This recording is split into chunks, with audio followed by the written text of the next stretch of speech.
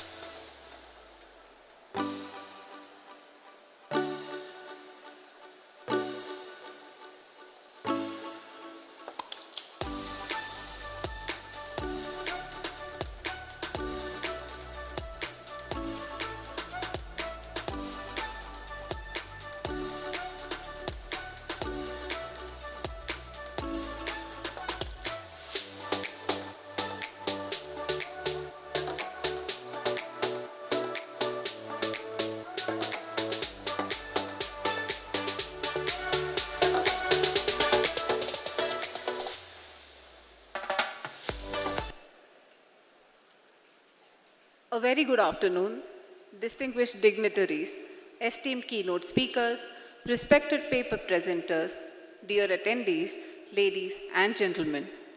On behalf of the Council of Architecture, the D.Y. Patil deemed to be University School of Architecture, Navi, Mumbai, and the entire organizing team, it is both an honor and a privilege to welcome you to the Council of Architecture's International Conference, Transformations 2025, Co-Scripting Change with Disruptive Technologies in Architecture, Design and Urbanism, hosted in collaboration with the D.Y. Patil deemed to be University School of Architecture, Nerul, Navi, Mumbai. I am Professor Preeti Nayak. And I am Professor Samir Salvi. This gathering brings together a constellation of voices, visionaries, educators, practitioners, and emerging professionals who share a deep commitment to reimagining the built environment. Today is not simply a day for dialogue. It's a space of convergence, a space where scholarship meets lived practice, where academic inquiry aligns with civic imagination, and where the idea of transformation is not distant or abstract, but immediate, unfolding, and necessary. Over these 3 days, we invite you to participate not just as listeners, but as co-thinkers to help shape the questions, frameworks, and futures we must now consider together. We are especially proud to host this conference at the D.Y. Patil Center of Excellence, a space that not only embodies architectural innovation and sustainability, but also represents our institutional commitment to interdisciplinary thinking and public engagement.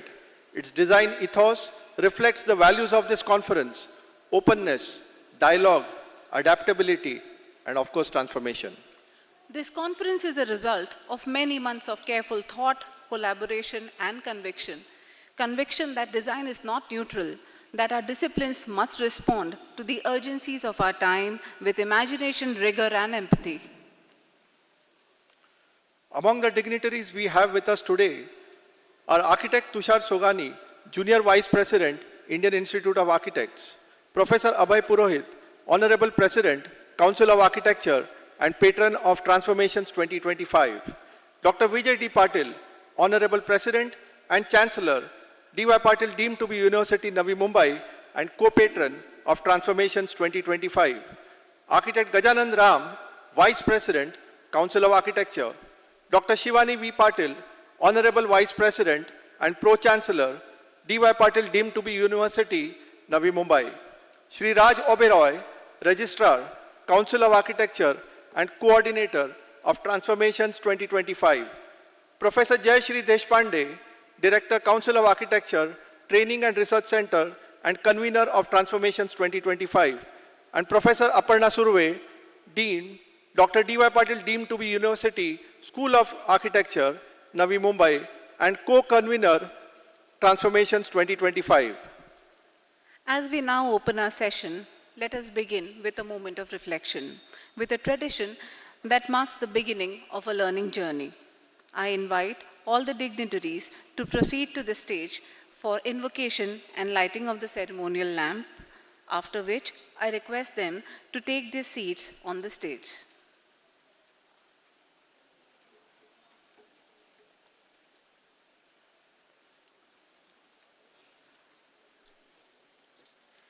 Let this be a reminder that clarity, wisdom, and transformation must be consciously evoked.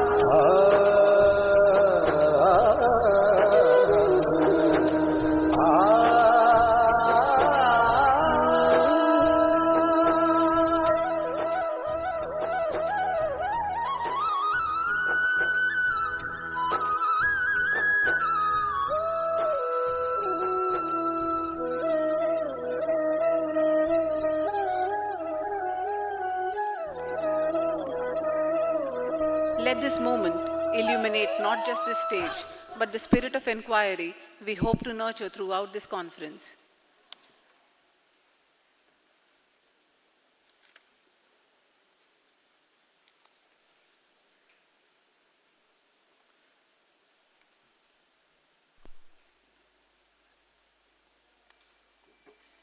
Thank you, dignitaries.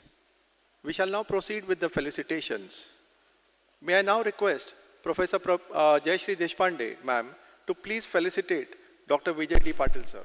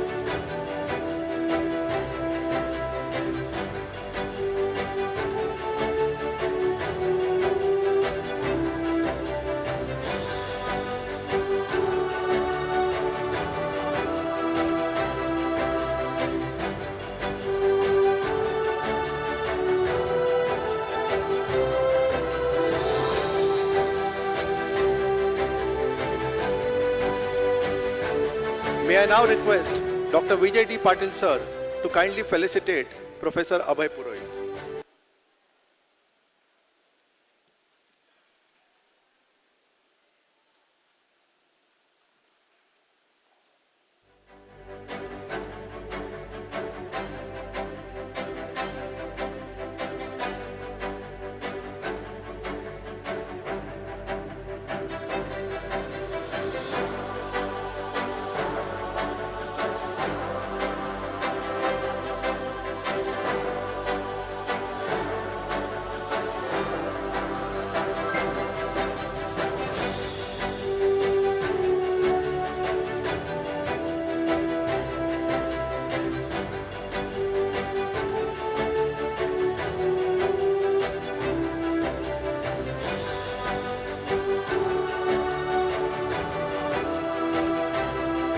May I now request Professor Abhay Purohit, sir, to please felicitate our guest, Architect Tushar Sugani.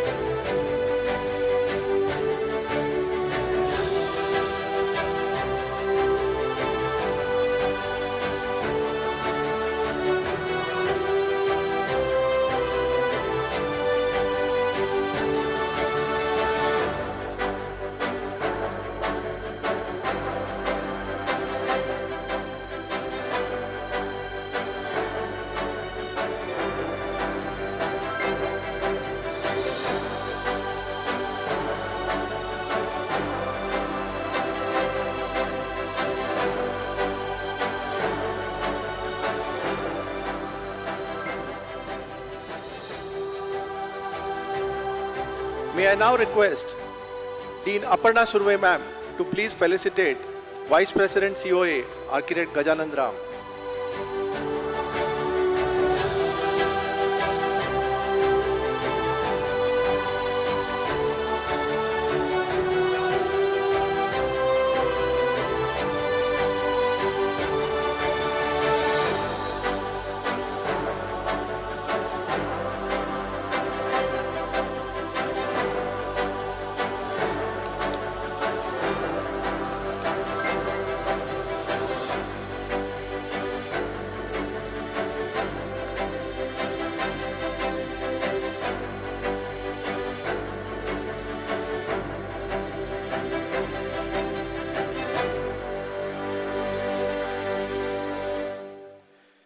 May I request Aparna Surve, ma'am, to kindly felicitate Dr. Shivani Patil, ma'am.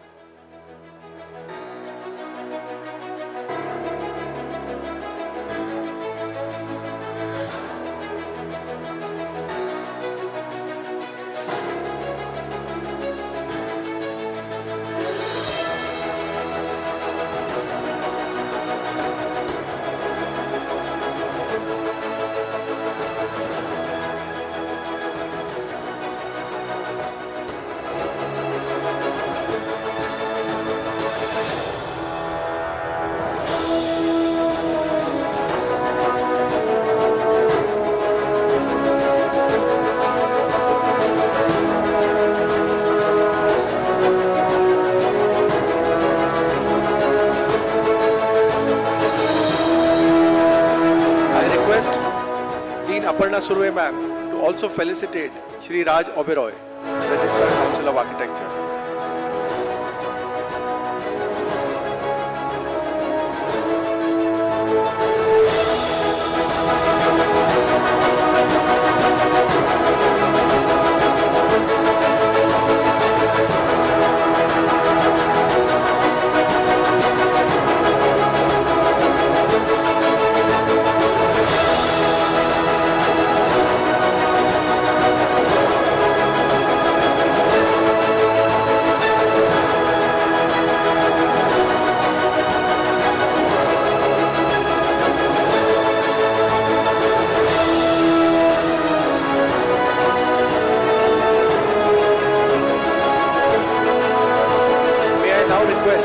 Professor Abhay Purohit sir to please felicitate Professor Jayashree Deshpande ma'am.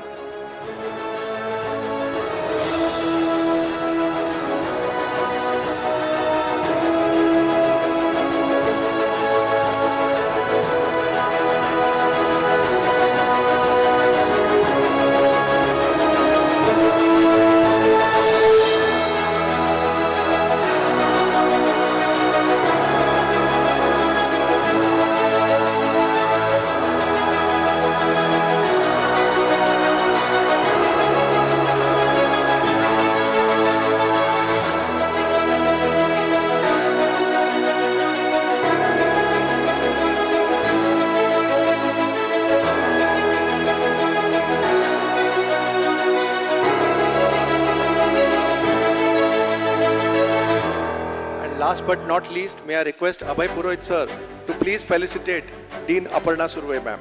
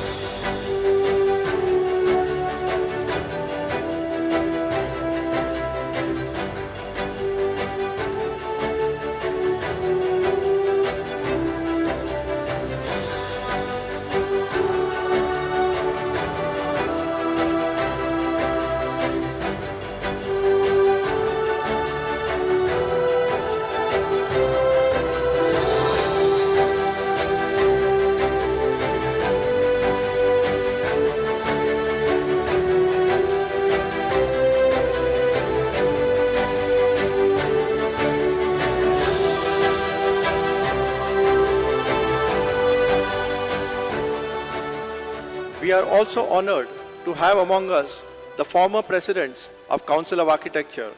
May I now request Professor Abhay Vinayak Purohit to kindly felicitate the former presidents of Council of Architecture, starting with Architect Premindra Raj Mehta.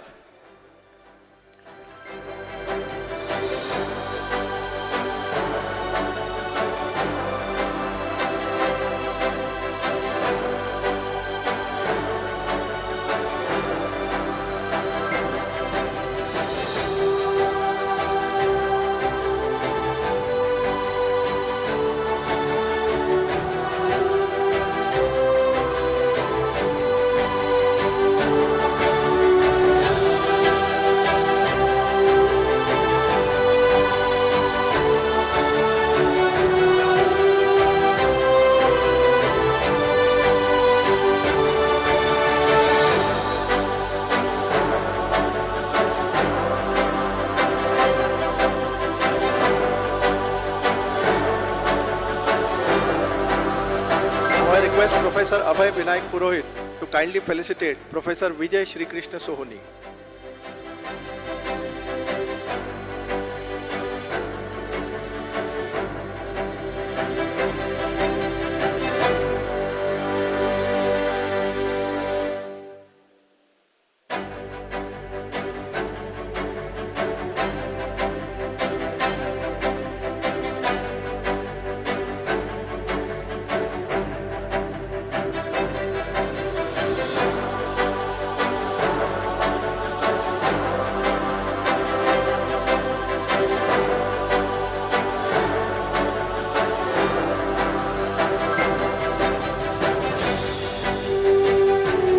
May I now request Professor Purohit to kindly felicitate Professor Uday Chandrakant Gadkari.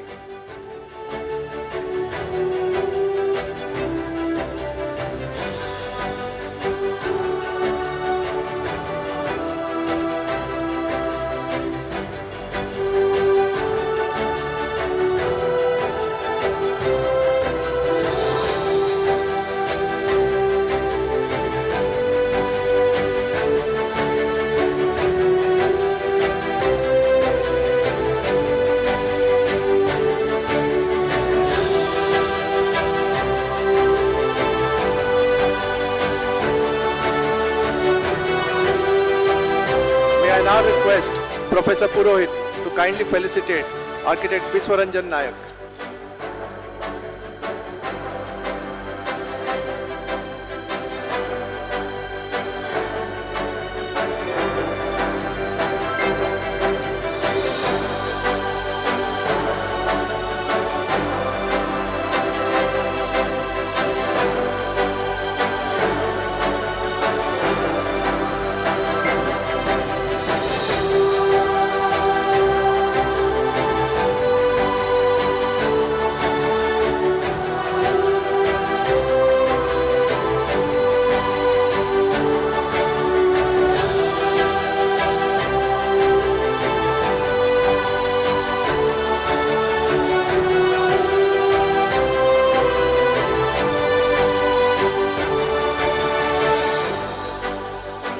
May I now request Professor Abhay Purohit to kindly felicitate Architect Habib Khan.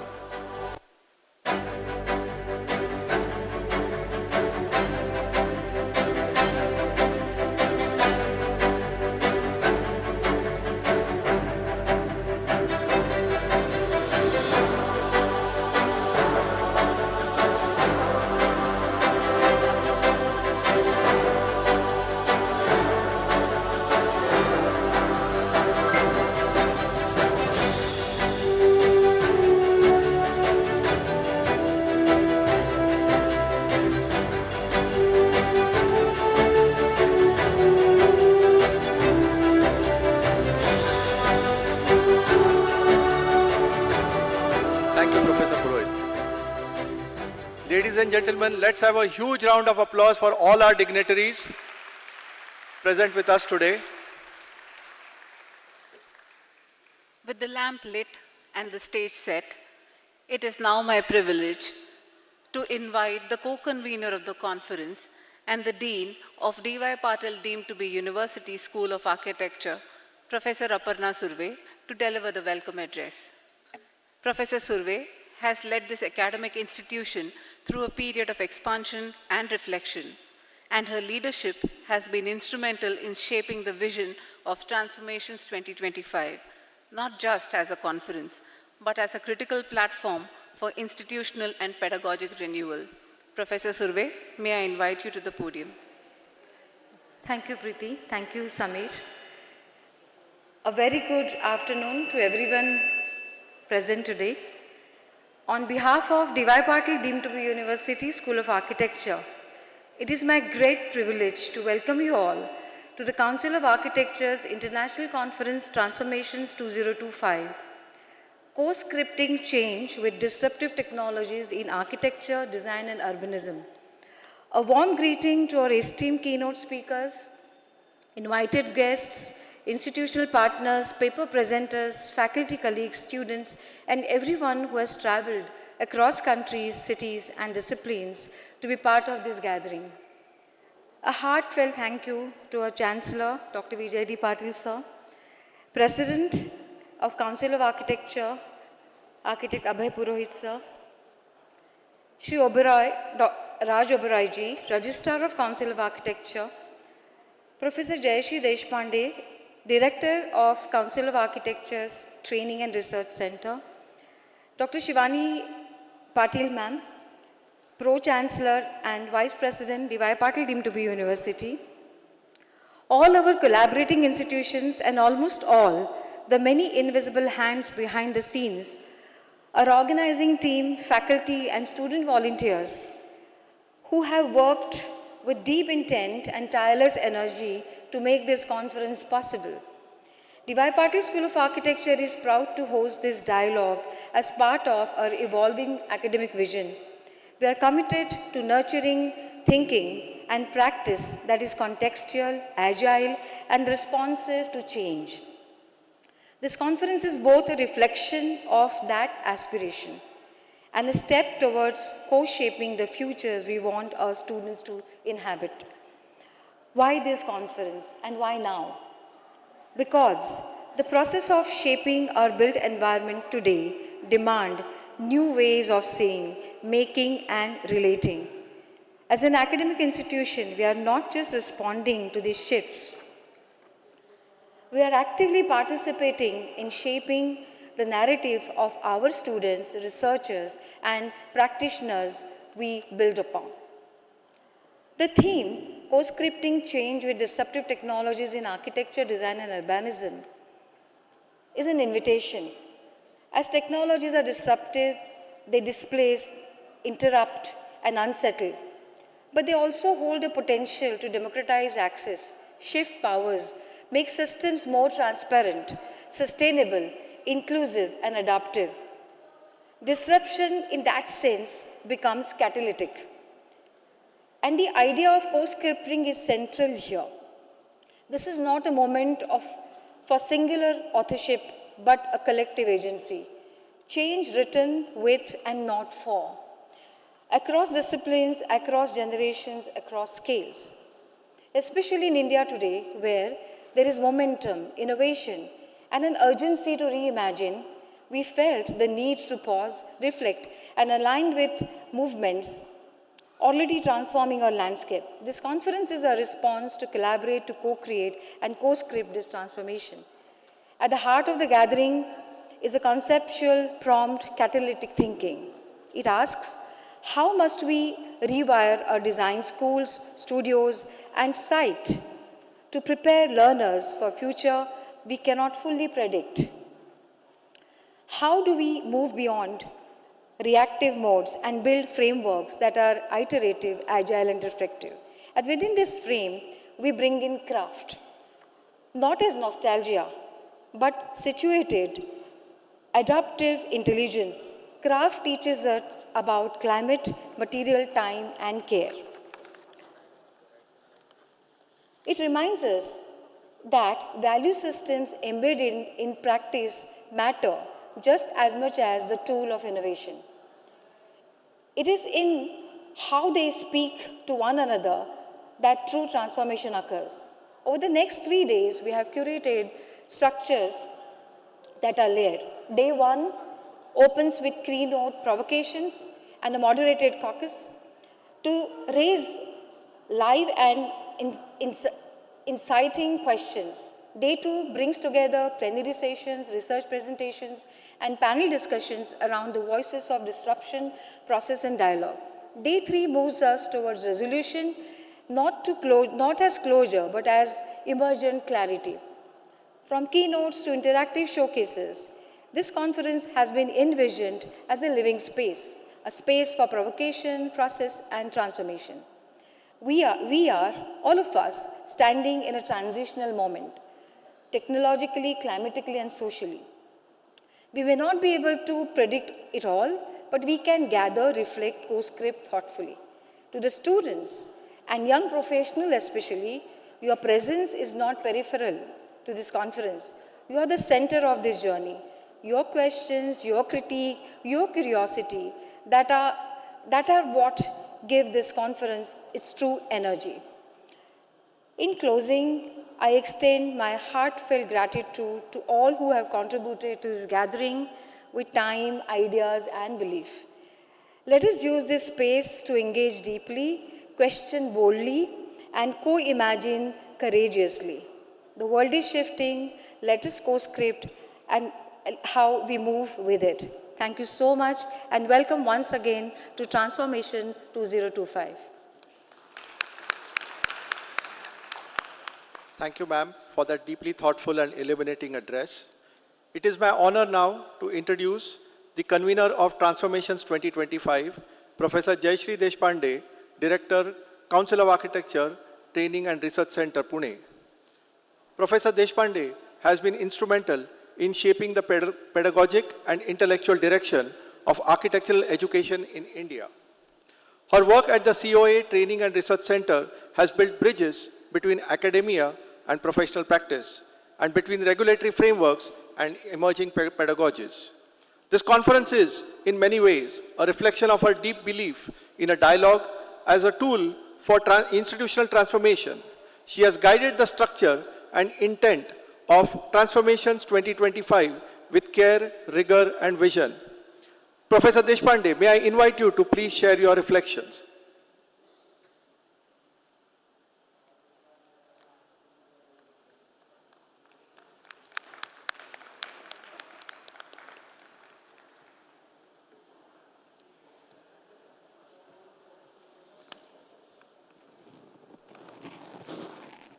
A very good afternoon to all present, honorary dignitaries, members of the Council of Architecture, distinguished guests, our collaborators team at the D.Y. Patil School of Architecture, esteemed speakers, respected colleagues, scholars, practitioners, and dear participants from across the globe. It is with great honor and immense pleasure that I welcome each one of you on behalf of the Council of Architecture to Transformations 2025, a conference that brings us together to critically examine and imaginatively co-script change through the lens of disruptive technologies in architecture, design, and urbanism. Today, we gather at a pivotal moment, not only in technological advancement, but in the broader socio-ecological transformations that are shaping our lived environments. India, in particular, is undergoing one of the most rapid and complex urban transitions in the world. With over 600 million people projected to live in cities by 2030, we are witnessing unprecedented pressures on infrastructure, ecology, housing, heritage, and governance. This scenario demands new frameworks of thinking, designing, and doing. Disruptive technologies offer both opportunities and dilemmas in this context. On one hand, they promise efficiency, innovation, and scalability. On the other hand, they raise critical questions about equity, sustainability, data ethics, and socio-cultural continuity. It is within these tensions that Transformations 2025 situates itself, not merely to showcase technological novelty, but to interrogate its meaning, its impact, and its value within our urban and architectural landscapes. This conference aims to critically engage with this dynamic terrain and stimulate deep interdisciplinary discussions on how disruptive technologies are shaping the built and the unbuilt environment. How we as a community of architects, urbanists, designers, educators, and researchers might respond to this.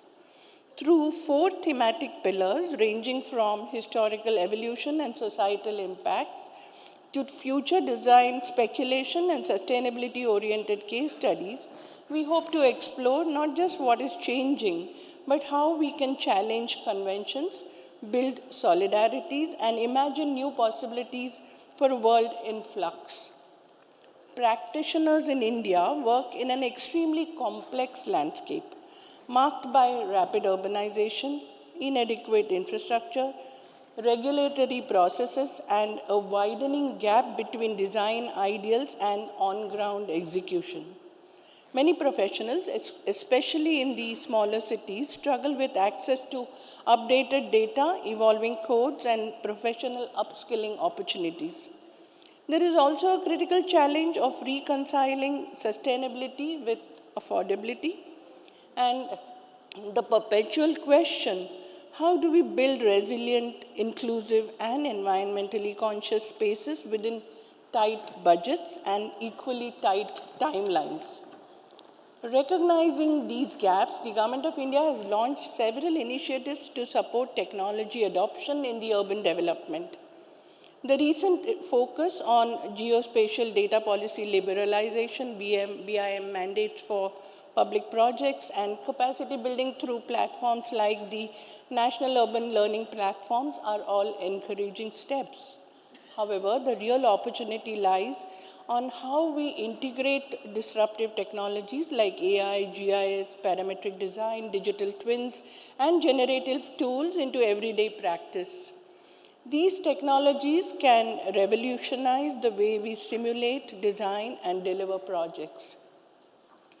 What we need now is not just innovation, but inclusive innovation, where these tools become accessible to a wider community of practitioners and are adapted meaningfully into the Indian context. And this is precisely where Transformations 2025 comes in, creating a space for collaboration between academia, practice, and policy, and co-scripting change that is not only technological, but deeply human. For practicing architects, this platform is an invitation to reflect on the shift in tools, materials, processes, and ethics that are now becoming integral to practice.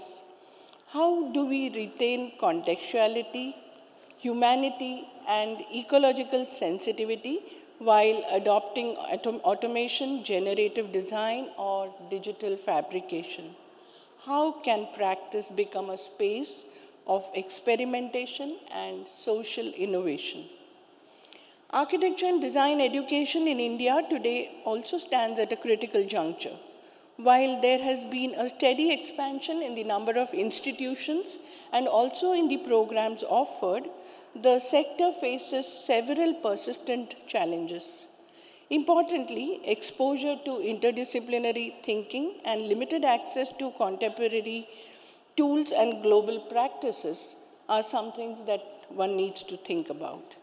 For educators, this moment compels a fundamental rethinking of pedagogy.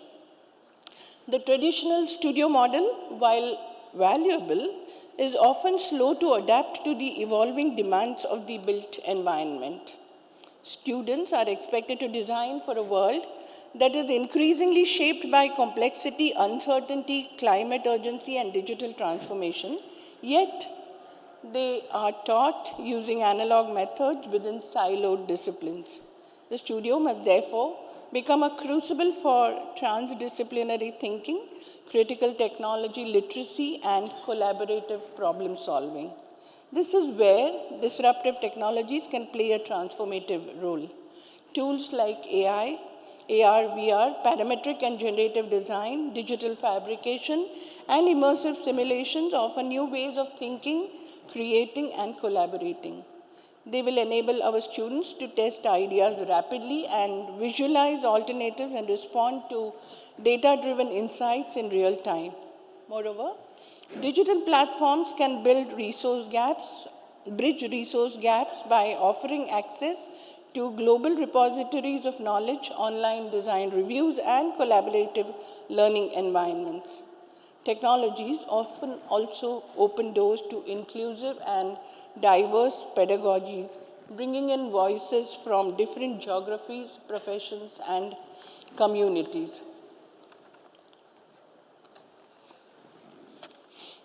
Technology, however, is not a replacement for critical thinking or creative inquiry. It is an enabler. And disruptive technologies, when embedded thoughtfully, can help us to co-script a more agile, exploratory, and adaptive system that will prepare our students to become not just professionals, but problem solvers and change makers. Transformations 2025 encourages us to look at how we teach, what we teach, and whom we teach it for. We are proud to have created a space for dialogue that bridges disciplines: architecture, urbanism, engineering, philosophy, healthcare, law, economics, and the arts. Importantly, we hope to forge enduring connections between architecture and sociology, design and data, urbanism and law, technology and equity. In doing so, Transformations 2025 aspires to become a catalyst for thoughtful innovation that is inclusive, critical, and future-ready. I would like to thank Dr. Vijay Patil and Professor Aparna Survey from DYPUSA for their gracious collaboration with COA for this conference. I extend my heartfelt gratitude to the respected members of the Scientific Committee and Advisory Board for their invaluable guidance, rigorous reviews, and thoughtful insights that have shaped the academic and intellectual direction of this conference.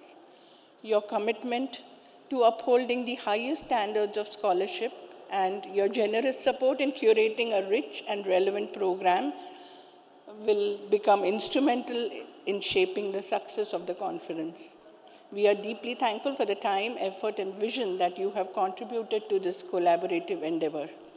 I also offer my sincere gratitude to all our academic partners, technical collaborators, esteemed speakers, researchers, paper presenters, panelists, and participants who have contributed to enriching the quality of this conference.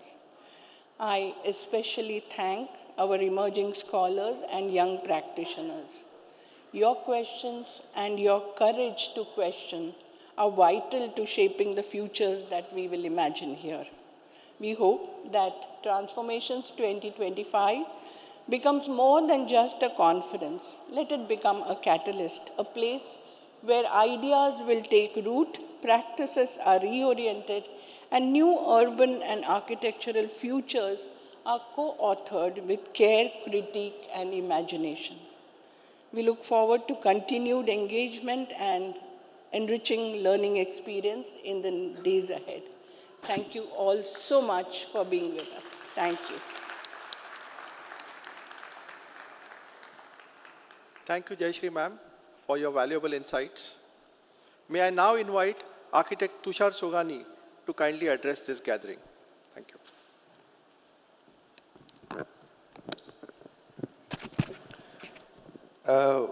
Very good evening to all of you. Dr. Vijay Patil, Dr. Shivani Patil, Professor Abhay Purohit, Professor Gajananji, Jayashree Madam, Aparna Madam, R.K. Oberoi ji, and all our past president of COA. I think it is one of those auspicious occasions in last 2 years when we have started thinking or conceiving about this conference. The way in which first idea emerged to us, I remember when all of us were here, and the way in which it has been executed today, I think it is a fantastic attempt by D.Y. Patil University.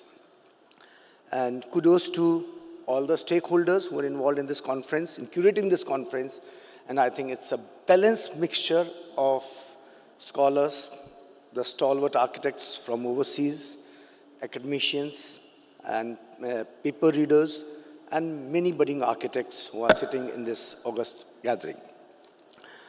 I think in the last couple of years, kudos to the leadership of Professor Abhay Purohit. You know, he has been so instrumental in elevating the essence of this profession to such greater elevation. And I, being representing Institute of Architects, you know, have been witnessing this for the last couple of years, that we have been together, IIA and COA, in almost every function, every conference. I think that is the best part of our profession. When COA and IIA, you know, come together shoulder to shoulder, understand their responsibilities and understand the challenges in the profession and the way in which it is executed, I think kudos to your leadership, Professor Purohit. And today, you know, I am getting a bit emotional because when I'm seeing Mr. Architect P.R. Mehta, when he came to my college, I was just a student, you know, and I still remember. So I think you will not allow me to stop a standing ovation should go to all the past president of COA along with the present president. I think there should be a standing ovation for the presidents of Council of Architecture. I think, sir, you guys have done a fantastic contribution to the profession, sir, and it has been actually all your efforts, all your attempts, you know, which has brought this profession to such a greater elevation. Right from Professor P.R. Mehta to Vijay Soni sir, Uday Gadkari sir, Nayak sir, Habib Khan sir, and last but not the least, Abhay Purohit. Abhay Purohit ji. So thanks a lot, sir. And I have learned in last years when I have been actually doing my responsibility for IIA that there's a lot of things to learn, when we create a balance between both the organization, both the institutes. And the result has been that we have been at IIA, we have been able to brought for the first time ever in the history of independent India, UIA, Union of International Architects, to our kitty. And that is happening none other than the city of Mumbai. And I think by seeing all the arrangements, Dr. Patil, again I'm getting emotional, and I'm telling you that today at IIA I am taking a call. Definitely I'll ask my other committee members that we are definitely going to make knowledge partners at DY Patil for Union of International Architects, which is proposed to be held in Mumbai. And we didn't stop there. In fact, a lot of international events are coming to India because, our profession, by a collaborative efforts of COA and IIA, has been, getting elevated day by day. And Arcacia is also being held in India in the year 2026. And trust me, not that I'm brought up in this country, but last 10, 15, 20 years has been dramatically, has changed the scenario of Indian fertile platform, I can see, without any offense, big architects, Zaha, Hadid, Norman Foster's, everyone is having eye on India because India is a very fertile ground. And trust me, we will take this profession to a very greater elevation and will really raise the flag of this profession across the globe. And the responsibility lies a lot on the budding architects. I don't call them students, they are the budding architects because they are the one who actually create the future of this country. And if they will be getting advantage through such conferences, such meaningful conferences, I think the theme of the topic, which was curated by the convener and the co-convener, disruptive technologies is the need of the hour. And I think next coming 2 days will be very impactful and I think very meaningful. We'll have a lot of deliberations and a lot of good things as a take-homes to us. And last but not the least, I again thank DY Patil University to curate this event and thanks from the bottom of my heart. Thank you.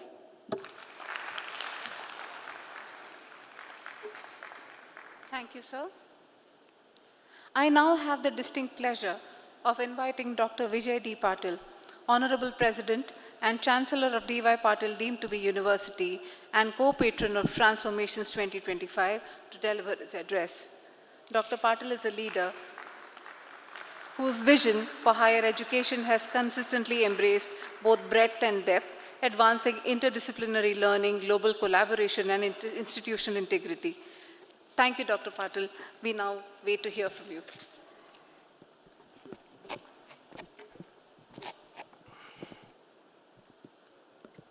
Good afternoon, everyone. I would like to extend a very warm welcome to the President of the Architecture Council of India, Professor Abhay Purohit, sir, all the distinguished dignitaries on the dais, off the dais. I see a number of past presidents of the Architecture Council. I extend a very warm welcome to all of them on behalf of DY Patil University. We have some very distinguished visitors from across the globe representing some of the best design firms and architectural firms from around the world who are amongst the audience. I extend a very warm welcome to all of them.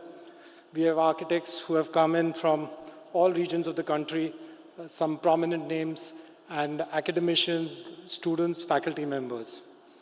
Today, I stand before you in my capacity as Chancellor of this institution, but let me make a confession here that most of the faculty members, most of my fellow members have normally seen me more often on a construction site wearing a helmet rather than in the boardrooms. Because architecture and civil engineering has always been a matter of deep passion for me and deep interest for me. My professional qualification, I'm a computer engineer by profession, but I think architecture and civil engineering is something that has been driven me for many decades now. My journey and my love affair with architecture and civil engineering started way back in 1983. It was aligned to my father's vision, Dr. D.Y. Patil, who's been my living God. My father always had this vision that opportunities of quality healthcare and education should be available across the length and breadth of India.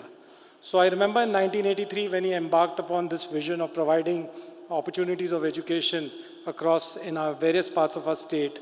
I was entrusted the responsibility of, I was just in college then, I was entrusted the responsibility of setting up and putting up the first college on our campus.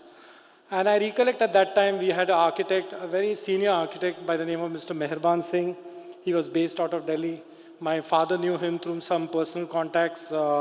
Information was not something that was freely available, the manner in which information is available today. He used to visit the campus every 15, 20 days. He had to travel by trains to come over here. And I recollect those early years, how the building was conceptualized, how it was conceived. Those were the times where you didn't have any Zoom calls. I remember when the plans used to come, they used to be in the form of using a drawing board with drafters. And it was pretty much the start of my introduction to architecture and civil engineering almost 3.5, 4 decades ago. And since then, of course, it has evolved. My journey continued in the field of architecture and civil engineering. Before I dive deep into it, I want to like put it up front that it's going to be a little bit of a self-indulgent journey that I'm going to embark upon. So please bear with me, because I think that's something, I think it might have a few perspectives which you might get from a person who's been involved in the task of institutional building and reforms. The second project that, of course, I took up was the setting up of the D.Y. Patil Stadium, and I think the genesis for that was planted somewhere way back in Australia in 91, 92. There I saw great synergy between educational infrastructure, sports infrastructure, and healthcare all in one place. I happened to study in a university which was one of the first private universities to be set up in Australia. And there I saw firsthand the great synergy that existed between creating great academic infrastructure, creating great educational infrastructure, and that was coupled with the culture of sports. And I think that was a very important lesson and a valuable lesson to me in terms of what I ventured out to do in the future. Then, of course, came my journey through, establishment of the D.Y. Patil Stadium. Again, things had evolved, things that had moved on. Sports architecture at that point of time, I would say in the year 2005, was still in its infancy in a sense.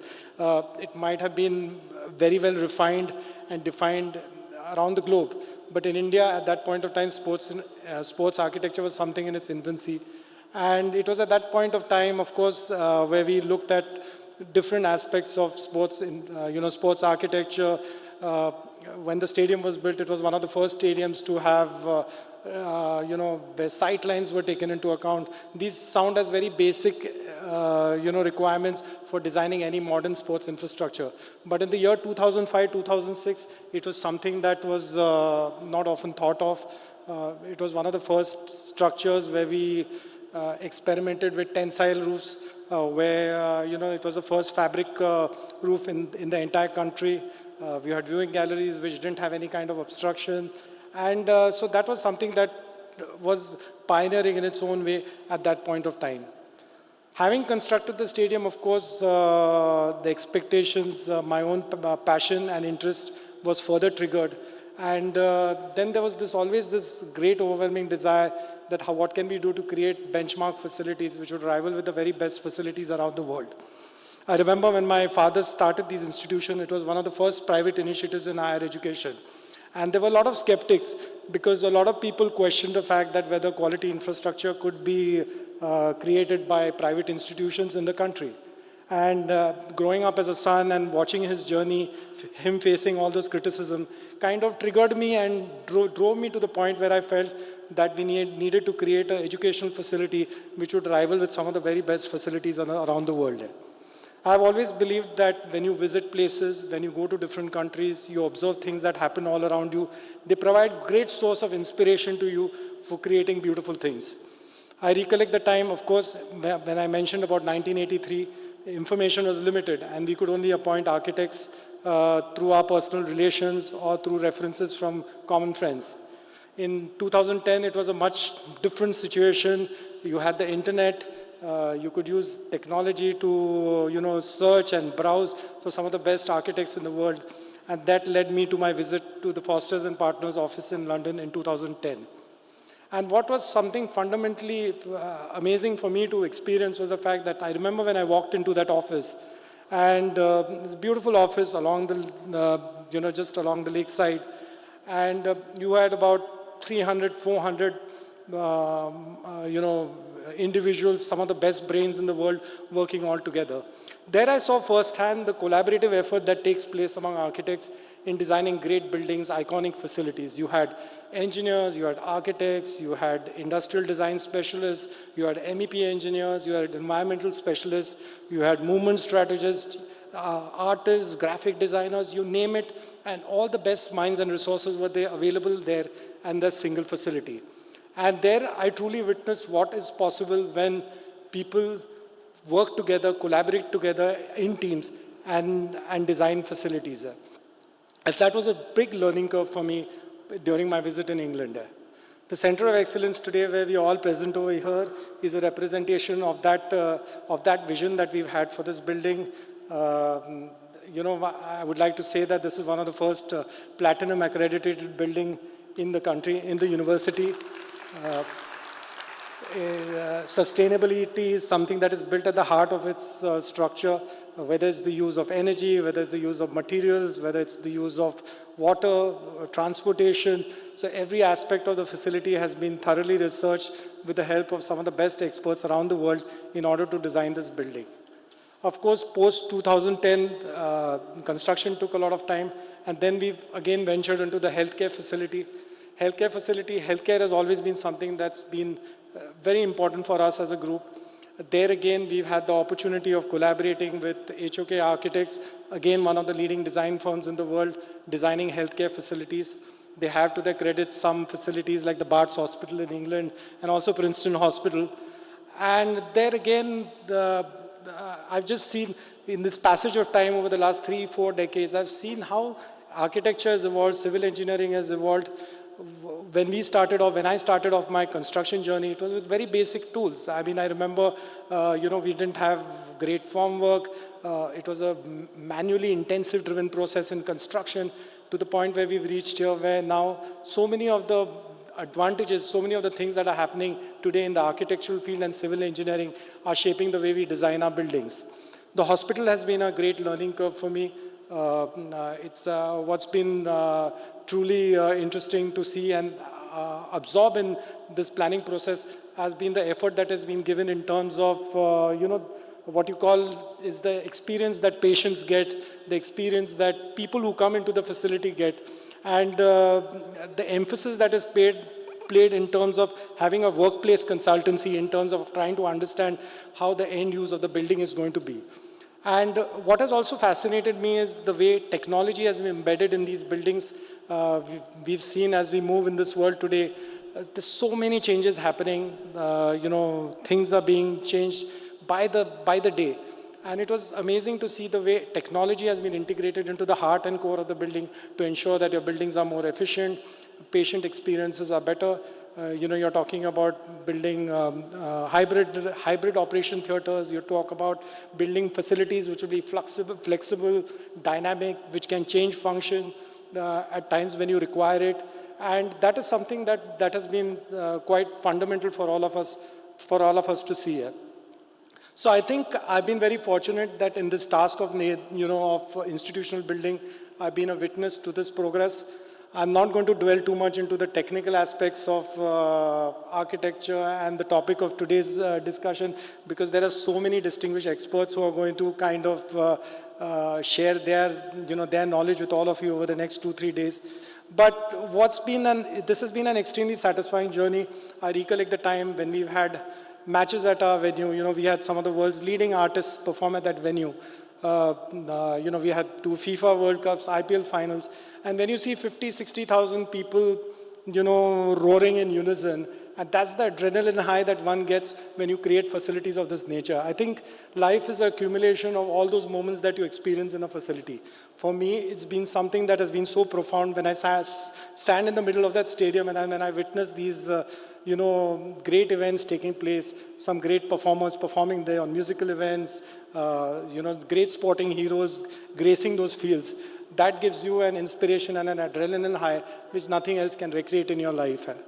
Today, when I walk into this facility and I see these wonderful academicians, wonderful architects, all assembled over here at our venue, it's a very inspiring thing for me personally that when people come in such numbers, they appreciate the facility. When I see some of my students sitting in the garden or they are, in the lobbies outside, and I see the smile on their face and the kind of joy that they're experiencing being part of this facility is one of the things that's most satisfying for me in this journey of mine. The hospital has been no exception to that journey. Just seeing patients come in, just seeing them, being treated well by doctors. It's a wonderful environment. I always say this, that education, healthcare and sports are the best environment that one can possibly be in. So I think that's made my journey very satisfying. There are many things that I could speak, but I think we've already run, we are running late with this program, so I'm going to stop sharing my thoughts right now with you because there are other speakers to share their views on this occasion.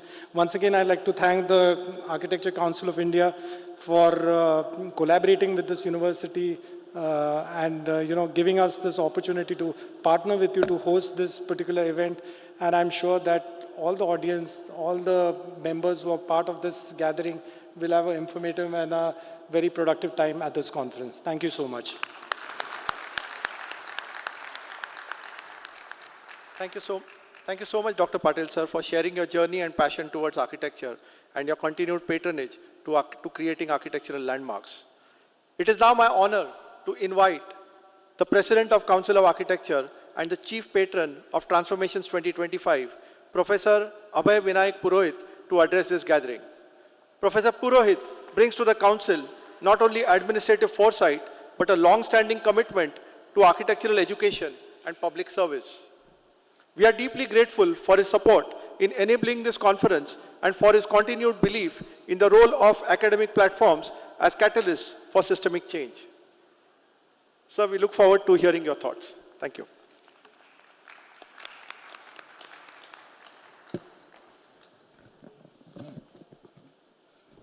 Namaskar. Dignitary on the dais, Dr. Vijay Patil ji, Dr. Shivani ji, Tushar Sogani ji, Gajanan Ram ji, Oberoi ji, Jayashree Deshpande madam, Aparna Surve madam, our former presidents of Council of Architecture who are present there, members of the Council of Architecture, researchers, architects, panelists, experts across the world who have gathered here. I bring you greetings from Council of Architecture. I do also have on one side II with me and NASA India with me. Council of Architecture also has signed a formal memorandum of understanding with NASA because we believe that we have to look at 360 degrees of the scenarios. At one end of it, if it is a society, somewhere there, the student bodies are there. Out there, we have the academicians, we have the profession, and we have a larger sort of a sphere which is happening around whatever is happening at the world level. The entire idea of these international conferences which we as a council started from last year is to possibly bring the policymakers, the academia, the students, the professionals together so that the changes which we anticipate in those 4 closed walls, whether those changes are right or wrong, could be ascertained, could be checked, counter-checked, and then actually taken for the implementation.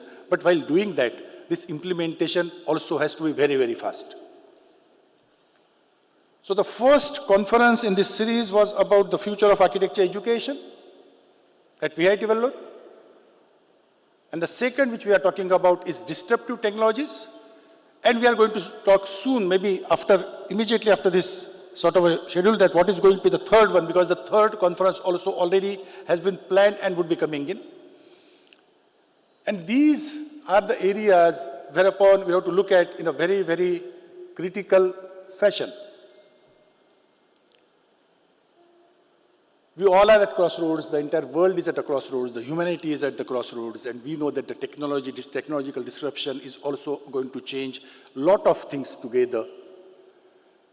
And profession is one part of it, but education also is going to change in a very, very different fashion. So the way the linearity of the education was happening around, this is no more going to be a linear sort of education. We are going to have a sort of a maybe crisscross, maybe matrix, maybe horizontal, vertical, and in the days to come, it is going to be a student-centric education, and that's what National Education Policy is talking about. And when we student-centric education, it is not an easy task, because I, as a teacher, I was capable of always going to be a class and saying that, okay, so guys, we are going to learn this, and that is how it used to happen, and whatever I'm going to teach, you are going to learn. That was another thing which was happening around, and this kind of a concept of a traditional classroom is actually now has become absolutely outdated. It's supposed to be a partnership actually now. A teacher and a student, they are going to be in a close partnership with each other. A student is capable of also actually bringing something as a value proposition on a table, and the teacher also is going to learn, and the teacher is going to bring the experience out there, and along with that, as such, possibly all of us together have to start learning about the disruptive technologies. That's why this conference is. We have the thinkers, we have those practitioners who are a bit ahead of time, who have already started practicing it, who have already started doing research on it, who already have a bit of an understanding. And I'm sorry to say this, but I'm saying that whatever we are talking about disruptive technologies, it is only the first part of it which we are witnessing. There's a baby which is actually going to grow, and it is going to be a very robust thing to happen in the days to come, for which we all should be prepared, and that's why the conference on the disruptive technology is there. This is not going to be only the research sort of the conference. Normally what happens is that these conferences, they actually end up in having the publication, and the publication is seen only by those who are interested, but that is not the purpose of any kind of a research. Whatever learning which is coming from the research as such, we should be capable of actually putting up it in the practice. It has to be integrated properly, and for that integration, this conference is there. That is the importance, ladies and gentlemen, which this conference carries for us as a Council of Architecture. I'm thankful to my members of Council of Architecture, because they are there, they are going to be witnessing everything. And I know that once with that kind of a thing happens as such, we all would be capable of coming possibly at a one sort of a level whereupon we would be capable of developing an insight about what is happening around in the world. We are going to be getting the glimpses of that, and that would be actually giving us a chance of making a very, very matured policy as to what is supposed to come in the future for education as well as profession. We all know that India is going to be posing actually very strongly with that developed economy. We have immense potential in terms of a reasonably educated, young manpower available at our disposal. And we have immense responsibility also to serve the world in a very, very proper fashion. In that sense, It is envisaged by Government of India that our services, architectural services, should be at par with the international practices. And this gap, as a Council of Architecture, we have a mandate to basically bridge this gap as early as possible. If that has to happen, we have to move very, very fast. That's why this conference is there. And while doing that, as such, when I accidentally came here, or with invitation I came here, and I saw the vision of Dr. Vijay Patil ji. This is a great thing to happen, Vijay ji. Absolutely great, because I was telling him that if at all somebody would like to have a client, the client should be like Dr. Vijay Patil.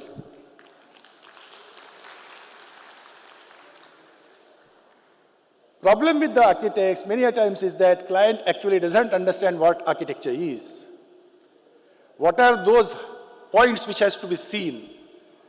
Whatever he has talked about, he talked about all that actually which one professional would talk, and so I was telling him that there is also a possibility that because we are talking about having the varied sort of the programs which are happening around, so there could be also program very well planned for training of the clients. And he could be Professor Emeritus for that training program. I'm very, very sure, and I'm not like joking, this is very, very important. We have to understand this is very, very relevant, because clients many a times do not understand that what has to be expected from the architect, and thereby architect actually many a times, fall short. That would not happen if the clients are really sensitized towards it. That actually also would be helping in terms of the resource conservation. That will be helping in terms of actually enjoying the design process in a holistic fashion, and a lot of things could be achieved. I am very, very happy. On behalf of Council of Architecture, I express my gratitude towards you, sir. We require people like you who understand the essence of it and who are there to support such kind of the activities. Thank you very much. We are glad to be here at D.Y. Patil Center of Excellence. Council of Architecture is coming up with lots of initiatives, and one of the initiatives is Center of Excellence and Research at Bangalore. The entire program has been sort of revised and re-revised, etc., and now we are ready, and that would be starting soon. And we are going to have about 15 state-of-art laboratories which are not seen by the world anywhere, because I have also traveled, I have discussed, and no comprehensive roof is available under which the laboratories, state-of-art laboratories about disruptive technology and built environment would be established.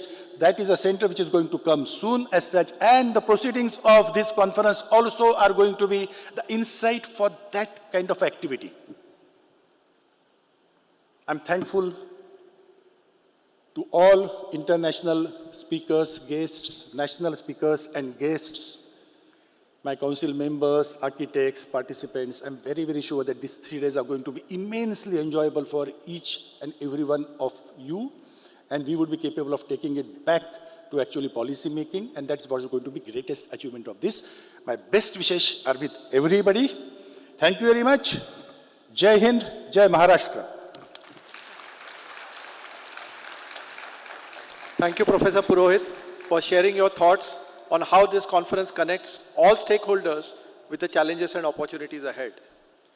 As we continue to mark the spirit of transformations, it gives us immense pleasure to now turn to a very special moment in our inaugural session, the launch of 3 publications by the Council of Architecture that reflect the collective intellect, inquiry, and imagination of our academic and professional fraternity.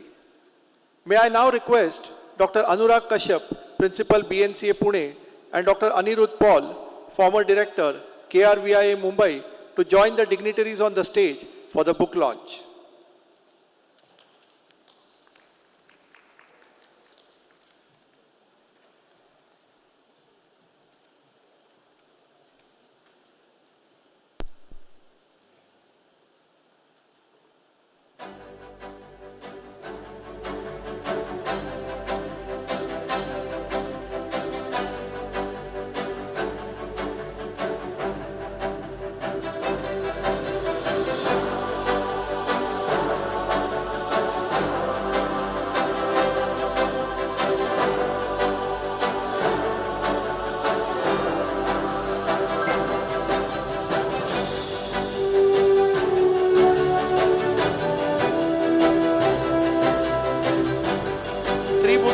launch today the Urban Studio Research Project, training program on teaching and applying humanities in architecture, and a special issue of the refereed Journal of Council of Architecture, the JCOA.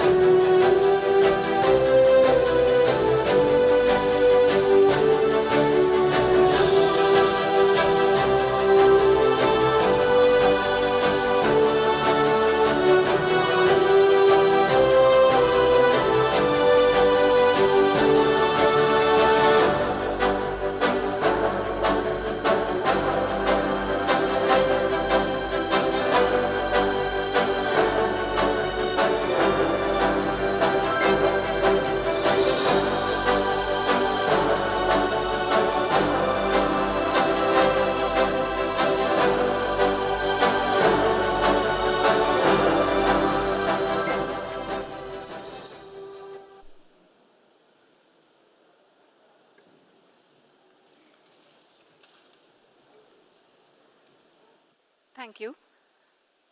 With this, we conclude the inaugural session of Transformations 2025. A heartfelt thanks to all the dignitaries, speakers, and guests who have set the tone for the days to come with insight, inspiration, and intent. We invite you to carry this energy forward to the sessions ahead as we collectively explore, question, and co-script the future of our built environment. We will resume within 10 minutes for the first keynote introduction. We urge you to actively participate, challenge assumptions, and contribute your insights, for it is through such collective engagement that true transformation occurs. We look forward to continuing the dialogue. Thank you, and let the conversations begin. May we have a huge round of applause for everyone here.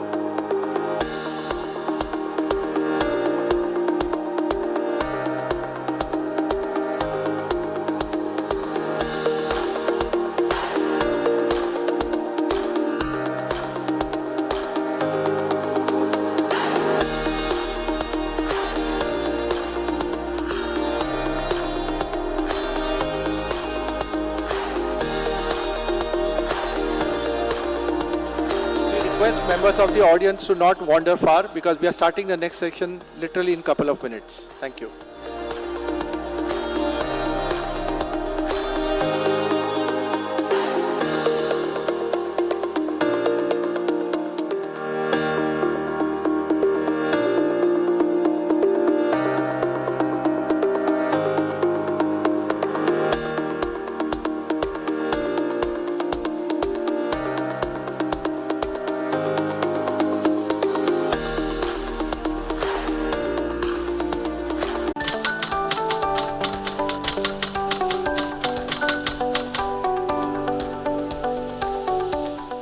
Hello everyone, this is Professor Abhay Purohit, President Council of Architecture. And I am happy to inform you that Council of Architecture, in collaboration with the D.Y. Patil University, is coming up with the Transformations 2025, an international conference on the disruptive technologies, whereupon people would come, people would discuss about artificial intelligence, its impact. It would discuss about the various different technologies, which are the modern day technologies, and how its impact is going to be there on architecture in particular, but generally how it would be happening around for education as well as the profession. I'm Jayashree Deshpande, architect. I'm with the academic unit of the Council of Architecture, which is called the Training and Research Center based in Pune. Council of Architecture is coming out with the second edition of the international conference titled Transformations 2025.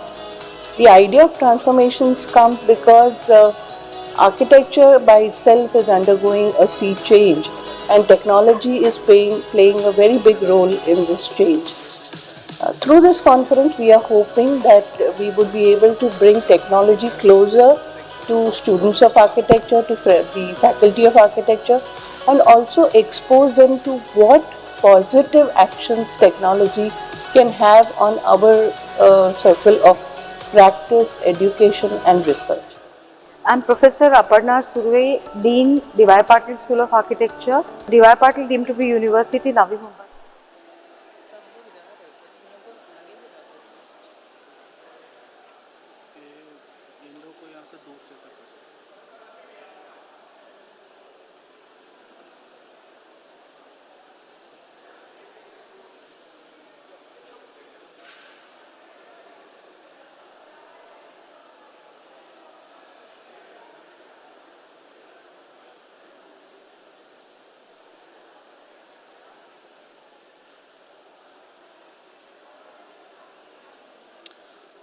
We request all attendees to please take your seats. We'll be starting in 5 minutes.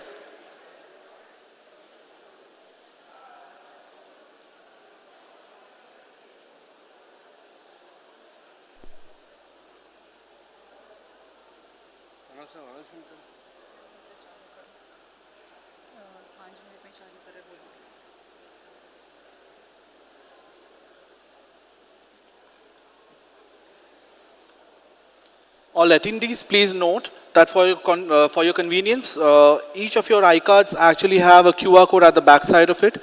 You can actually scan the QR code in order to post your questions during any point in time during the conference.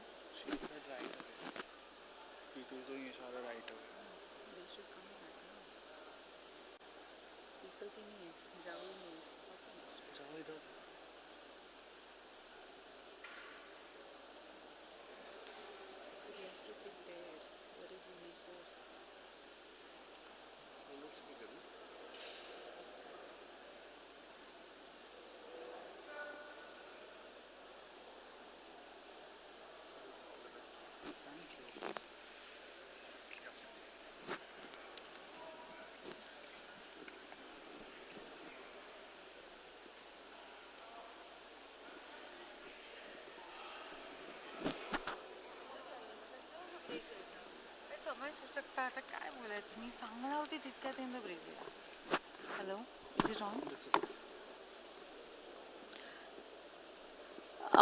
May I request everyone, those who are seated, thank you to all of you. But those who are leaving the auditoriums, I'm requesting them to please be seated in next 5 minutes. The international speakers have traveled from a huge distance. Please maintain it and please tell your friends and colleagues to join in next 5 minutes. We have 4 important long sessions and they need to be started in no time. Please do not leave the auditoriums. We never meant to give this 10 minutes break, but we understand that is required. Please do not leave and please call your friends back. Thank you so much.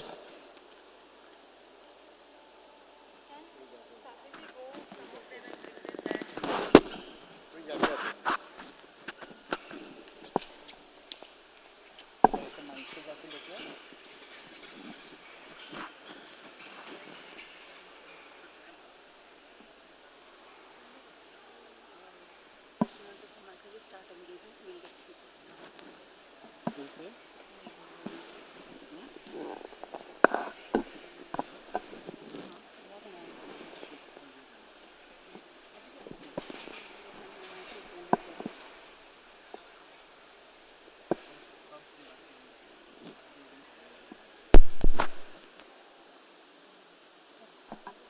of this conference by way of writing research papers and be there in June in this fantastic venue to be a part of the discussion and take.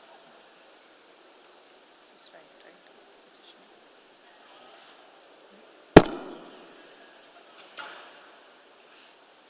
Yeah, I was asking the height. It's fine, right? You can lift it up a little bit. Yeah. Kannada में ऐसे छोटा रखा था इधर तक Kannada was talking when mic was here. And she kept it on.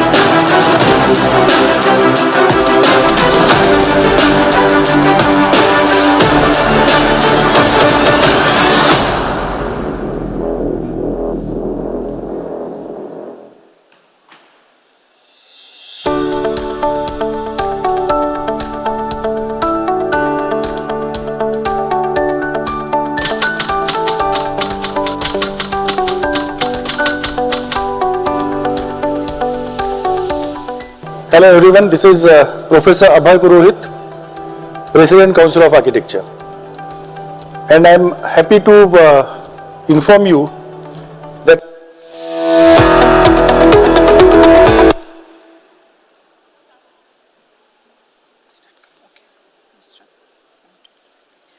Good evening and welcome to the first segment of the keynote.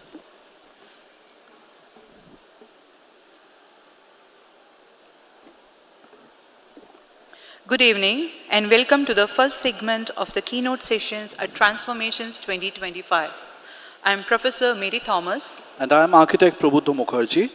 Together, we have the privilege of hosting you through this unfolding journey of ideas, an exploration shaped by some of the most vital and thought-provoking voices in contemporary design and urban discourse. This session opens the intellectual arc of the conference, where we move from institutional alignment to reflective engagement. Today's speakers are here not just to present, but to provoke, to incite thought, and to stretch the ways in which we approach the built environment. Structured in two parts, the session features two distinguished voices. We begin with Keynote by architect Joao Albuquerque, partner at BIG, Bjarke Ingels Group, a globally renowned firm known for its inventive, performance-driven approach to architecture and urbanism. He will be followed by a presentation by Dr. Sergio Porta, whose work in urban morphology and spatial networks is inciting paradigm shifts to the field. After both keynotes, we will open the floor for a Q&A session, an opportunity to continue the conversation in dialogue with our speakers. We invite you to submit your questions via the QR code displayed on the screen and as well as behind your iCards, which will take you to a short Google form. You're welcome to include your name and institutional affiliation.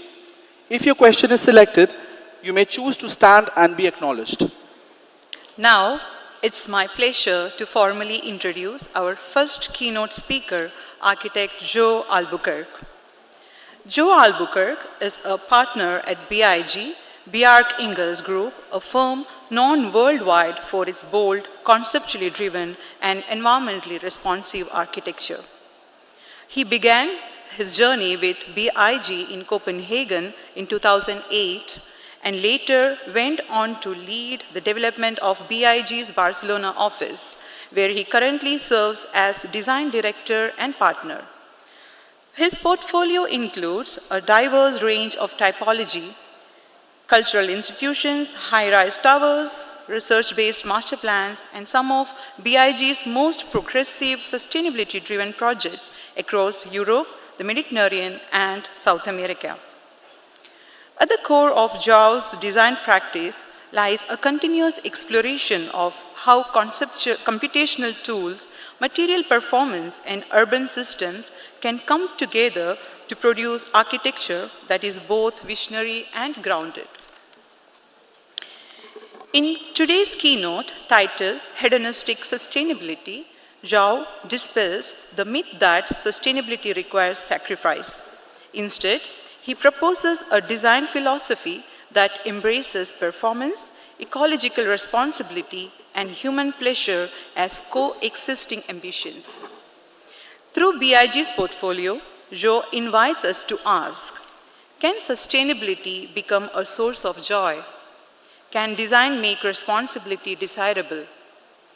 These are the questions at the heart of co-scripting change. Now, please join us in welcoming Joao Albuquerque to the stage. May I invite Professor Jayashree Deshpande, convener of the conference, Director COATRC, to felicitate architect Joao Albuquerque.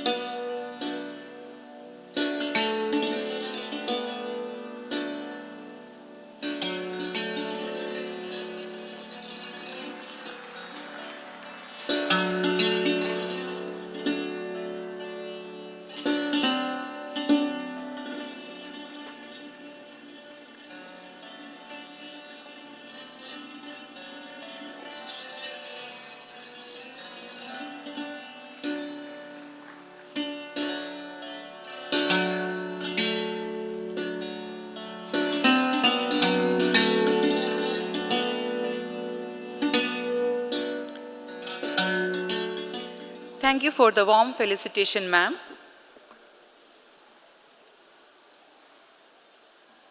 Now it is the time for the most awaited session. Stage is all yours, Joao. Hi everyone. Good afternoon. Some have evaded, but many have come back.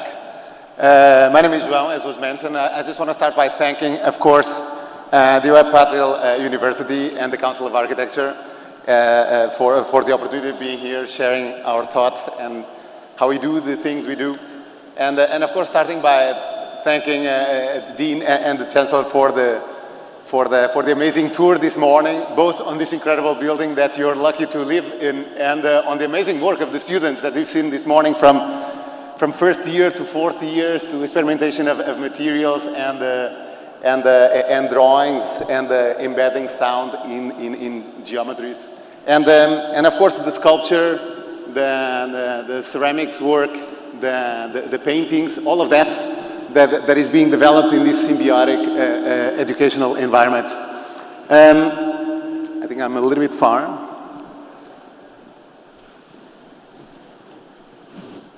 I think transformation is the capacity to actually create a new benchmark, and this building is that.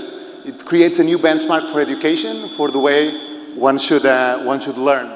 And this is how we also set ourselves, that's also our mission, to transform through the architecture we create, because art in its best transforms the way we see the world. Architecture in its best transforms the way we use the world. A little bit about us. We are 4 main offices and several different local offices on project-based offices. Our main offices are Copenhagen, London, New York, and Barcelona. We had the opportunity of having some of you last year visiting us. We are roughly 700 plus people globally. Maybe it does a little bit of a feedback, if we could cancel one of these.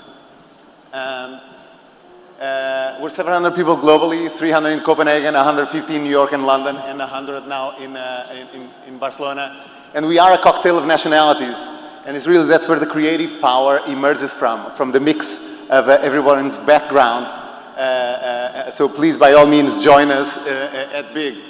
We are, sometimes that creative power is not only applicable in architecture, it also becomes different haircuts. But the way we process and find out what to do is really a Darwinian process of trial and error, where there's no better sketch or worse sketch. There is just a sequence of attempts where we study all options. There are better looking options, more functional options, but in the end, the aim is to arrive through an evolutionary process to conclude on the best building for the client, for the environment, for its users. We work from the scale of the product to the scale of the planet. So when we asked us as architects, what do you do? We actually don't really know what to say, because we do everything at all scales. So we do projects from community, projects at an energy. This is an energy power plant that burns trash, converts trash into energy, clean energy. Living social housing in Denmark. Workplace, Google, headquarters in Mountain View. Towers, maybe can we cancel this one? And I'll just speak here.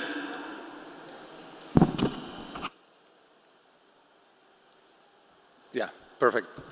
Better? Super. Towers this is a tower that will also present in New York. Hospitality, our tiniest of hotels in the north of Sweden. Retail, Galerie Lafayette in Champs-Élysées. Culture, a museum that is a bridge and a sculpture in the north of Norway.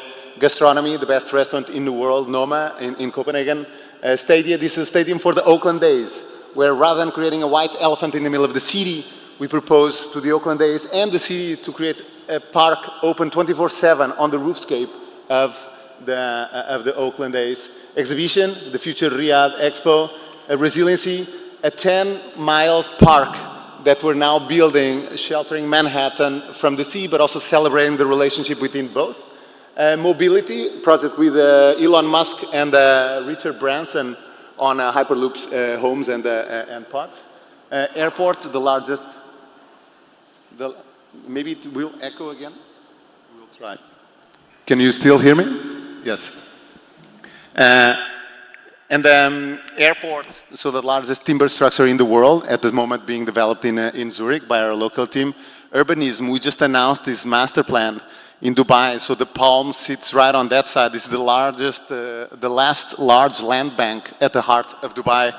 And this is where we have the Jebel Ali racecourse at the center. We proposed a park that really becomes a new gift for the city. City planning, and this is where I will also begin the project that we're doing in Bhutan, for the King of Bhutan, where we're envisioning the full development of a new city and key pieces of infrastructure. And we're also developing synergies and mapping the synergies across the world on how to spend energy, sustainable energy, in areas where you have more of some and less of others. So really tracking what is the individual consumption of energy, of sustainable energy, and our consumption of goods, and needed harvesting to actually create something that we call the master planet, a mapping for the planet and for its use. And several projects that we're doing with NASA and ICON, where I will end on planet and off planet. And ultimately, I mean, our buildings look different because they perform differently. So our architectures maybe are less conventional. It's not one geometry that follows the next. It's actually driven by ideas. So the buildings perform in their own different climates and to their own different contexts. So that reactions of different architectures is because of its specificity.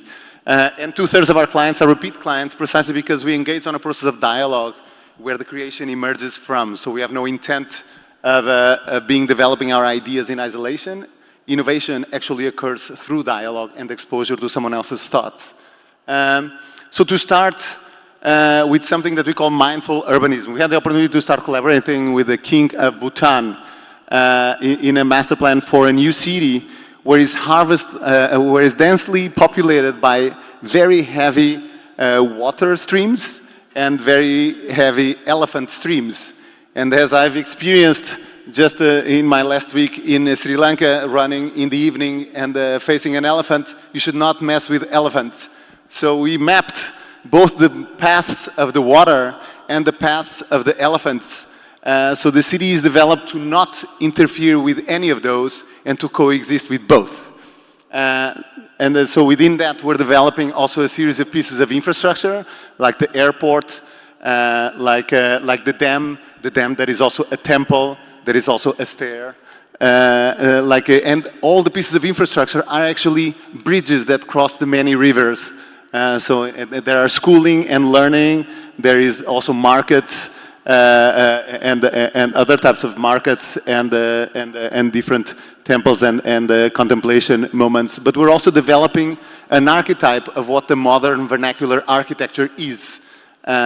So really taking into consideration all the learnings from sustainable architecture in Bhutan within that climate and creating a catalog for how the future architecture should be. Within that, we're also now developing the airport. And the airport is really a modern vernacular piece of architecture where it's fully engraved and detailed, where architecture merges with painting and with sculpture, as we have here in the university, where the ornament that was lost through modernity in architecture is brought back. So we can actually enjoy both space and ornament.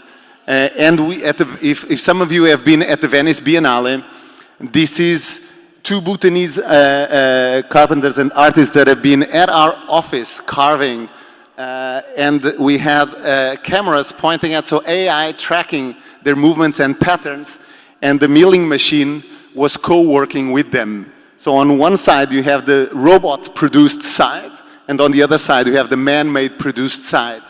At the Biennale, because of course having a milling working is a little bit dangerous, we were not allowed to have it performing, so the robot was just brushing. But the point is really the synergy between man-made and AI and tech-made and robotics, that it can really create a coexistence for a future that we want to see ourselves living and bringing back ornament and the depth of architecture to contemporary architecture. But maybe to start from the beginning, the beginning of big, the birth of big is the most basic form of architecture, which is housing. So this was, I sold my apartment at the mountain to move to Barcelona. It is a building that was supposed to be two, thus programmatic alchemy. It was supposed to be a silo and was supposed to be a housing building. A silo owned by the city, a housing building owned by a private developer. It is the parking house below and the series of repeated houses above. You have a diagonal lift at the very center of it that enables you to cross through the parking. And then when you enter in your own private realm of privacy with balconies that have 1 meter deep, so you're not able to see your neighbor, where it has constantly these reusable water. All the water that is fallen in the building is reused for the full vegetation. So it really looks almost like this Cambodian temple in the middle of Denmark. And the same client then gave us what we call the 8 house, this 500 units building in the middle of nowhere at the beginning. And it really survived for a long time because it is a cocktail of typologies, but the secret sauce is this diagonal street that starts at 0 level and ends up at the 9th floor. So a loop that enables children and people that live on the 1st floor to run up the street and work with the children on the 9th floor. So it doesn't work as a building, it works as a village. So it works as a very strong community since day one when there was nothing around. And transformation occurs when you're able to build something that shows you that life can be different at the same price per square meter of construction of the building next door. So this is where transformation exists, where you can pick up the traditional ingredients and combine them differently. The same thing with this building. Like similar logics, different contexts. This is also a housing building in Holland, in Amsterdam. The building lifts to enable you to park your boat in the very heart of the courtyard. So you see kids jumping in, this playful engagement. You see the DNA of both the mountain and the 8 house in. Everyone can walk up to the roof and see the surroundings. But it is a building that lives and exists in this manner because of the water. Another courtyard building, this time in New York, West 57, has the same proportions as Central Park. And our client owned the building behind. So the only requirement was give everyone views to the Hudson and don't block my views from my existing building. Don't decrease the value of my own building. So the building is this perimeter block that creates a Zen garden at the very center. Everyone has views to the Hudson, and so the architecture really simply responds to the constraints and really creates this building that is both a tower, is a spire, it is this sequence of different looks and visuals. It is this court scraper that distinguishes itself from everything else due to its constraints. Same thing with this building. So again, all resi, because resi is the most basic form of architecture, because shafts have to be vertical, structure has to be vertical, all efficiencies need to work. This was perhaps the most inefficient plot we were given to work with, was a triangular plot at the base because we needed to set back 30 meters from the highway because of sound, because you cannot be disturbed by sound. So meaning that our client would have a triangular plot all the way up, but we went back to the city and asked them if we could grow building back out after 30 meters in height because sound spreads horizontally as much as vertically. They couldn't say no. So we went back to the client and the engineers and the cost consultants, and we assessed how much more structure would we have to have in order to support the double of the square meters above. Of course, the financial business model was by far positive. So this building, driven by the constraints, is almost like this impossible architecture that is a welcoming dress into Vancouver. Also, like on public realm, apart from housing, public spaces and public realm has been the beginning also of the office. This was before big, this was plot. So here the brief for the competition of this tiny yacht club, is a boathouse and school for children, was that all the budget was, like 80% of the budget was meant to be by removing the contaminated ground. And instead we proposed that the project would, rather than spending all the money in something that you don't see or you just move the problem elsewhere, we would actually create this surface that would be paid by the architecture, this carpet that shelters people from touching with the contaminated soil, and underneath you have the programs, you have the boat storage, you have all sorts of things. And it's that same know-how that we've been applying throughout different master plans. Here in Aarhus, it is now fully built, but we started the design of this master plan through the harbor front. A series of populated programs, public programs, that then informed the master plan behind. So when everything else was in construction, the harbor bath was already a success. And then we built the first building that, rather than having 2 penthouses on top, has 4 times more the number of floors. So if you go to Aarhus, you see this coexistence with industry. We gave the first 2 buildings to a young architectural firm. We finished the tower. So here you see the tower finished. And now we're concluding the hotel. It's a walk-in, walk-out hotel on the left side. I mean, because learning is both based on schooling and education and on culture. I think we have several buildings and education in the US, but maybe nothing reflects more the principles of what we're doing with this very basic project. This is Bjarke's old high school, where we were asked to do a gymnasium at the very center. And rather than building a building and eliminating the courtyard, we created, we maximized and optimized the underground space. We dug the least possible. We created a geometry that follows the ballistic arch of throwing a handball from one goal to the next, meaning so that your ball never hits the ceiling. So the entire geometry is optimized for you to play the game inside, minimizing digging and maximizing usability of the patio. So you have this playful patio, playful architecture, and optimization of resources. And then the same, of course, the school also asked us to do this other building, a series of rooms that is adjacent then to the court, to the playing areas. So when you enter inside, you really have the rooms facing the building that we created previously. But on the very top, then you have a hole, and you go to this continuation carpet of the playground and playing areas.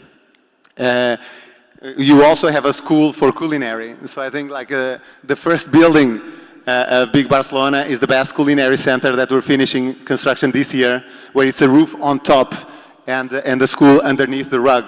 So I was in this very site on the day of the site visit, where a lady was walking the dog, and she got so upset at us because we were going to remove her park for the dog. So part of the premise for ourselves was like, the lady needs to keep her park and her dog and the space to walk. So we created a garden on top. The building is a sequence of very pragmatic rooms that enable full flexibility. There is this gastro hall that connects from informal dining, informal food below, and formal dining above, where you see your colleagues cooking and testing, akin to the spaces that you have here. And then we go above, you have several different spaces and arriving to the restaurant. And each room is designed to be fully flexible. So here are some of those photos now of construction at the moment. The full building is in Corten still, and this is the gift to San Sebastian. In Le Bras, a museum, this is a double spiral for the luxury watchmaker Audemars Piguet, where you enter through one side and you continue and walk out through the other side. And so you see the watch being made as you go in the museum. You arrive to the heart of the museum, and you see the watches made. And as you walk out, you see the craftsmen building the watches. The interesting part is that the building does not also have a single column. It's all curved glass, because curved glass is stronger than steel. So you have continuous views across the entire surroundings. And also, like lastly, the same museum that I was mentioning before, the client has a sculpture park that was a U before, and we proposed that we would close the loop by creating a museum that connects both.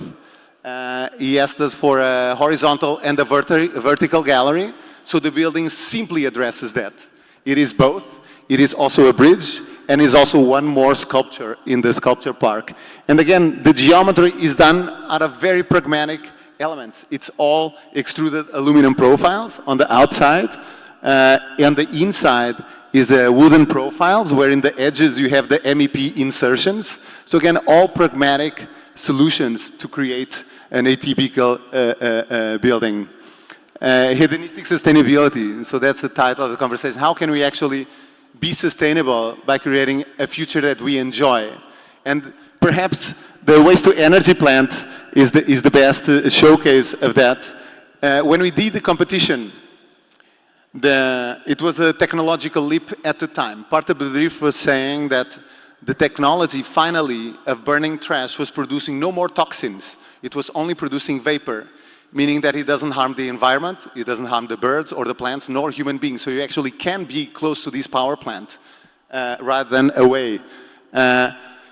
So we did look at this degree of conversion of energy, of trash to energy. So beyond being a piece of urban infrastructure, had the scale to actually become a park, a gift to people.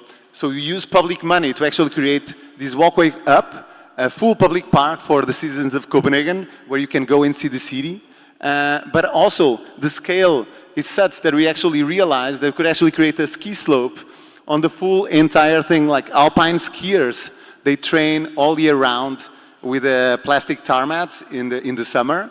So we propose to have the same, where now natural grass is growing through. So now, if you go to Copenhagen, you can actually ski 365 days a year. So you have the professional team of Denmark actually trains here. If you're a good skier, you can do other things. And in addition, we saw other opportunities. So the building was also so tall that we realized that we had the possibility of creating the tallest climbing wall in the world. So if you have the stamina and the physical condition, by all means, give it a try. When you pick up the elevator and go up, the elevator is transparent, so you see all the way into the laboratory of converting rubbish into energy, and it is a new viewing point to the city of Copenhagen, and a new icon. On vertical buildings, how to be sustainable on vertical buildings, you have several approaches. This is our first tower in a tropical climate in Shenzhen. It is a very pragmatic office tower where the south facade is, or the north facade is glazed and the south facade is solid. So the building has a zigzag facade like an izemyaki dress, and it is by this logic that the building consumes 30% less energy before any machines, just by having a facade that is solid towards south. And this, what makes the building perform beautifully, is also what makes it look beautiful, because it is the same facade logic that enables us to open for sky lobbies and ground level lobbies, to reduce the building at grade, to create a public plaza, to create all sorts of different things in an otherwise very straightforward logic. So again, it is the logics of sustainability that interests us, and that drives often these architectures that look different from different angles. In Singapore, similarly to what you have here, you split education from living with a hanging garden. In Singapore, this is a building for Capita Spring where we have a podium of parking, a hotel, and offices. And in each one, the facade opens up to reveal the greenery inside. So you have these lush hanging gardens across. You know what that experience is. And these are all photos. Then another side of sustainability. So how do we create energy to actually create a self-sustainable path forward? This is the Google headquarters in Mountain View. It's pretty much a tent that has solar shingles on the roof, because the only premise of Google that Google gave us is enable us to have full flexibility in our work environment and minimize the impact of structure in it. So we really created the largest span possible and the biggest amount of flexibility at grade.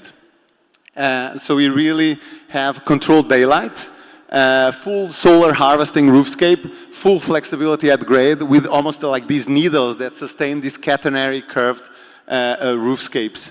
So this is the current Google campus, empowered by the full solar cells, these dragon scale solar cells on the roof. And also a similar principle is what we are groundbreaking on Sunday with Bjarke and Ursula von der Leyen and the European Commission in Sevilla. This is a building for the JRC, the Joint Research Center, where they investigate all the online activity. It's a building that only occupies half of the plot, creates a plaza on one side and a garden on the other, stands on these slender columns of 30 meters. But the building could only occupy half of the plot, but we proposed that the pergola would occupy 100% of the site. So the building actually produces 52% of extra energy for the city. The building itself consumes only 48% of the energy it produces. So the rest is a gift to the city and to the citizens of Sevilla. So when you enter, you arrive through this plaza, you have these diagonal voids that connect to all your colleagues above, and you have very pragmatic floor plates, fully flexible. And at the end, every floor has 4 terraces, because the building transforms from the human scale to the building scale. Every floor is gifted with the outdoor terraces on both sides. This was, at the time, Ursula von der Leyen giving a render to Pope Francis when we won and when it was announced, and we couldn't help ourselves to do a collage and Photoshop everyone giving our render to everybody else. Then maybe just to end on wood, concrete, and then 3D printing. Because we're talking about the sustainable future, we need to also talk about our construction methods. So this is our largest timber structure in the world at the moment being built. And this is, we won the Zurich airport. We now have a team of 30 people there. It is a building that pretty much picks up on the constraints of an airport and the logics of construction in wood, and really maximize the 2 wings where they open up to the control tower at the very center at the lobby. So it is really a transformation, a very standard section that opens up, creating a skylight and the space of the central lobby for the control tower. Also in Norway, this is a carbon neutral factory for a wood manufacturer. Like it's 75% robotics, a few humans. It sits in the middle of the forest. The program was set by a central, an office and exhibition space, and then 4 pillars. So this felt like a very pragmatic assemblage of that logic, where everything is connected to the very center, where the users and workers are. So this is the building now constructed, is all tarred wood outside. So again, the building is carbon neutral and produces self-sustaining, like carbon neutral energy. So here you start seeing people run up, and this is the public area. Everyone can access the courtyard. And here you start seeing the visitors. The machines navigate with the palettes on the paths of color. So don't step on the color, step on the concrete. But here you see all of that straightforwardness that you also see in here in your programming areas, but also with the human side at the very heart of it. And a little bit of what the chairman also shared in the morning. When we built the building, we removed all the species and we kept them in a nursery.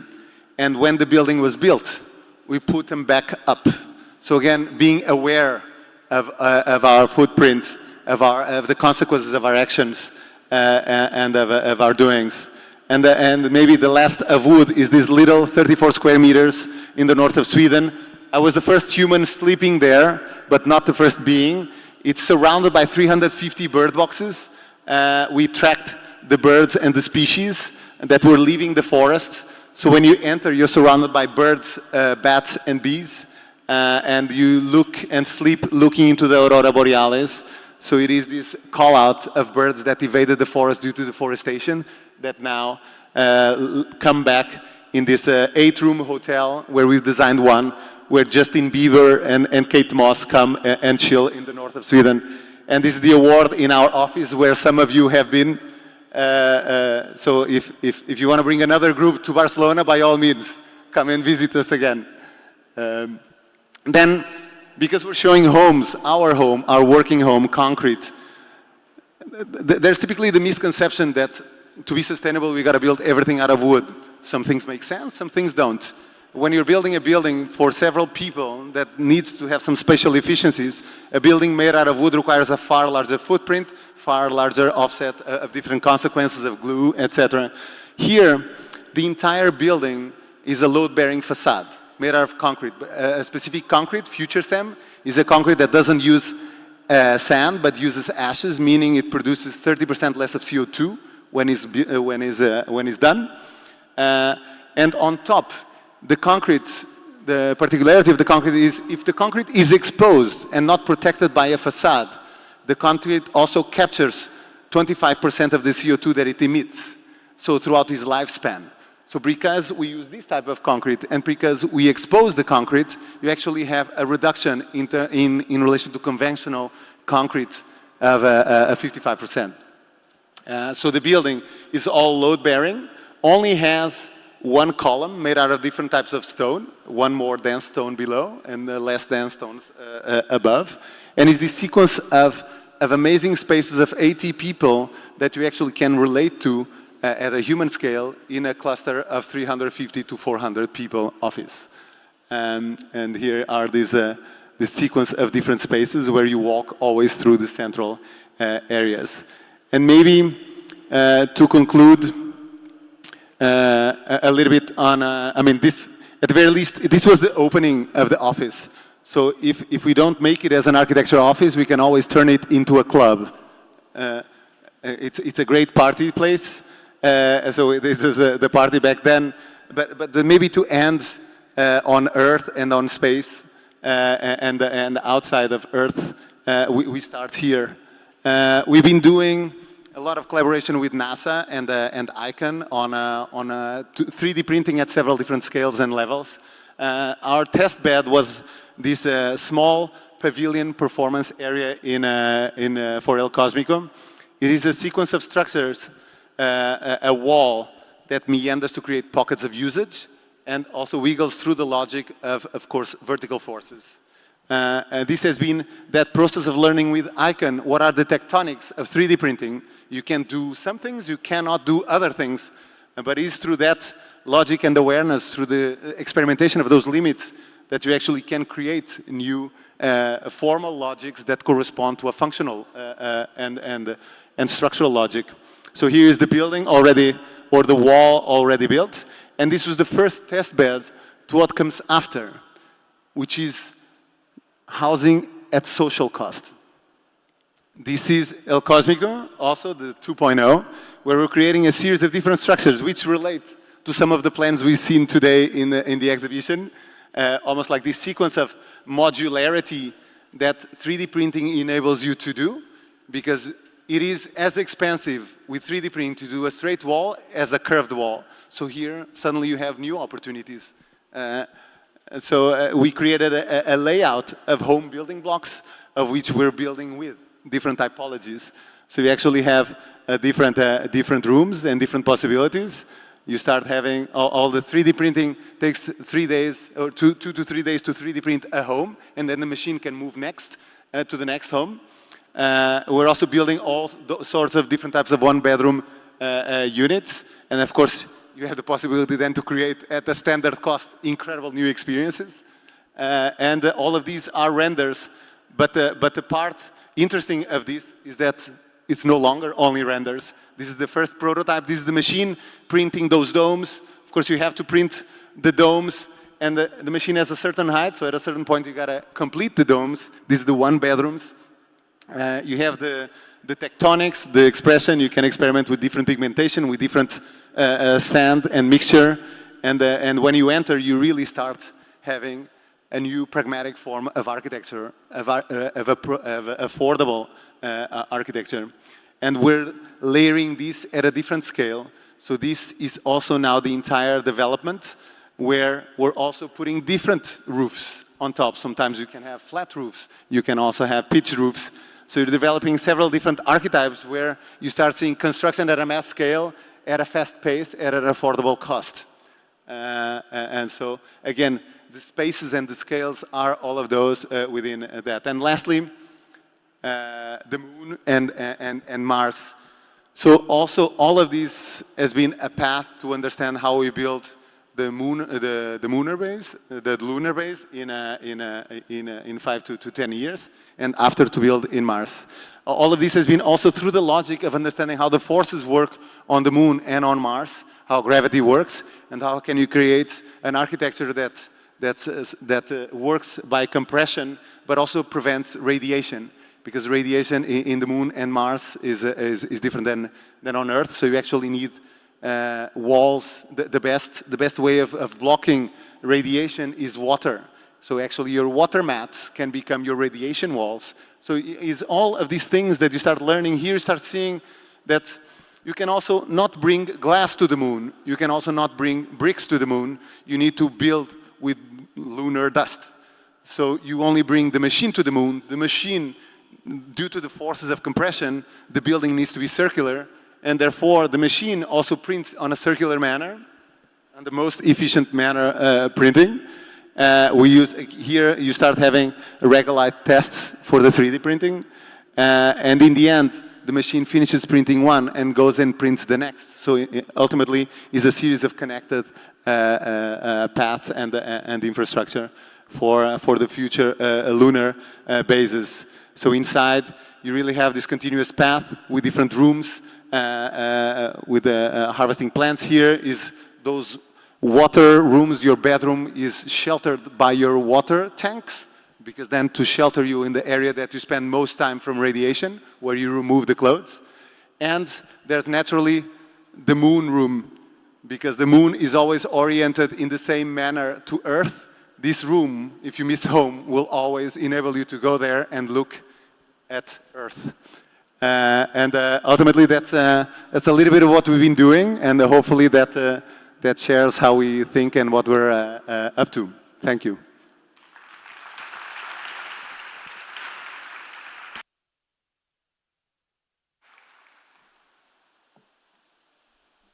Thank you so much, Joe, for that visually compelling, provocative, and truly inspiring presentation.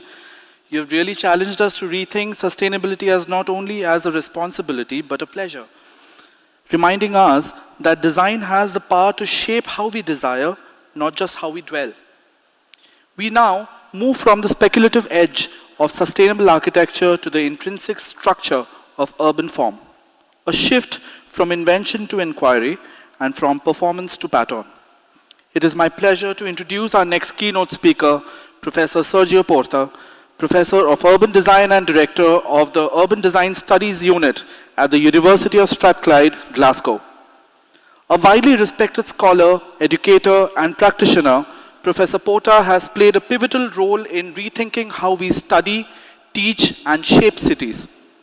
His research spans urban morphology, spatial networks, master planning, and evidence-based design codes, and his recent work on urban morphometrics brings a scientific precision to the analysis of urban form, drawing on evolutionary biology, geospatial analytics, and the lived experience of urban complexity. His most recent book, Master Planning for Change, and his award-winning papers offer a powerful framework for designing resilient cities, not as fixed visions, but as adaptive, evolving systems. In today's keynote titled Designing the Evolving City, a Paradigm Shift for Urban Design Education, Professor Porta takes us through a vital provocation that the failure to create healthy, adaptable urban environments is not a crisis of tools, but of thinking. He reframes the city as a complex adaptive system where design must work with and not against change. He argues for a renewed role for design codes supported by digital technologies and analytics, and concludes with a powerful call to reimagine urban design education itself, anchoring it in morphology, spatial science, and civic purpose. Please join me in welcoming Professor Sergio Porta. May I invite our Dean, Professor Aparna Surve ma'am, to please come on stage and help us felicitate Professor Porta.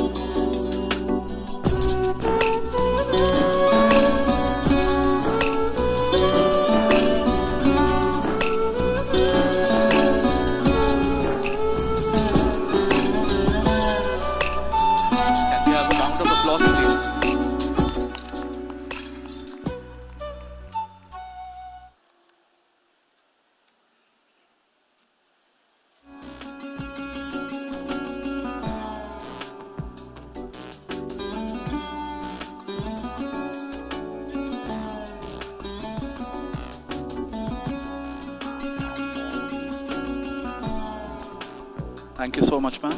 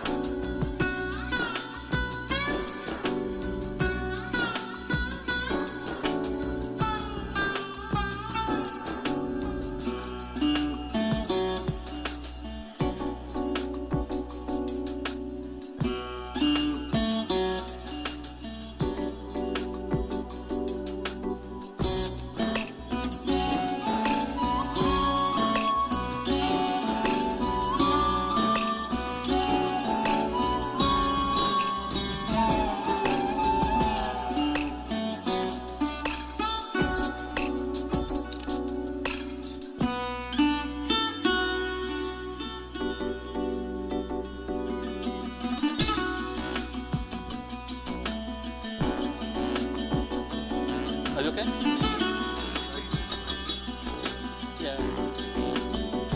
Yeah, we'll see. Yeah, should be alright. Should be alright. Shall I use mine? I would rather use this one. Sorry? I don't need anything. I transform the everything is right. So I'm not getting connected at all. 1, 2, 3. 1, 2, 3. Can you hear me? Yeah? Shall I go? Are we all set? All right.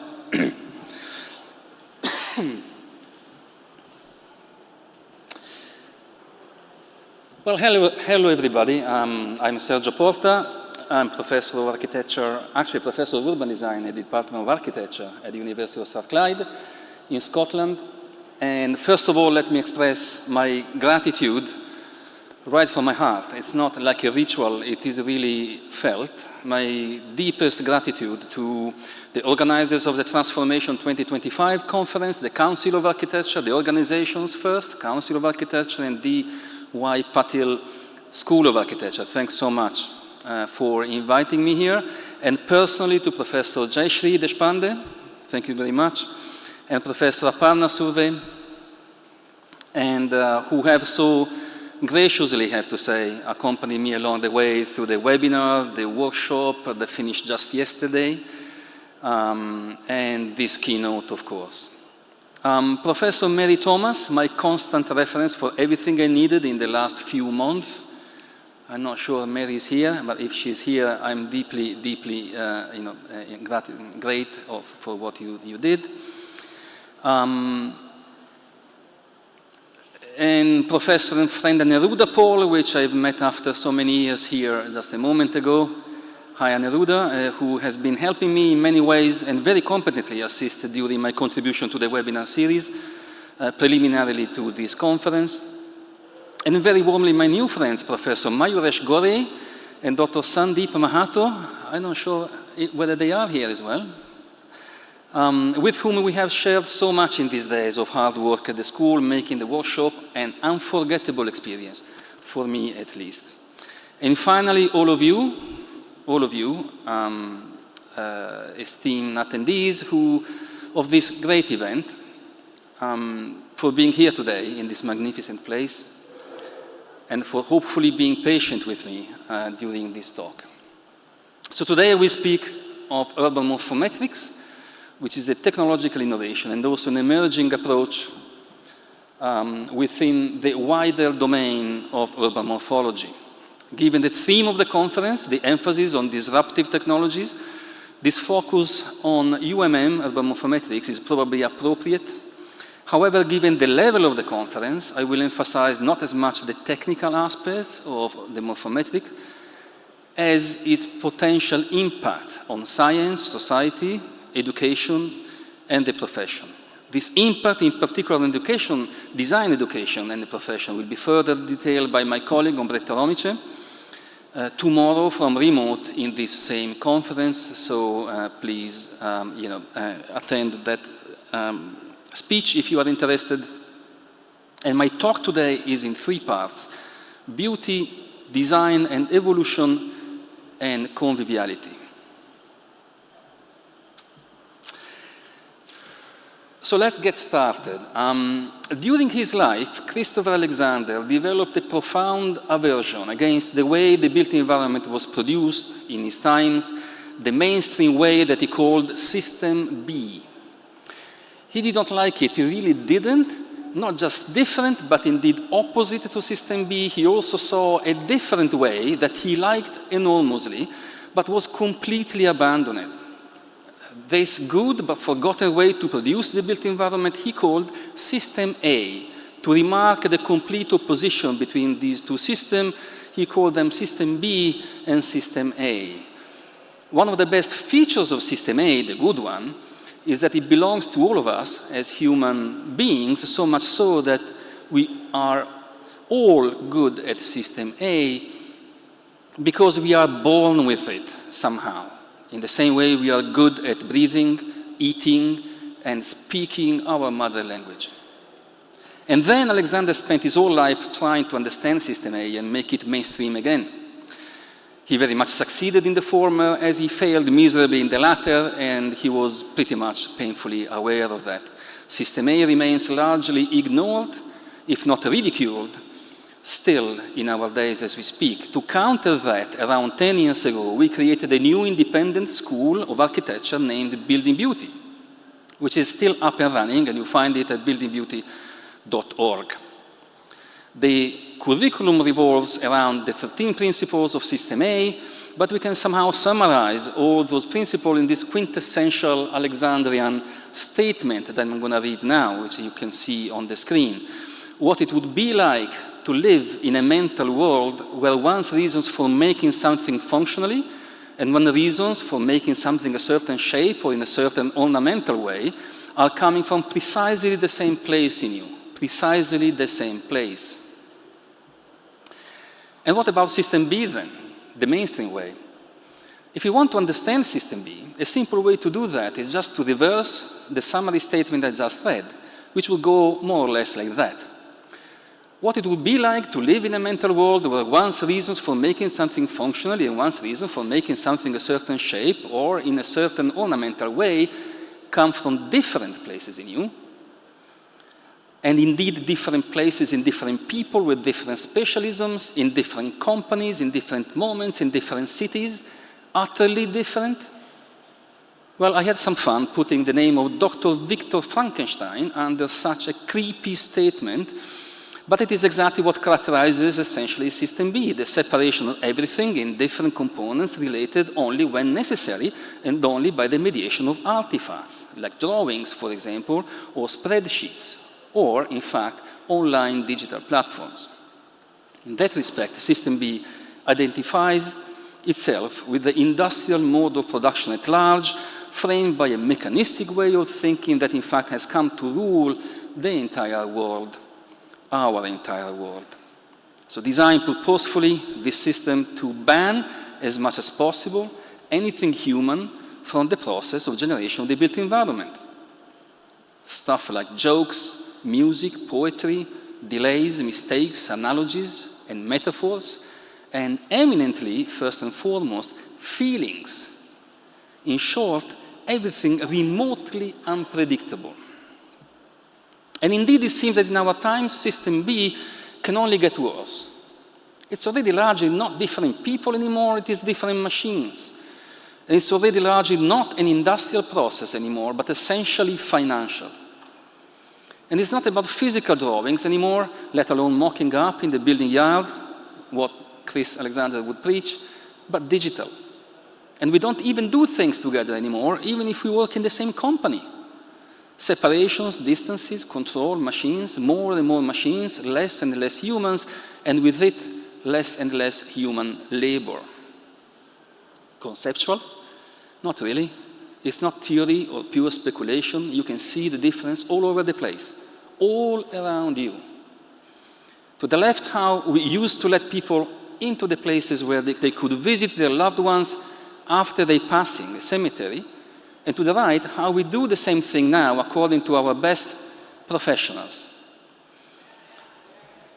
And again, to the left, how we used to build the infrastructure for trading goods long distance, and to the right, how we do it now, according to our best engineers and architects and professionals, the same as before. Clearly, at some point in the past, something big happened that radically changed the way we build everything. If only we could identify when in history that big change originated, we could perhaps understand something of its root causes and even its authentic nature, perhaps. This is the same as asking the question, where does System B come from? And when did it start taking over our world? Luckily, we are now in the position to measure and classify urban form at very large scale, a new tech that we call urban morphometrics, in fact. If we do that, and we have done that extensively and intensively for the last 5 years, we constantly find one stunning overarching pattern emerging over and over again, wherever we go measuring urban form, at whatever scale. That is the major divide between everything built before and after World War II. For example, you can see on the screen the taxonomy of urban form of Milan metropolitan area in the north of Italy, and to the left you see the dendrogram, that sort of tree of life, that represents the hierarchical structure of similarity between the urban types, where this big divide emerges quite clearly, indicated by that red sort of double arrow that you can see on the screen.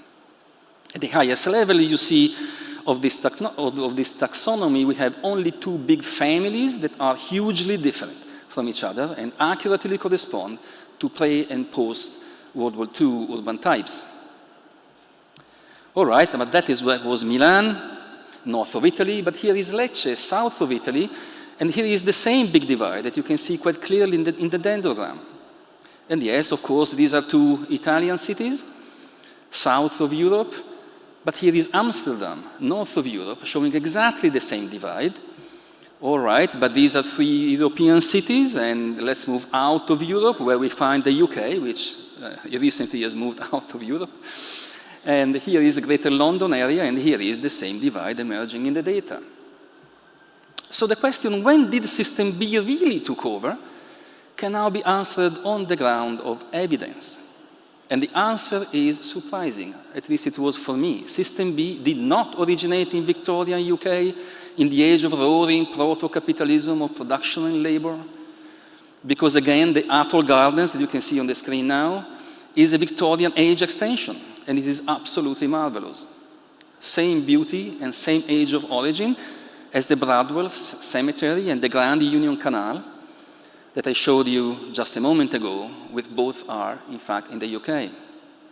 And even master planning per se is not really the problem, because the Atoll Gardens were, in fact, master planned.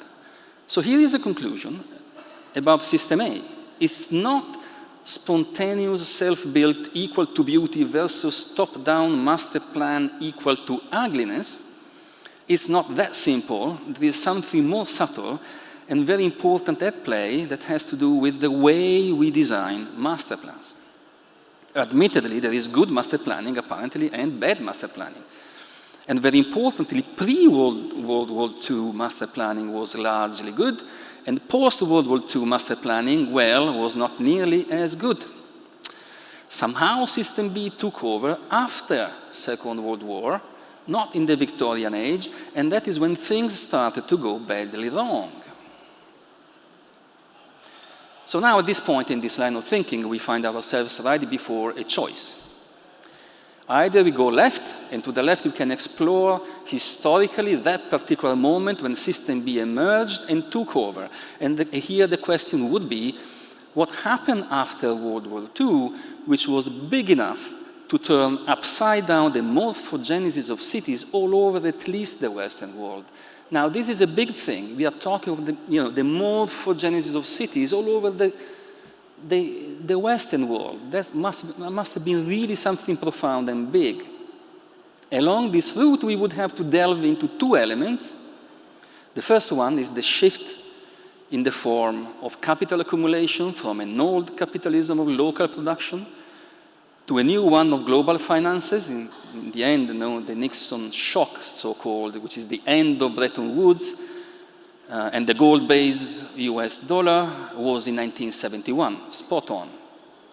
And second, the form of power, from a fascism of nationalist dictatorships in the 1920s and 40s to what Pier Paolo Pasolini in 1975, a few weeks before being brutally assassinated, called the advent of a new techno-fascism based on the unrestrained power of transnational corporations and hedonistic consumerism. A call that anticipated present day's inverted totalitarianism after Sheldon Wolin, or disaster capitalism after Naomi Klein, or emergency, crisis, or in fact senile capitalism after Fabio Vighi. In short, that would mean, if we took the left-hand side of the bifurcation, that would mean looking beyond architecture and urban planning into the major economic, political, and geopolitical cycles, the end of which we are now witnessing in the present times. However, though that would be very interesting, in fact necessary, it would bring us straight against a wall, I feel, and the wall is in this question: what can we do about it?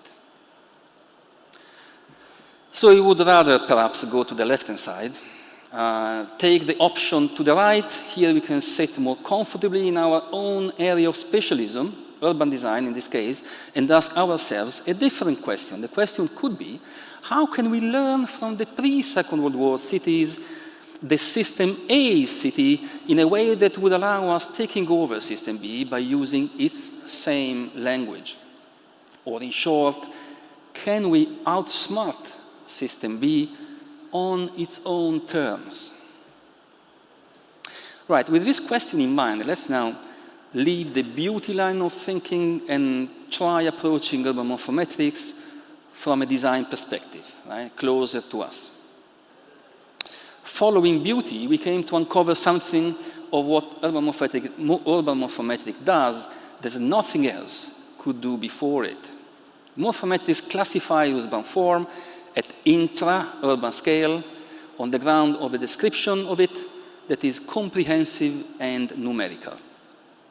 A very detailed description, nearly 300 metrics computed for each and every building in the study area. But urban morphometrics is not only rich of details and comprehensive, it is also designed for the very, very large scale. That was the point from the very beginning of this adventure, the mission assigned first to Jacob Dibble and then to Martin Fleischmann when they started their PhD with us at Strathclyde, respectively in 2012 and 2017. Two PhD students, brilliant PhD students. The Greater London project left on the screen, I just showed to you, included around 2.5 million buildings. The walkability project, right on the screen, on the right-hand side of the screen, that we are completing with Adam Architecture and Place Logic in London and Winchester, covers the whole of Great Britain, meaning England, Scotland, and Wales, with more than 15 million buildings.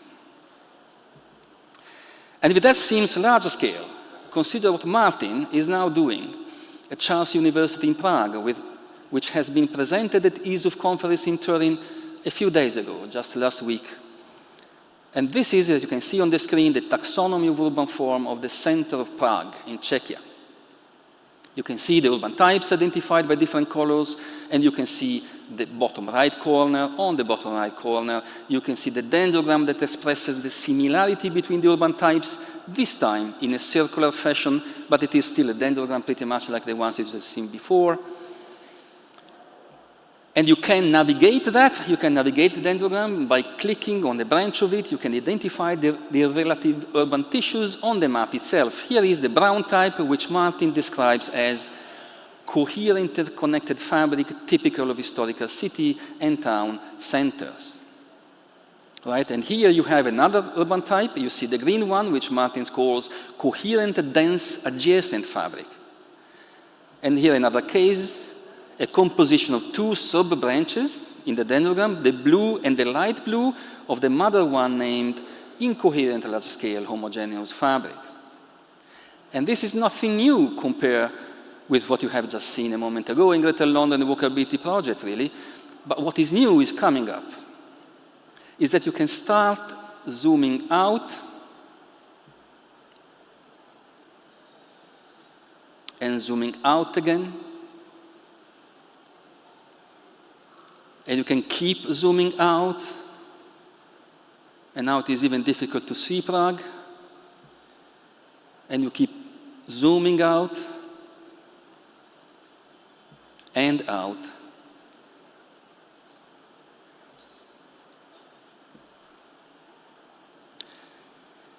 Until you realize that this taxonomy covers more than 80 million buildings over 5 national territories in Central Europe, Lithuania, Poland, Germany, Czechia, and Austria. And we should not forget that the level of the information behind this enormous scale of extent is the individual building. This is the state of the art in the science of urban morphometrics as we speak. So the recent achievements and our achievements and Martin's now, the Urban Landscape of Central Europe project that you just saw, projects urban morphometrics right into an entirely uncharted territory. So let's talk of the science for a moment. Urban morphometrics is now recognized as a transformative innovation in urban morphology studies. What is leading the transformation is a change in the instruments of the discipline. We are witnessing an instrument-enabled type of scientific transformation. In our case, it is about digital instruments. By no means anything new. Innovation in the instrument has often led in history to innovation in the science itself. This is the circular loop of instrument-enabled transformation. They fight back, they fire back to the discipline itself. Think of what ICT, information communication technology, did to social sciences with the emergence of the new domain of computational social sciences, or what the microscope and then the electron microscope did to biology with the emergence of microbiology, of what the infinitesimal calculus did to physics, shaping it as a distinct discipline from the larger ground of speculative philosophy back in the 17th century. So in a recent paper on urban design planning, Vitor Oliveira and myself look at the quantitative term in urban morphology. Vitor is the president of ISUF, International Seminar of Urban Form, which is the home organization of urban morphology internationally. In this work, we found that while a comprehensive numerical approach to urban form analysis emerged only very recently, modern urban morphology has always been systematic since inception in the 50s and 60s of the last century. Always been systematic. Not always been numerical, but always been systematic. And this systematic approach to urban form analysis, we concluded, is a foundational trait of the discipline of urban morphology. But what does that mean in practice? What does systematic approach mean? Back in 1953, Fred Schaefer defined this point in a paper entitled Exceptionalism in Geography. According to Schaefer, a systematic approach consists of 4 main elements: the search for regularity, as opposed to the singularities in the observation of the geographic region, the practice of predictive modeling, interdisciplinarity, and the commitment to theoretical generalization in search of universal laws, very often inspired by universal laws in other disciplines, for example, biology or evolutionary biology, to be supported by large-scale validation exercises. In this sense, urban morphometry can be seen as the most recent and perhaps the most comprehensive expression of urban morphology's systematic nature, the signature character of the discipline at large. However, if urban morphology approach to its subject matter has always been systematic, what is then the subject matter of urban morphology? According to Vitor Oliveira, again, urban morphology is about the study of urban forms and the agents and processes responsible for their transformation. And according to Karl Kropf, it is about the study of human settlements, and I'm quoting their structure and the processes again, and their formation and transformations again. So in both these definitions, which come from authoritative scholars in the field, form is always associated to processes and transformation, which means with time. And the way the form of cities changes in time.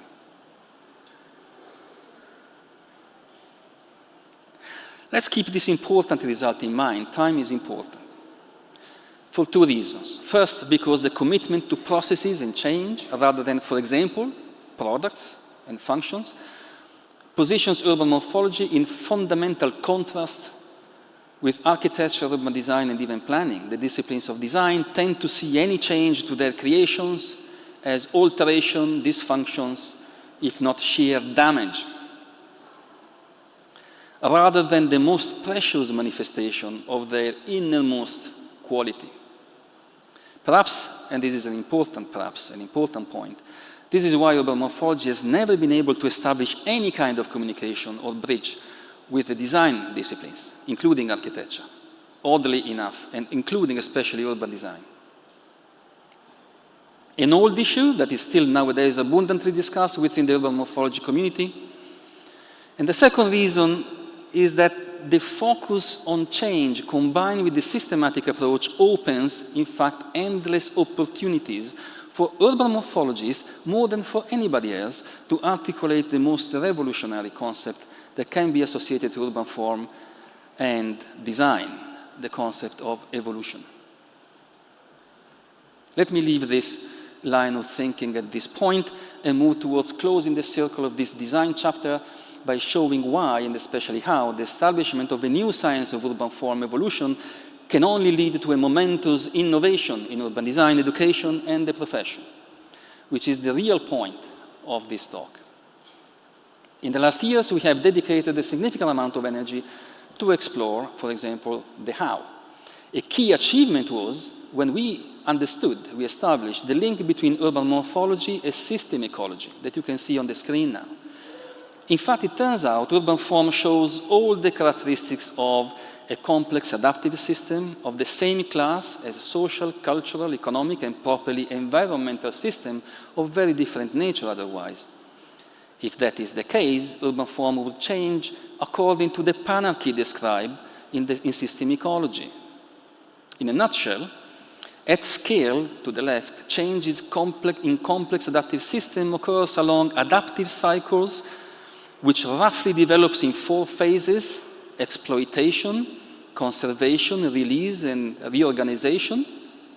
And we found that this idea, which is very important in system ecology, we found that this idea that was independently developed in system ecology in the early 60s resonates profoundly with other ideas. For example, the Burgage cycle, described by M.R.G. Konzen, who is one of the great fathers of urban morphology, in about the same years. However, across scales, which is to the right, change occurs along the double track of the panarchy, where conservative top-down and innovative bottom-up supercycle forces interact by connecting the individual adaptive cycles as they continue to unfold at each scale.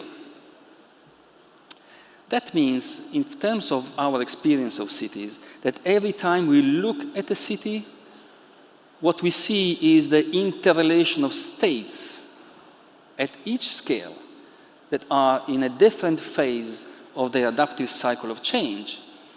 And many of those scales are not accessible to us when we walk on a street. For example, the scale of the street network. We can see our street, but we can't see all the other streets. But the influence of all the other streets are there in the street that we are walking through. So all this enormously complex mechanism filters down to our experience in ways which you can't control at all. We may, for example, see, but we can feel them. We may, for example, see a relatively stable situation at mid-large scale, let's say conservation, coexisting with a booming situation at mid-low scale, for example, exploitation. In the image that you can see here, you can see these 2-3 scales simultaneously at work in Barcelona, with the enduring road structure established by Ildefonso Cerdà in 1873, which is the top left image, rather boring apparently. In fact, it is very repetitive, very identical to itself. All these, all these blocks, which are 113 meters of edge, squared, repeating themselves endlessly, super boring, and nevertheless, they trigger the incredible variety of individual projects that we currently can experience if we look at this city, the same city, exactly the same spaces, as a crow flies here, bottom left of the screen, and even more so if we do that at the eye level, bottom right hand of the street. So you got this co-presence of boredom and booming life depending on scale, because the system work at different scale in different moment, and importantly, they work at different speed according to scale. So in terms of urban morphology, the matter that design deals with, because this is what we do when we do design, especially urban design, but also architecture and also planning, we do that, we do manage the form of cities. The material which is involved in this panel can be represented according to 6 levels of scale, which you can see visualized here on the screen. The plot, the street edge, the block, the street, the sanctuary area, and the district.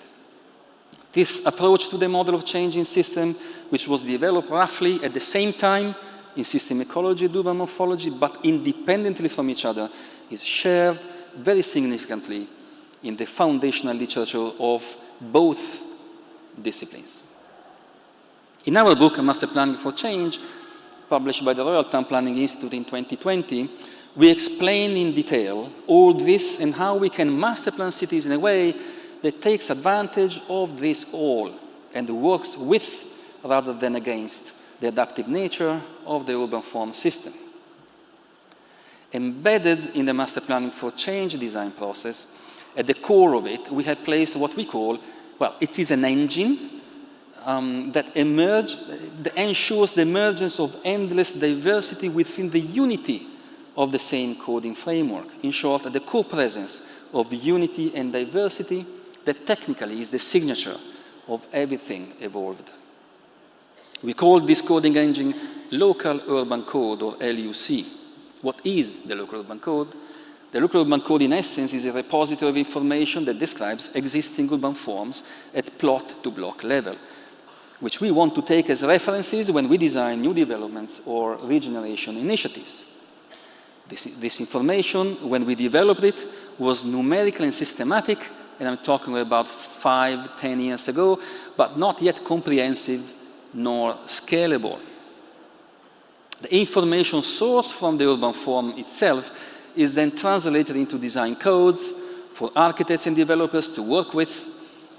The coding system is brought all the way down to the level of the plot by way of a plot passport mechanism that you can see here to the right-hand side of the screen. It is actually a pager of rules and a few sketches and visuals. It is because of the coding system that we can point our design efforts only to the structure of places as urban designers, which we may visualize as a trellis, while stepping back, decisively stepping back from everything else, which are the roses or the vines. As for the roses and the vines, it is for society at large to shape and reshape constantly in time landowners, architects, developers, engineers, electricians, inhabitants, housing associations, community leaders, local planning officers, and so on, and on, down the road of the incredible complexity of these processes. In terms of master planning process, though, the result is a carefully granular spatial structure that is introduced in the making itself of the plan, as you can see in this master plan of a large urban district in Glasgow. Nothing that would strike you as an intellectual bomb at first sight, which for us is a plus, but instead a sense of composed, appropriate, timeless city designed for being adaptive and therefore organized around what is human and what simply makes sense. Everything we have done with urban morphometrics is a development of the local urban code. Indeed, with urban morphometrics, we have just operationalized the local urban code differently, making it in fact comprehensive and scalable, but by using the potential of new big urban geodatas and new digital technologies. The UMM, urban morphometrics, allows the design coding systems, which are a traditional instrument of planning systems since very old times in history, in fact, to make a big leap forward by being grounded on measurable, large-scale evidence, extracted from existing urban fabrics, the performance of which, and this is key, we can now assess rigorously, statistically, comprehensively, and reliably. We can assess the performance of urban form on a scientific ground. For example, are certain urban forms conducive to less usage of the car? Are certain urban forms correlated to more community satisfaction, a higher level of community satisfaction? Are certain urban forms more quicker to come back after flood? Are certain urban forms more prosperous, correlated to more prosperous socioeconomic conditions in the communities that inhabit them? And on and on.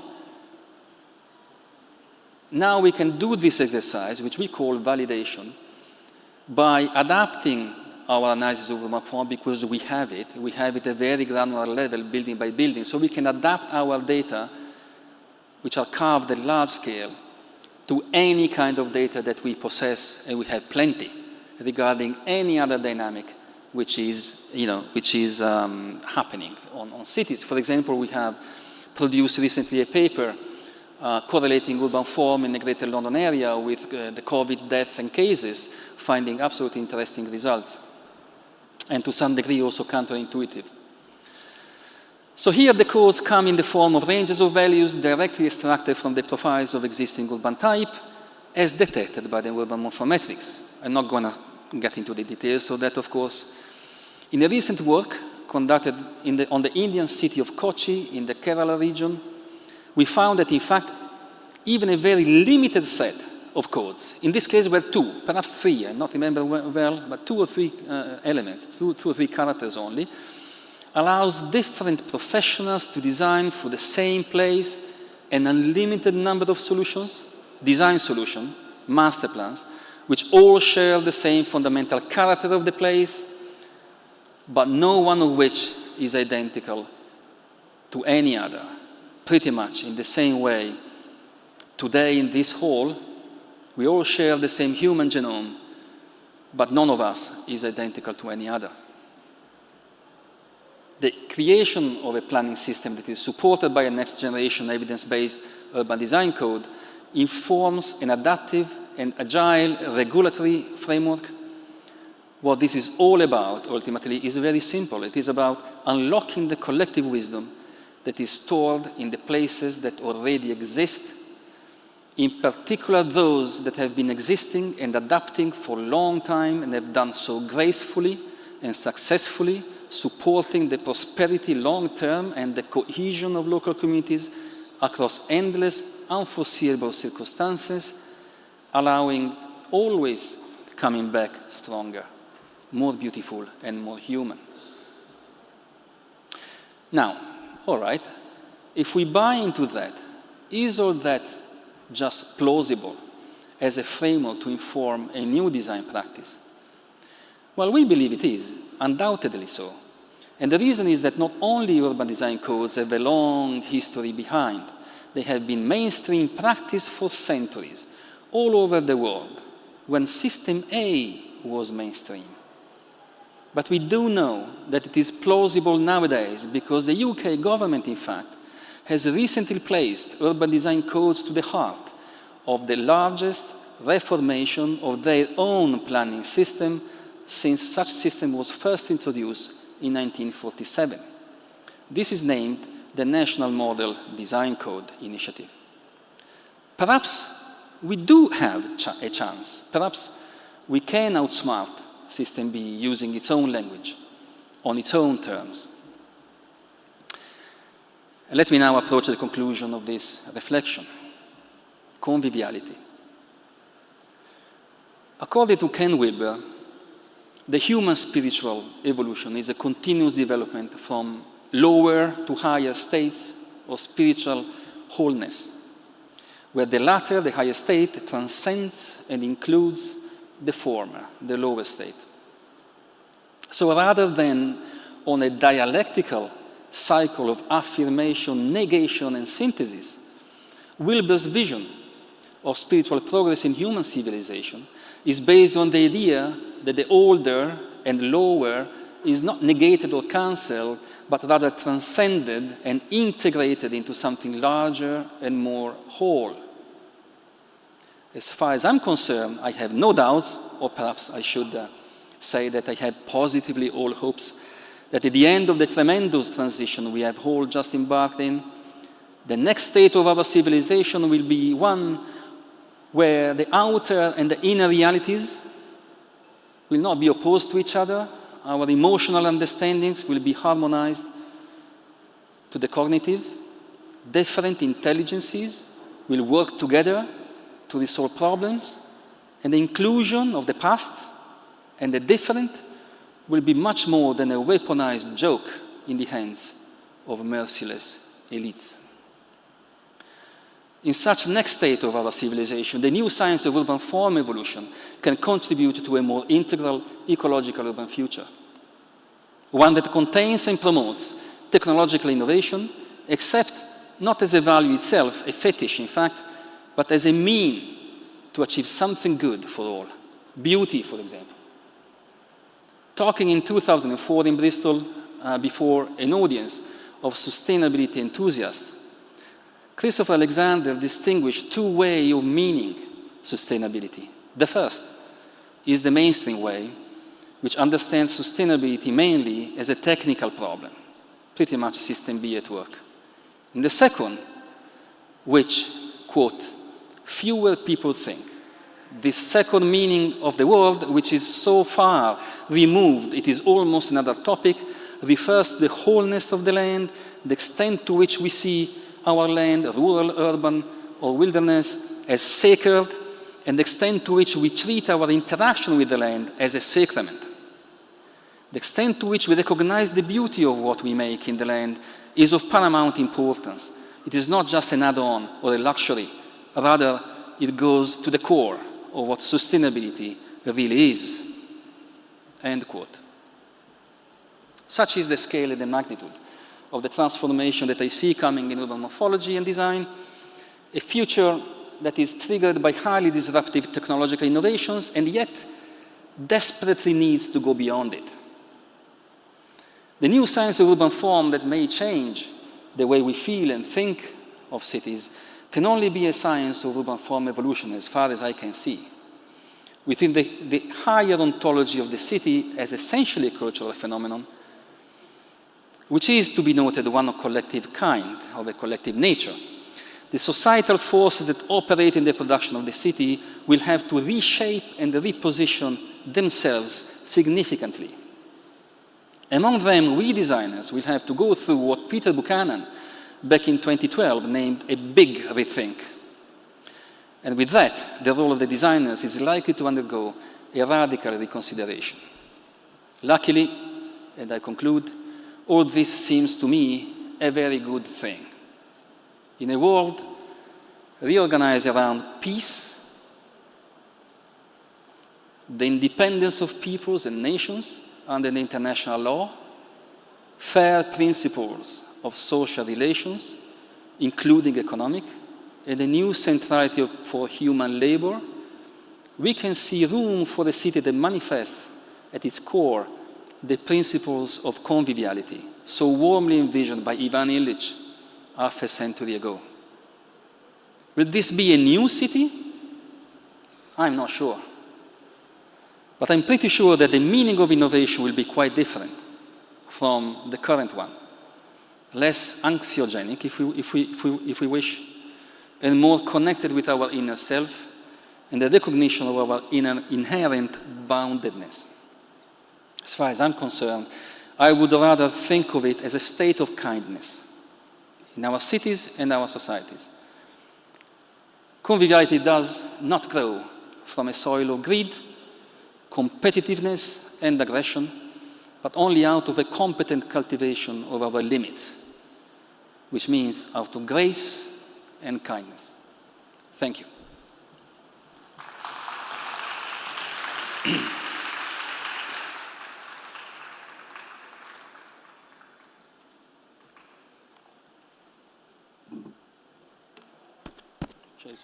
Thank you, Professor. Thank you, Professor Porta, for that deeply layered and intellectually rigorous keynote.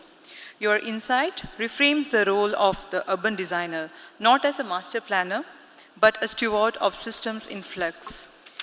You have given us not just a critique, but a methodology, and perhaps, most importantly, a renewed sense of purpose. We now open the floor for a short question and answer session. I request Professor Sergio to have a seat here for the question and answer session. As announced earlier, we invite you to submit your questions using the QR code displayed on the screen.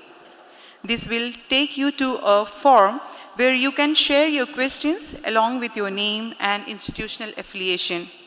You can use the QR code behind your ID card as well to access the form. If your question is selected, it will be read aloud, and you are welcome to stand and be acknowledged as it is posed to our speakers. We encourage questions that seek to expand on the ideas presented, whether through connection, critique, or application. We'll take a few questions now. May I invite Joao to the stage?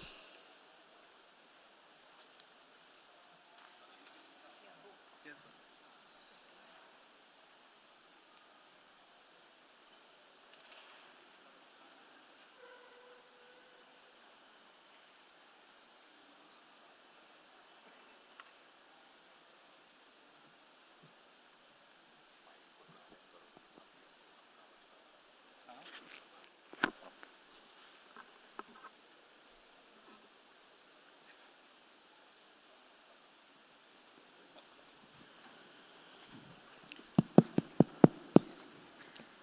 We got a question. 1, 2, 3, 1, 2, 3, yes. We got a question from the audience, Mr. Mandar. The question is to Joao. Looking at your solar building at Copenhagen, what kind of climate efficiency does it have, sunny throughout the year? This is the question he asked. What type of? Sorry? Which building? What kind of climate efficiency does it have? Solar building. Solar building. I mean, they have different types of efficiencies. So there's a difference between Google and JRC. JRC is developed fully with, recycled steel columns. There is an assessment of the ceramics being used, of everything, and also like the production. Solar cells decrease their capacity, or the evolution in solar cells, the capacity to harvest energy, is like it increases 30% every 3 to 5 years. So, for instance, if we would do the entire roof canopy of Google, harvests close to 65% of the energy that it consumes. If we would do it today, 5 years later, it could actually harvest the full capacity.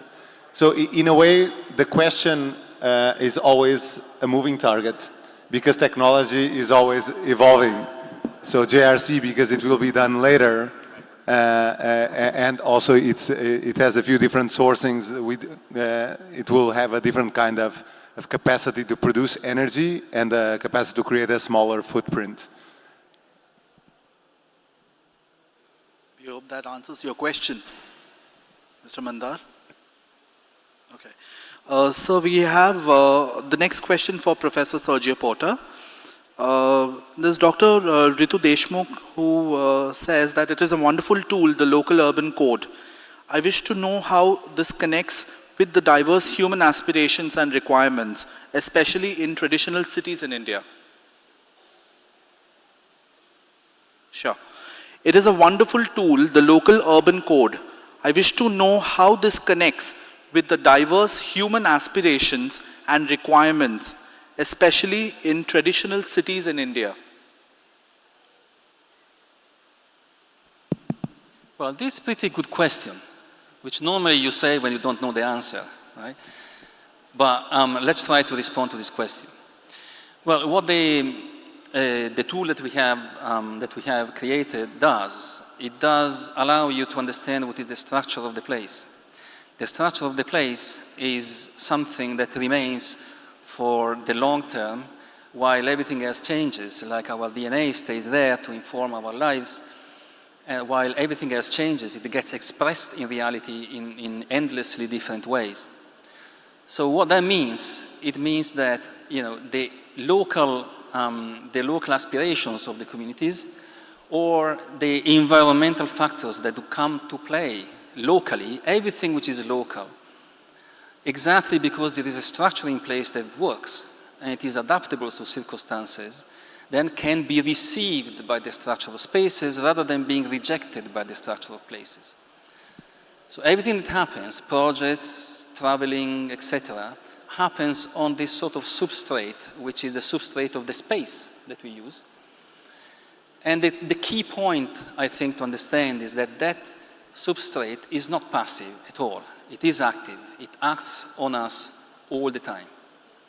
So at some level, it asks you to do certain kind of responses to it, but at a more profound level, it also guides you in a way that allows you to express yourself.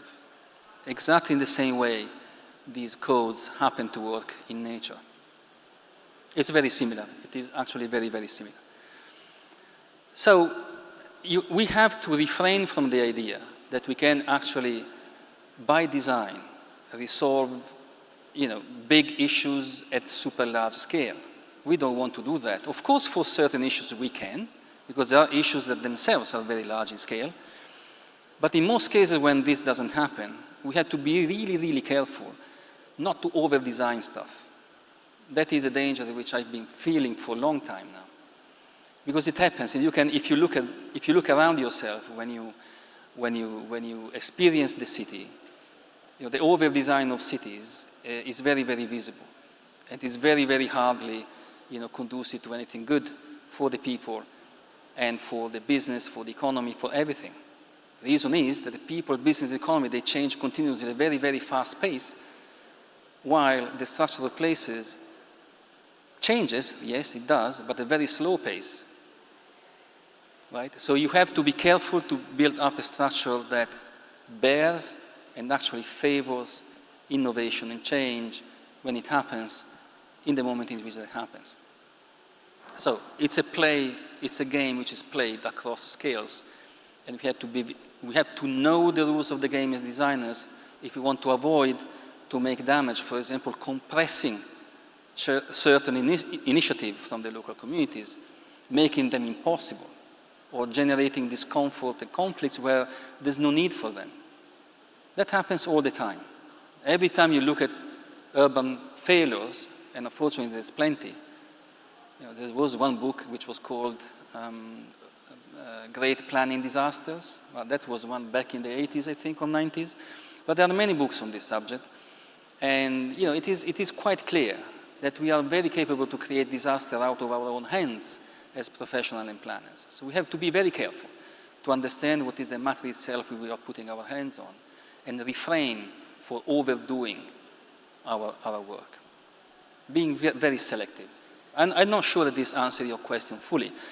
But if you are talking of initiative at the local level, you are talking of environment, you are talking of local communities, aspirations of a different scale in society, because of course society is another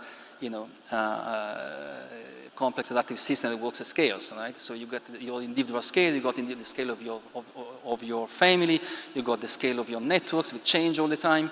It's incredibly complicated. So yeah, across this scale, you can't go. You just can't go. So let that happen, and then there will be architects, there will be other planners coming after you, there will be, all sorts of stakeholders involved in the process of urban transformation, and they will bring their own input in what you did. And that is perfectly fine. And they will change what you did, and it is the best response you can have. Thank you, Professor Sergio. The next question is to Architect Joe from Arya Nayak. The question is, with the growing integration of AI and computational tools in architecture, how do you see their role in optimizing resources, be it energy, space, or material use? Can you share any insights or examples from recent projects where AI meaningfully contributed to design innovation or efficiency? Well, that's the question, AI. No, I think unlike CAD, unlike Revit and BIM, those things transform the way we did things.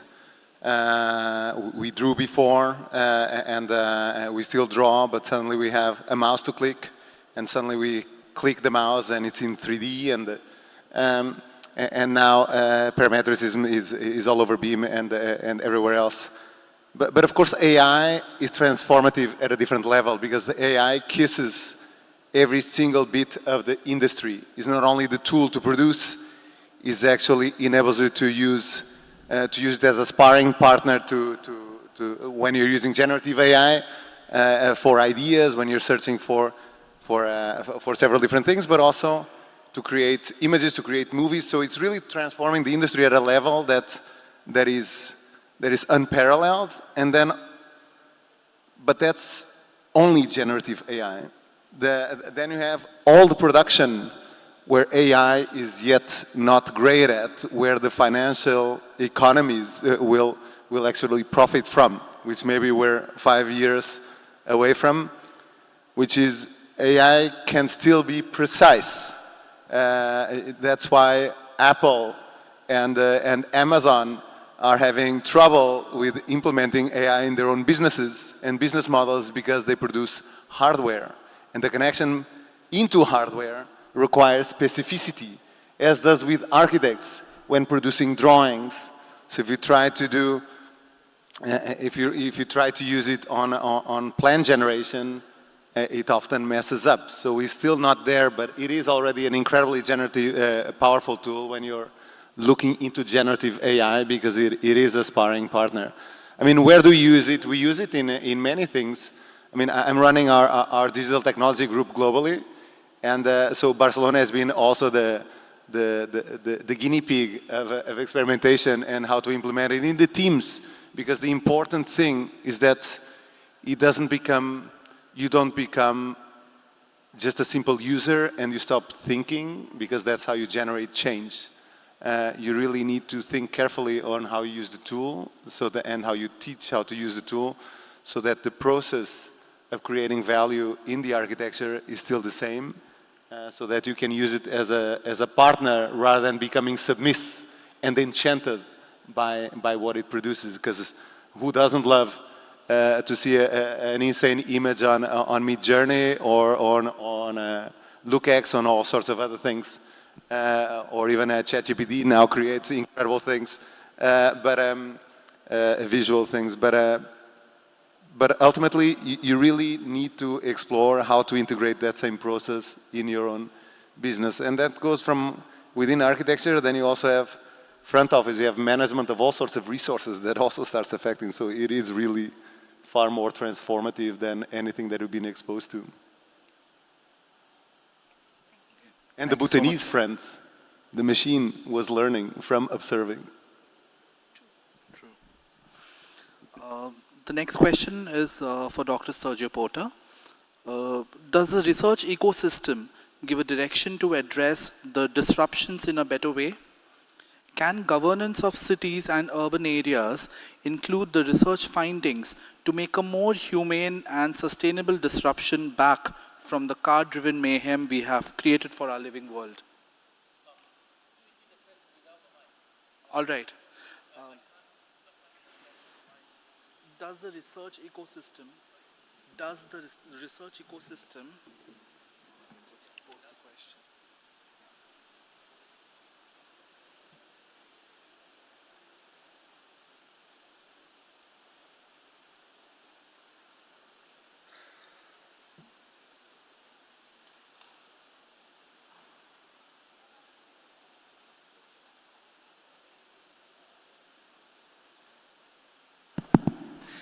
Well, the answer to this question, and sorry, I couldn't really hear it correctly from the speakers because it gets very confused when you're sitting here.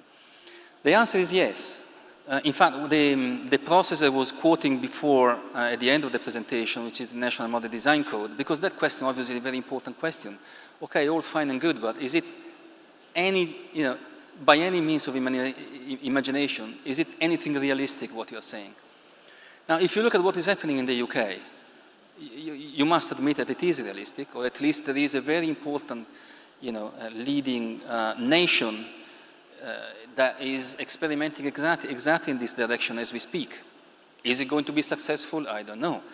But let's also consider that planning systems, plural, that revolve around codes are nothing new in our history. Most of our cities, especially old cities, have been built with codes embedded into the process. They are very, very, very old stuff, the codes, right? So what we can do now, we can do the codes on the ground of information that we never have had until 5 years ago, or even 3 years ago. So that's the difference.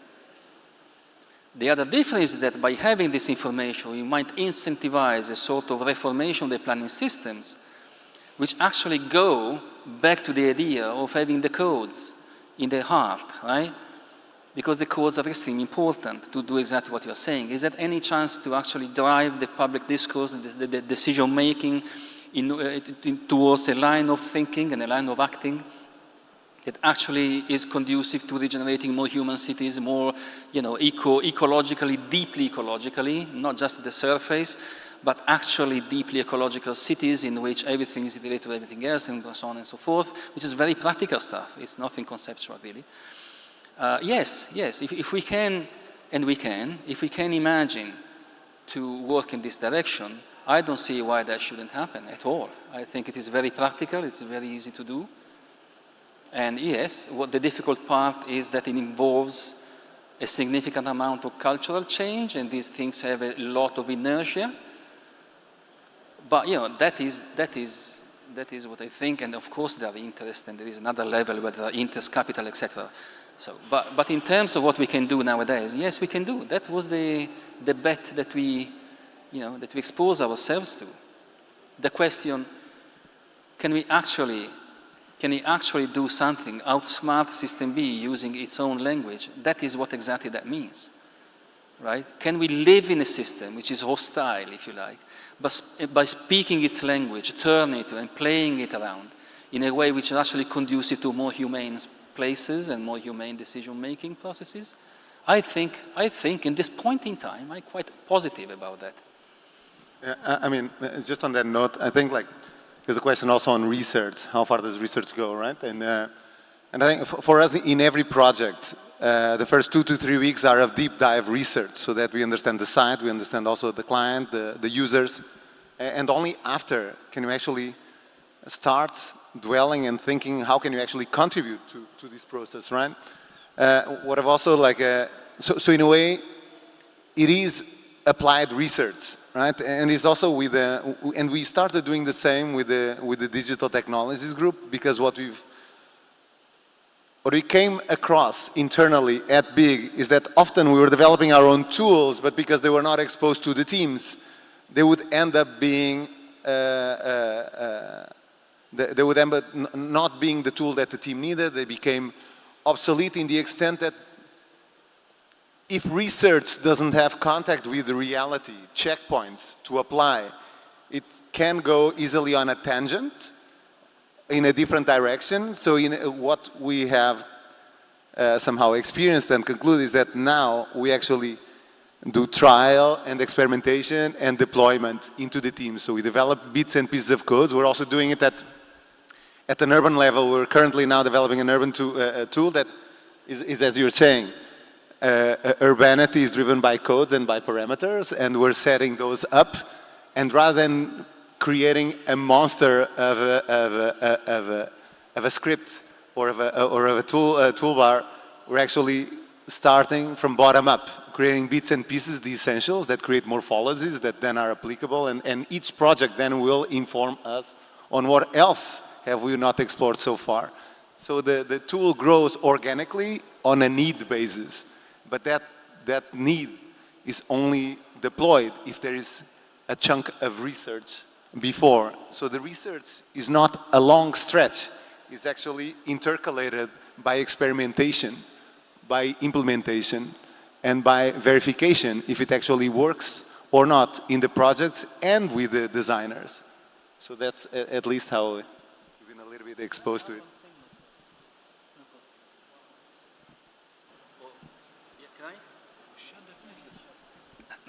Yeah, I wanted to say something because Joao presented before. I'm very happy that by chance Joao talked first and I talked second, because I think at some level we presented quite opposite things.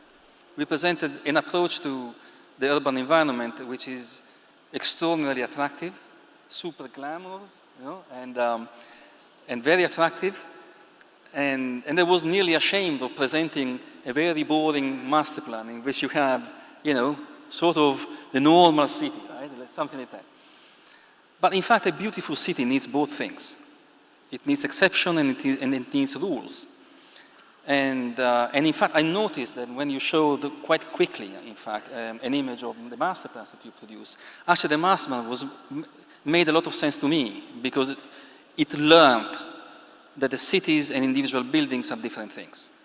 And cities have got certain rules, and I saw the nodes were more density around the nodes and going smoothly down as you go away from the nodes.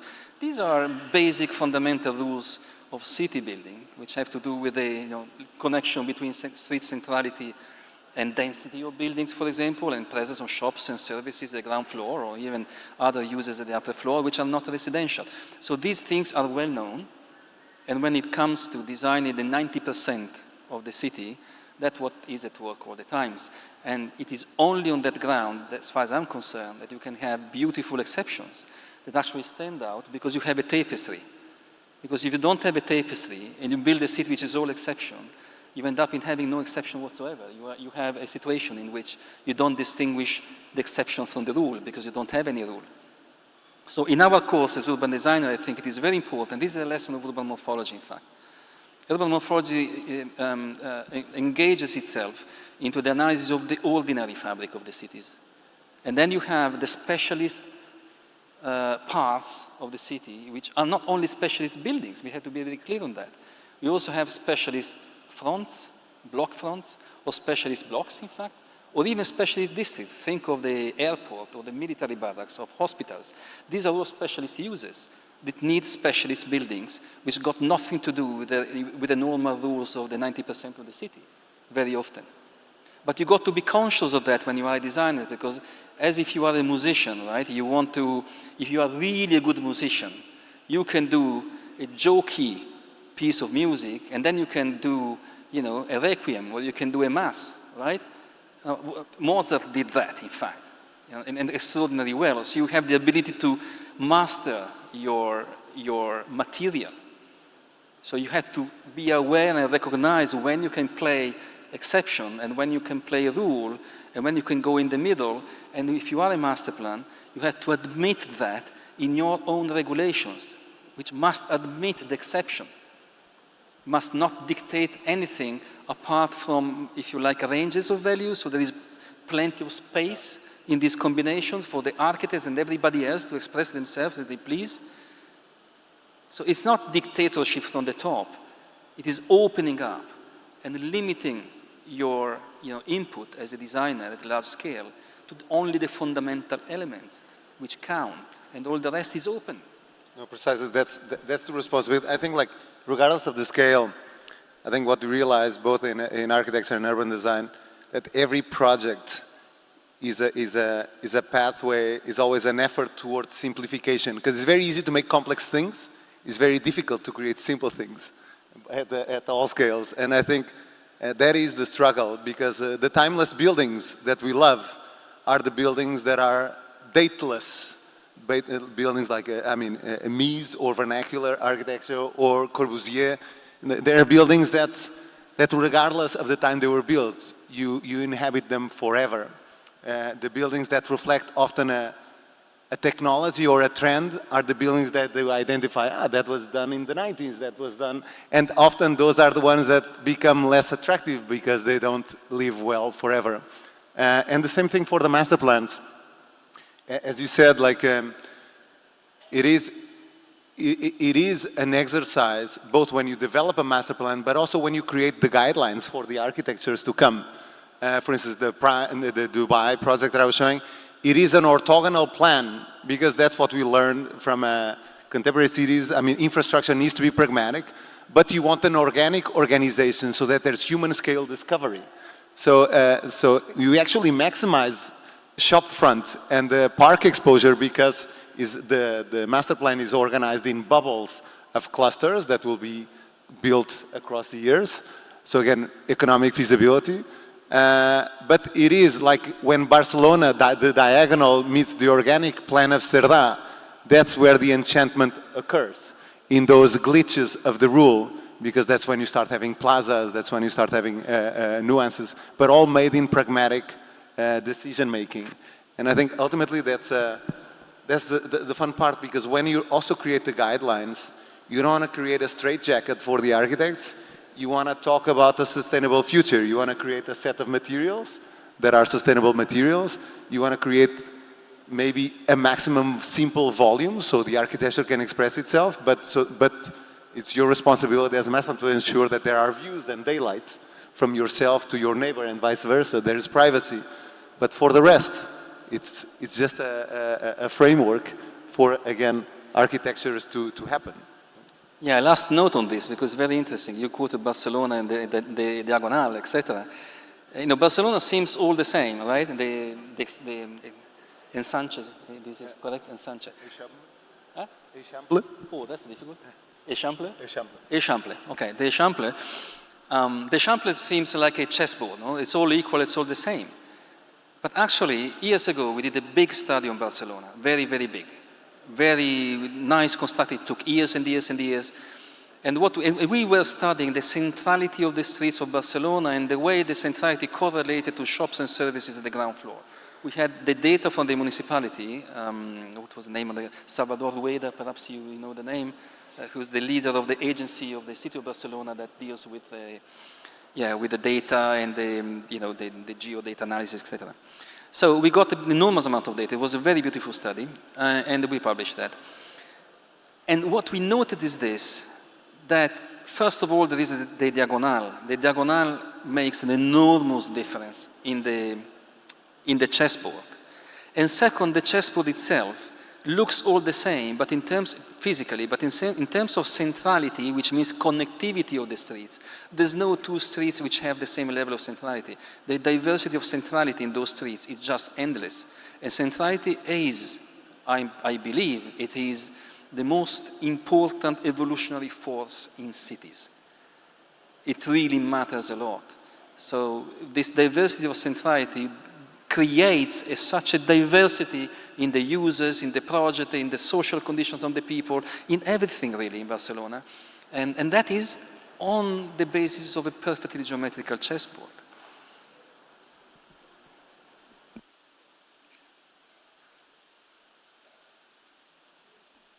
So we got many questions too, but we will continue that during the panel discussion session. So now I move to closing of this session. So thank you to both our keynote speakers, Joao Albuquerque and Professor Sergio Porta, for setting the tone for this conference with depth, ambition, and clarity. Each keynote, in its own way, asked us to shift how we frame transformation, not as something imposed, but as something uncovered. Whether through pleasure-driven sustainability or evidence-based adaptability, these perspectives remind us that design must continually reorient itself towards the complexity of the present and the possibilities of the future. This first keynote session has opened a space for reflection on the forms we shape, the systems we serve, and the cities we imagine. As we carry this dialogue forward, we invite you to remain curious, critical, and collaborative in the conversations to come. We now break for high tea. Please reassemble at 6:30 p.m. sharp for our evening keynote session featuring architect Olivia Poston of the Norman Foster Foundation and architect Shajay Bhooshan of Zaha Hadid Architects. We look forward to continuing this journey with you. Thank you.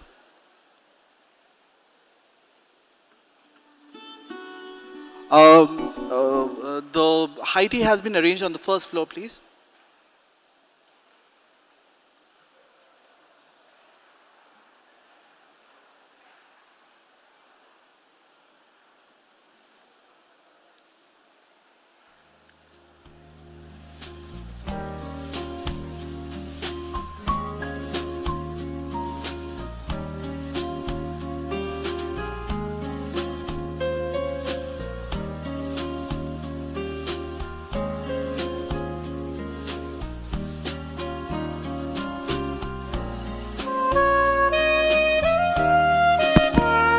We request all attendees to please carry your water bottles along with you because we would prefer not to have littering inside the auditoriums. Thank you so much for your cooperation.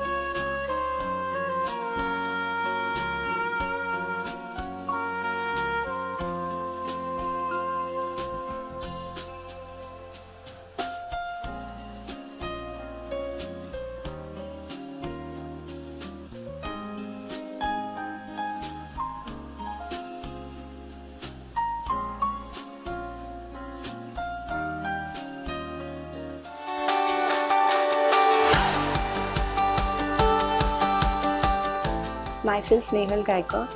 This thesis proposes a design of a Navy museum and regenerated urban park at an former dump site in Kalyan. This project aims to honor India's maritime legacy through immersive exhibits and architectural expressions. Hi, my name is Kenisha Barolia. I'm an architecture student from Diva Bharat School of Architecture. Today I'll talk about my thesis topic, which is a sports hub and community center in JNPA. This project envisions to create a sports hub in JNPA, which caters to the public's well-being and community engagement.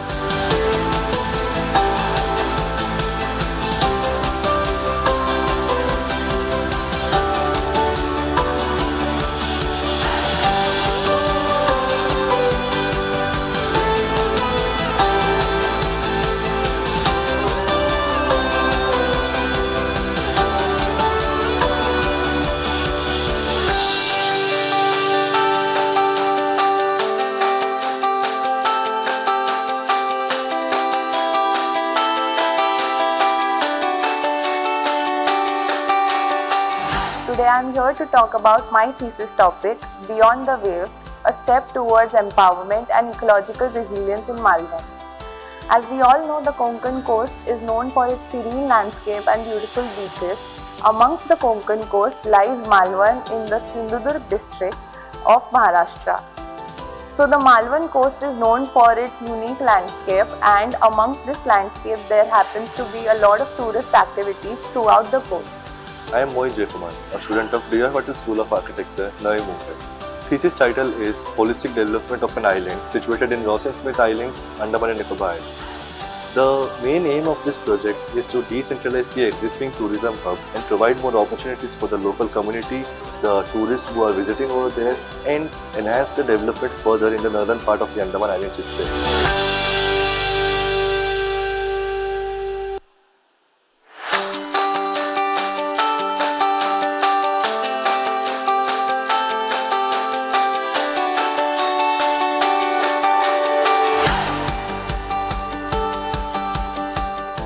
Myself Nehal Gaikar.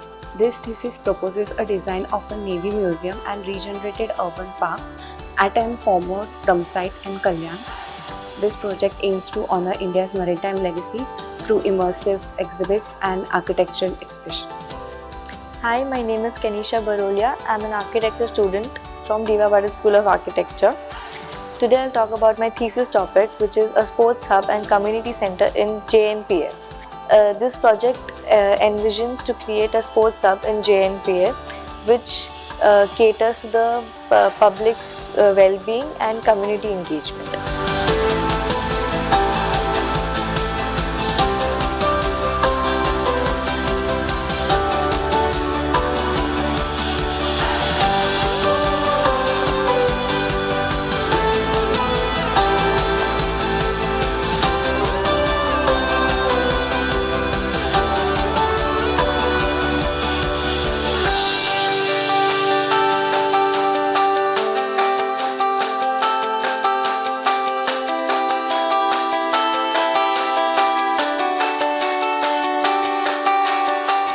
Today I am here to talk about my thesis topic, Beyond the Waves, a step towards empowerment and ecological resilience in Malvan. As we all know, the Konkan coast is known for its serene landscape and beautiful beaches. Amongst the Konkan coast lies Malvan in the Sindhudurg district of Maharashtra. So the Malvan coast is known for its unique landscape, and amongst this landscape there happens to be a lot of tourist activities throughout the coast. I am Mohit Jaykumar, a student of Patil School of Architecture, Navi, Mumbai. Thesis title is Holistic Development of an Island situated in Ross and Smith Islands, Andaman and Nicobar. The main aim of this project is to decentralize the existing tourism hub and provide more opportunities for the local community, the tourists who are visiting over there, and enhance the development further in the northern part of the Andaman Islands itself.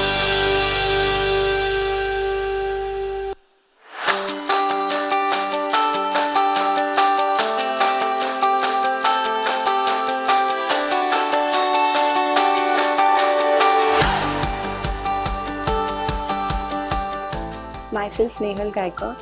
This thesis proposes a design of a Navy museum and regenerated urban park at an former dump site in Kalyan. This project aims to honor India's maritime legacy through immersive exhibits and architectural expressions. Hi, my name is Kenisha Barolia. I'm an architecture student from Diva Bharat School of Architecture.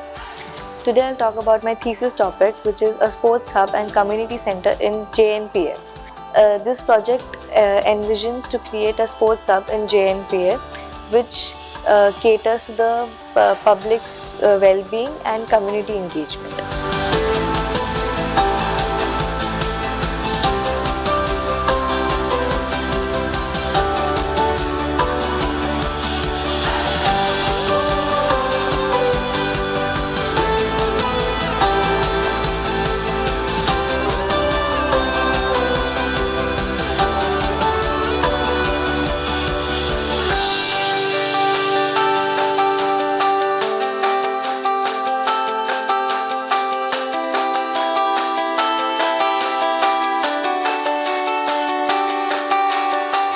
Today I am here to talk about my thesis topic, Beyond the Waves, a step towards empowerment and ecological resilience in Malvan. As we all know, the Konkan coast is known for its serene landscape and beautiful beaches. Amongst the Konkan coast lies Malvan in the Sindhudurg district of Maharashtra. So the Malvan coast is known for its unique landscape, and amongst this landscape there happens to be a lot of tourist activities throughout the coast. I am Mohit Jaykumar, a student of Diva Bharat School of Architecture, Navi, Mumbai. Thesis title is Holistic Development of an Island situated in Ross and Smith Islands, Andaman and Nicobar. The main aim of this project is to decentralize the existing tourism hub and provide more opportunities for the local community, the tourists who are visiting over there, and enhance the development further in the northern part of the Andaman Islands itself.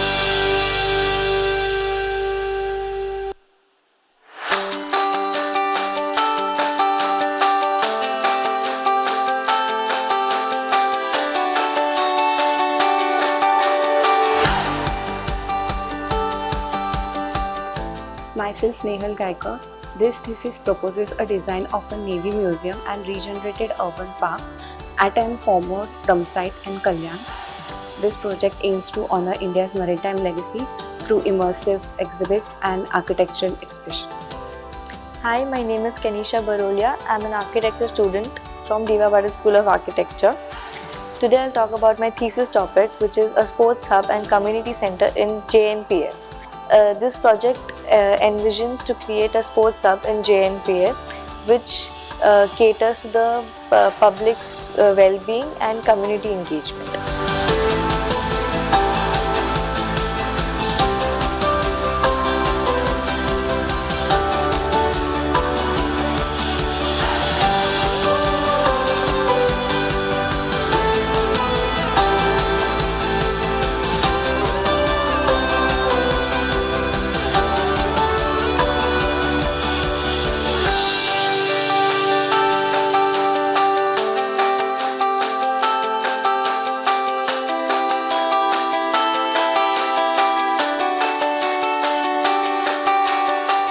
Today I am here to talk about my thesis topic, Beyond the Waves, a step towards empowerment and ecological resilience in Malvan.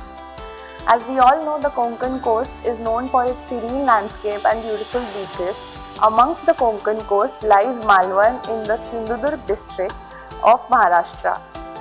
So the Malvan coast is known for its unique landscape, and amongst this landscape there happens to be a lot of tourist activities throughout the coast. I am Mohit Jaykumar, a student of Diva Patil School of Architecture, Navi, Mumbai. Thesis title is Holistic Development of an Island situated in Ross and Smith Islands, Andaman and Nicobar. The main aim of this project is to decentralize the existing tourism hub and provide more opportunities for the local community, the tourists who are visiting over there, and enhance the development further in the northern part of the Andaman Islands itself.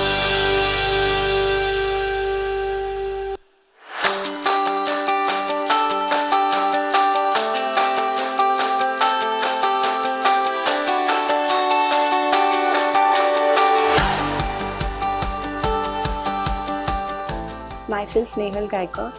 This thesis proposes a design of a Navy museum and regenerated urban park at an former dump site in Kalyan. This project aims to honor India's maritime legacy through immersive exhibits and architectural expressions. Hi, my name is Kenisha Barolia. I'm an architecture student from Diva Patil School of Architecture. Today I'll talk about my thesis topic, which is a sports hub and community center in JNPA.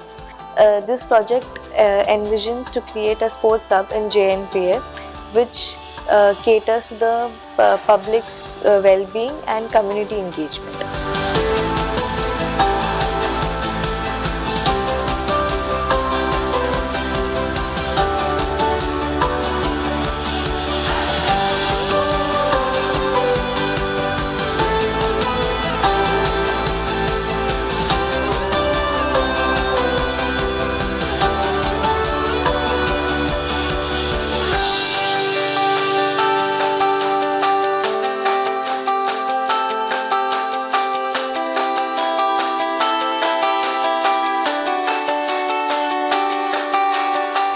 Today I am here to talk about my thesis topic, Beyond the Waves, a step towards empowerment and ecological resilience in Malvan.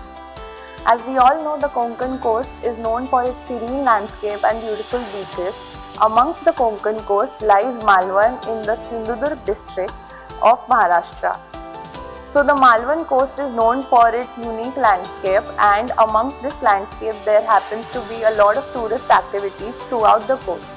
I am Mohit Jaykumar, a student of Diva Patil School of Architecture, Navi, Mumbai. Thesis title is Holistic Development of an Island situated in Ross and Smith Islands, Andaman and Nicobar. The main aim of this project is to decentralize the existing tourism hub and provide more opportunities for the local community, the tourists who are visiting over there, and enhance the development further in the northern part of the Andaman Islands itself.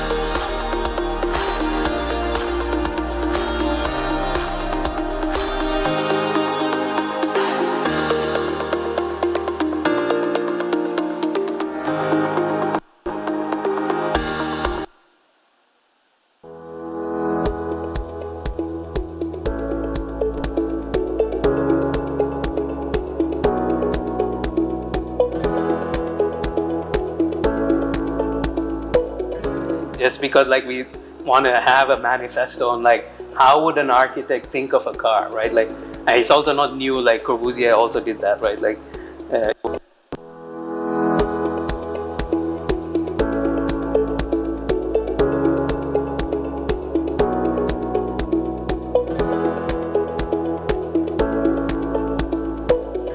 just because like we want to have a manifesto on like how would an architect think of a car, right? Like, and it's also not new, like Corbusier also did that, right? Like he was inspired by the Citroen, and like architecture was a a machine to live in. Like, you know, this kind of sentiment has already been there for a long time. And so, yeah, you can connect up with a lot of history.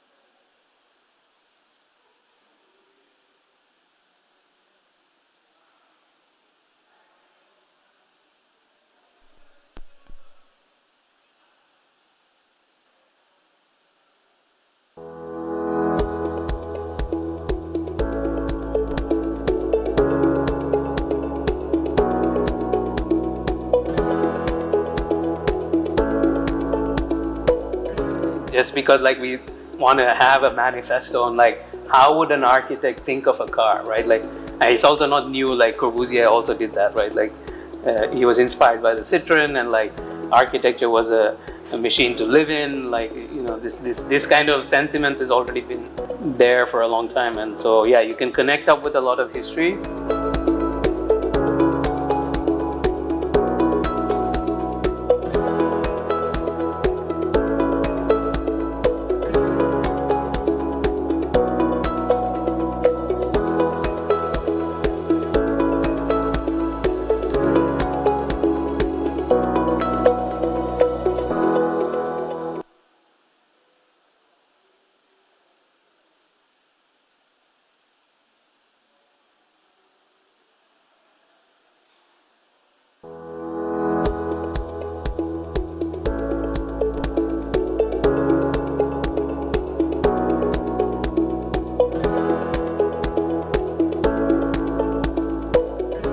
just because like we want to have a manifesto on like how would an architect think of a car, right? Like, and it's also not new. Like Corbusier also did that, right? Like he was inspired by the Citroen, and like architecture was a machine to live in. Like, you know, this kind of sentiment has already been there for a long time, and so yeah, you can connect up with a lot of history.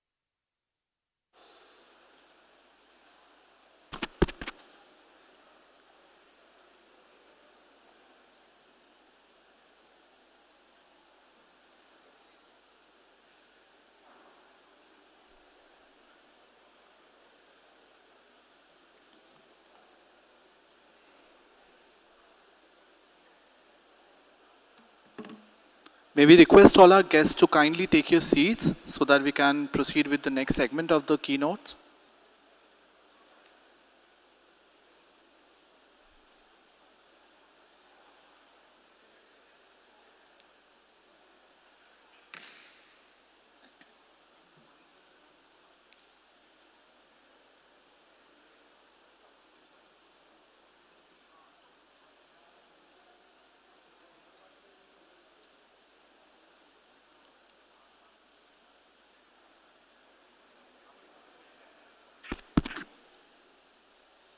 Check.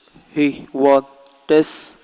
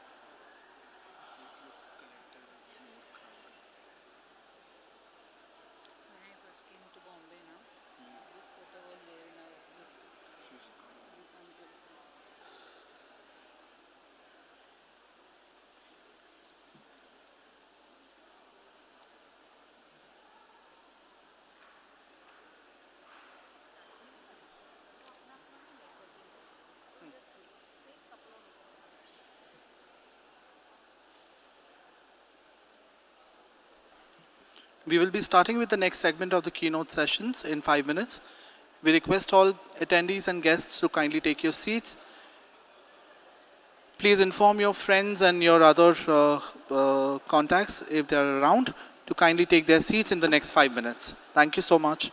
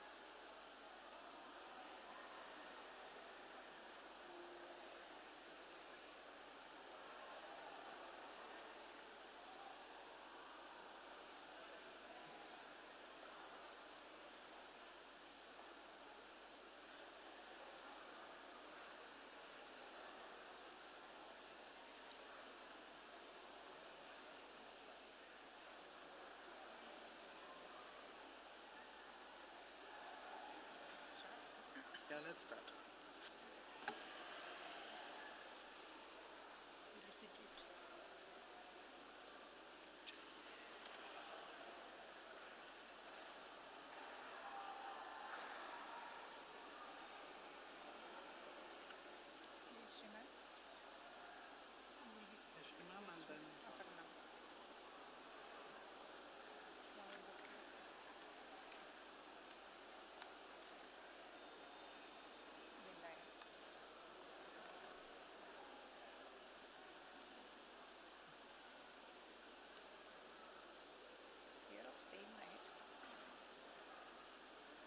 You'll have to remind Olivia it's for talk. It's fine. She has time now. During her introduction she will come. उसका PPT लगाया है. हाँ उसका set है. We saw that. Start. Yeah. Good evening and welcome back to the second keynote session of Transformations 2025. I am Professor Prabhuddha Mukherjee. I am Professor Mary Thomas. Together, we will be taking you through this evening's dialogue, which brings into conversation of two dynamic voices working at the intersection of technology, spatial design, and transformative governance. This session, like the previous segment, is structured in two parts. We begin with Olivia Poston, an architect, designer, geographer, and researcher at the Norman Foster Institute, whose work explores how spatial data and environmental intelligence can inform inclusive urban governance. She will be followed by architect Shajay Bhooshan, associate director at Zaha Hadid Architects and co-founder of its computational design group, whose work on parametric urbanism and digital fabrication offers a powerful lens into architecture's future in the age of AI. After both keynotes, again, we will open the floor for a short question and answer session. As before, we invite you to share your questions using the QR code on the screen, along with your name and affiliation.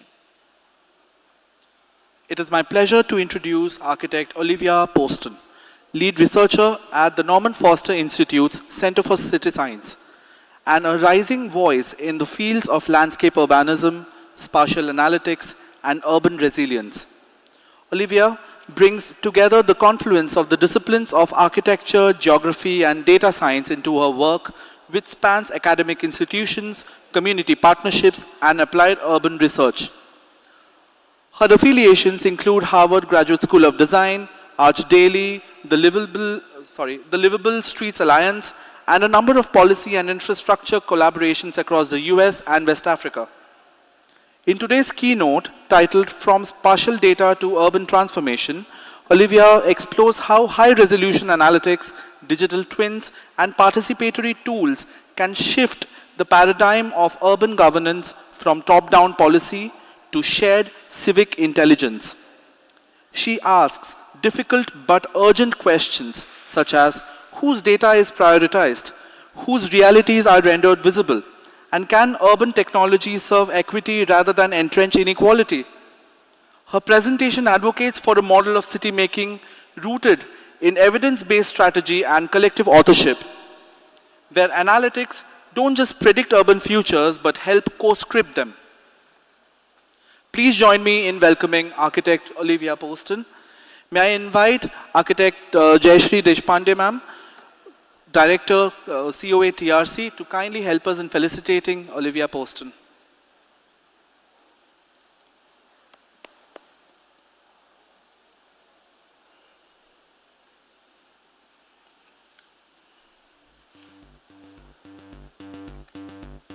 Can we have a round of applause, please?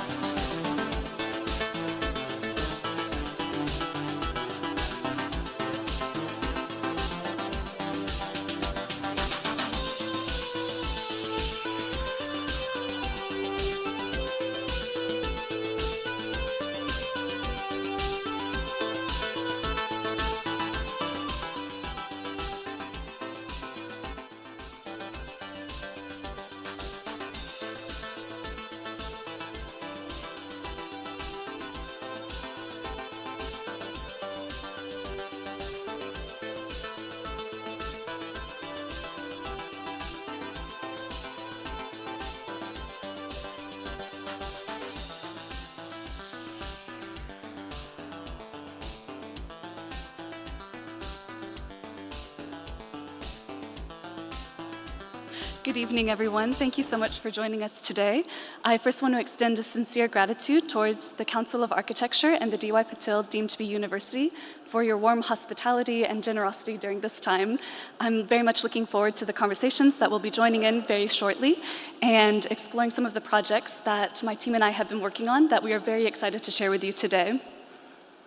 My name is Olivia Poston. I'm one of the lead researchers at the Norman Foster Foundation, and today I want to speak not just about research and not just about project implementation, but some of the tools that can help us bridge those two areas.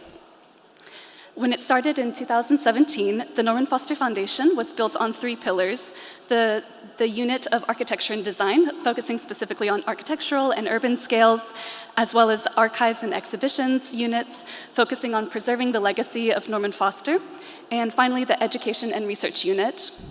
Today we're focusing solely on the education and research unit and some of the projects that have been developing here, specifically the Norman Foster Institute. Once the Norman Foster Foundation was started in 2017, it was always the intention that the next generation would be well equipped to both make decisions within cities, but also share knowledge that they've been developing. Starting last year with the inaugural cohort, the Norman Foster Institute has started its own master's program in sustainable cities, focusing not only on the challenges that are stretching across all the cities, but common threads of research that we can begin to apply to elevate the quality of life for all residents. We're seeing similar challenges face different regions across the world, and we know that as populations continue to grow, the cities are our future. We know that that several residents continue to move towards cities, and as those populations begin to grow, we need to better be equipped to make decisions on infrastructure, mobility, health. We know that because of this great influx of population rising, we are also able to see an influx of data and different characteristics of these data. What this means is that cities are being well equipped with a wide range of numbers, and they're beginning to better understand the ways that their cities are developing and expanding. However, we've seen that there's a gap between the numbers and then how we can use that to better implement change. So this is where the Norman Foster Institute was hoping to start bridging that gap. We know that all of these long-term goals of the city administration, including better health, faster mobility, better connectivity, is highly ambitious. They typically have very large goals. However, the Norman Foster Institute hopes to supply short-term pilot projects that help support those long-term goals. It's less about changing the city overnight, and it's more about implementing change through fragments to better reach those ambitious goals. Typically, academia and research is started within these environments, and then after graduation is when you begin practice. But there was a challenge to this, and Norman Foster wanted to better integrate academia, research, and the way that it's implemented by creating those feedback loops. We've been very blessed by a wide range of students that join us from all over the world. Each cohort is represented by several different nationalities as well as backgrounds and disciplines. Architects, engineers, and urban planners all come together not only to study cities of interest, but also find research threads that they're able to contribute to, build on, and better communicate their world with. Today, I want to share 5 projects that are stemming from this institute, both students' works and how it's currently being implemented in cities across the world. I first want to begin with a pilot project called City Pulse. This was an opportunity to create an interactive platform looking at the way that data within cities is spatialized. This is a street-by-street analysis, as you can see for the video, that every street is ranked based on its level of accessibility as well as its vibrancy. 7 different layers, including walkability, tourism, and vibrancy, are shown here so that city decision makers are better able to understand, spatialize, and visualize their cities that they're working within. Right now, the portfolio of this project includes several cities stretching across Europe, including Athens, Bilbao, Madrid, Amsterdam, and Vienna.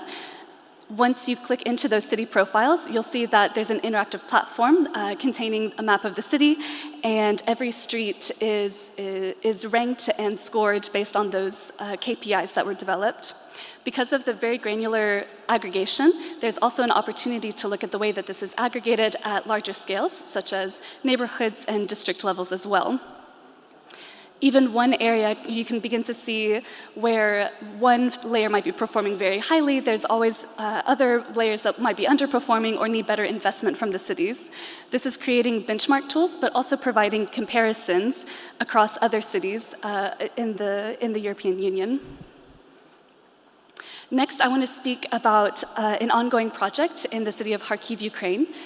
There's currently an ongoing conflict taking place within Kharkiv, as it is located only a few kilometers away from the Russian border. It has sustained an incredible amount of damage, and the Norman Foster Foundation has currently been working on master planning initiatives to not only reconstruct, but to regenerate the city and what that means. So Norman has this amazing vision that there would be a 5 pilot project stage, that the urban regeneration wouldn't take place overnight, but that this would be taken place within fragments throughout the city. Today, I want to speak about one of those neighborhoods and one of the tools that was developed to better understand how the city could be reconstructed and to make sure that it was hitting the goals both set by the United Nations as well as the mayor's delivery unit as well. Looking at the map of Kharkiv, Ukraine, we've located a couple of the neighborhood sites here, but we will be specifically looking at the science neighborhood, which has a pretty central location. Again, this is a network analysis-based study, and so for everyone who was participating in the workshops earlier this week, I hope this gets you very excited about the possibilities of centralities and city analysis. My team and I developed a tool that would better understand, as this planning project would take place, were we meeting the goals? Were we meeting certain goals set by the European Union, but also by the United Nations and the Mayor's Delivery Unit, as well as their climate action plans? Right here on the screen, we can see the current existing, current conditions of the site. This central piece that you'll see behind me is actually a very focal marketplace. And so this is a very large-scale marketplace, which was specifically targeted during the conflict. And so it's been damaged quite heavily within the last couple of months. Currently, phase 1 of the project, although this is a bit of an abstraction, I hope you can better understand the scale of this master planning that is currently taking place. Phase 1 is specifically looking at rebuilding mobility options and commercial avenues, whereas phase 2 is looking at growing this residential capacity as well. There are 3 specific layers that were measured for this tool. The first one is looking at access to green space. And so if we're looking at the current conditions, we see that this is a fairly industrial site. The marketplace itself has a lot of parking lots, and there's not a lot of access to parks, as well as rivers or green spaces throughout the city. However, this was better able to inform the planning process because we knew that we wanted to increase access for residents of Kharkiv. As you can see, as phase 1 takes place and as phase 2 takes place, we are greatly increasing this accessibility to green space. Additionally, looking at building granularity, looking at how the existing condition was versus how it could become. Again, this becomes an interactive tool where users are able to toggle back and forth between what can be and versus what was. And finally, looking at walkability, the current conditions shows that the marketplace itself is highly walkable, but looking to expand through both the phases, that this would drastically increase the connectivity within this region. When we look at the sites themselves and the planning process itself, you're being able to see that similar to the City Pulse tool, we're looking at a street-by-street analysis and greatly increasing that access to green space, greatly increasing building density, and making and elevating the quality of life. This was not a tool intended to select the site. However, the site was given to us and there were certain real-world constraints that we were working within. However, knowing that this neighborhood needed investment, this tool was in place to make sure that we were able to take these plans and current conditions and make sure that the next phase and the next chapter of this neighborhood is making the greatest impact for its residents. Next, I want to take a look at one of the student projects, which was taken place last year. This was working specifically with the city of Bilbao in Spain. So just north of Madrid, where we're based right now, Bilbao is currently located within the Basque region. It's in a very extreme topography range, and it has a very deep history, both in industry and manufacturing, but also in the history of Spain as well. When we look at the municipality of Bilbao, we'll see that understanding the accessibilities of different institutions, such as knowledge institutions, leisure facilities, arts and culture spaces, and sports and fitness centers, as well as food, nutrition, and restaurants. You'll see that a lot of these are concentrated very central within the city, and the peripheral boundaries of the municipality are less serviced. So anyone who lives towards the edge of the municipality must travel much, much further to get to these sites of interest and basic amenities. There's another consideration to take place, and that's the extreme topography that we see, which also impacts levels of accessibility and connectivity within the city. The students were also looking at demographic realities of Bilbao, and a noticeable concerning trend that the mayor's office is taking note of is that the population is rapidly aging. Right now, the average age of the Basque Country is almost 48 years old, but we see that there's going to be a larger elderly dependency ratio in the future as younger citizens or residents are moving to other cities, Madrid and Barcelona in particular. We're also seeing that this trend is going to continue, and projected trends are showing that it's something to take note of, that the younger population is slowly moving out, and our life expectancy rates are getting much longer. One interesting note, however, is that while people who were originally born in Bilbao are typically staying within Bilbao, there's also a large influx of immigration coming to Bilbao as well. So we see in 2011, there was a considerable amount of immigration coming to the southern regions, but in 2024, we're seeing that there's a larger increase in terms of people moving in all across the city. And although there are negative stereotypes about immigration, one of the main priorities of the city was we want to make sure that every resident within Bilbao, every person living here, feels as if they know their neighbor, and how can we better strengthen that community aspect. So when we asked the city about their sustainability goals, they didn't answer with environmental or ecological concerns, but they actually talked a lot more about social and community aspects of sustainability. Right now, 1 in 5 residents suffers from unwanted social isolation within Spain and have a difficult time connecting with their community or feeling as if they're closely embedded within their community and neighborhoods. So the students of this group proposed a series of what they've been calling the social boosters, the city boosters. These are a series of interventions that would take place throughout the city that are implemented for the sole effect of starting conversations with your neighbors, pulling together different community groups, and creating these spaces that feel safe and comfortable for all different age groups and demographics to come and spend time with one another. There are several considerations to take into account when looking at creating these boosters. There's different demographics in terms of age, as well as different income levels, education levels, genders, and languages. We also want to look at different thematics to make sure that these boosters, which are to be built throughout the city, are taking into account the vibrant arts and culture scene, as well as food and leisure, but also fitness and health as well. And finally, there's a few dimensions of what a booster can accomplish. And sometimes it's about bridging communities, sometimes it's about linking communities, and sometimes it's about starting and fostering those communities. So if you imagine that each of these boosters is taking into account multiple aspects and combinations of these dimensions and challenges and demographics, there's an opportunity that there's a spatial correlation, there's a spatial answer to those social inputs as well. Looking throughout the city of Bilbao, we can imagine that they become a large network of boosters that are looking into really fostering the arts and culture scene as well as these communal aspects.